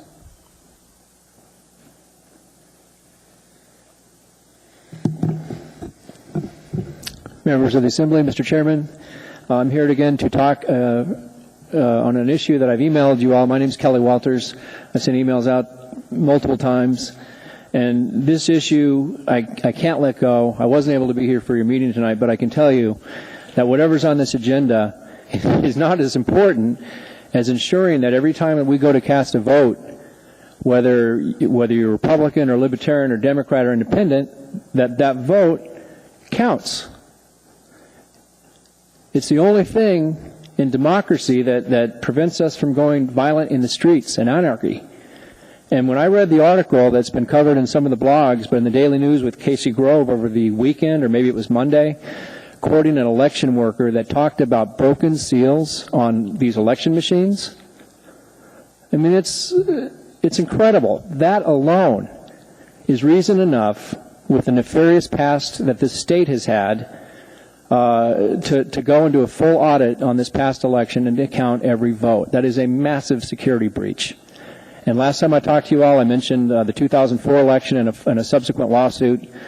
And, there are some strange goings-on that have occurred with these machines since we've had them in 2002.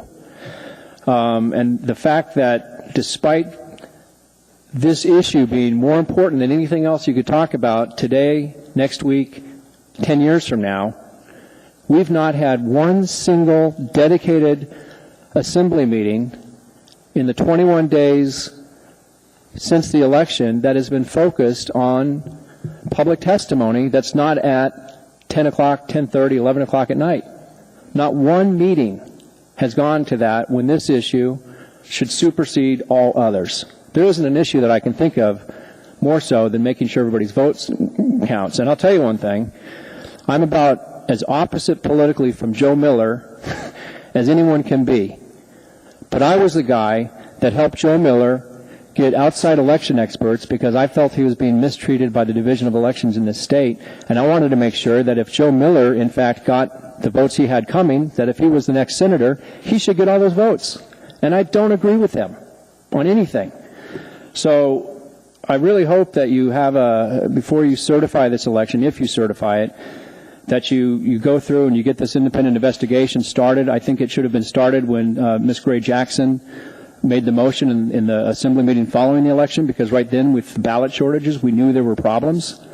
But now these broken seals, I mean, I hope everybody's in agreement that this is a security breach, right? That if there's a broken seal, given the cards that are corruptible in these Diebold optical scanners, the ones that have been decertified in other states, it's a problem. So I hope that we can move forward and do something about this. And I've expired my time, but I'm here again, and I testify every day on this issue because it's that important. Thank you. Mr. Walters. There are no questions. Anyone else? Thanks.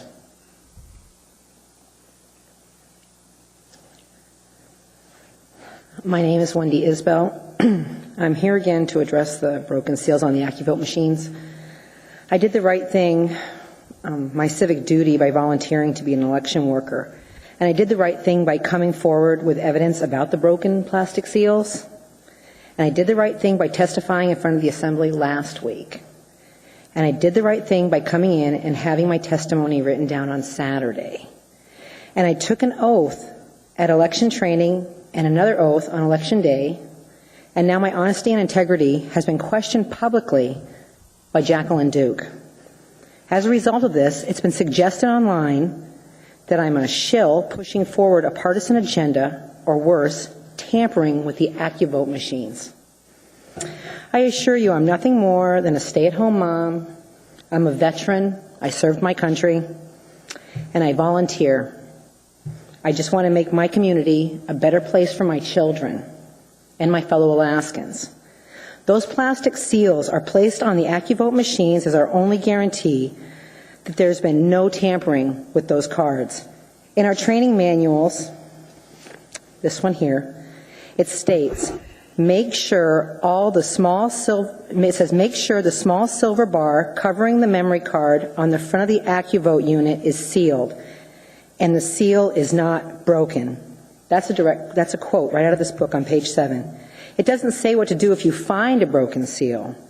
At training, when asked, Jacqueline Duke's instructions about the broken seals seem to show little regard for the integrity of the AccuVote machines. We rely on those seals so that we don't have to rely on the word of election officials such as Jacqueline Duke.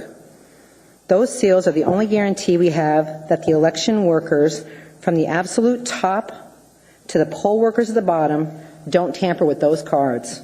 To certify this election without resolving the issue of those seals leaves the public with no confidence in the integrity of this election.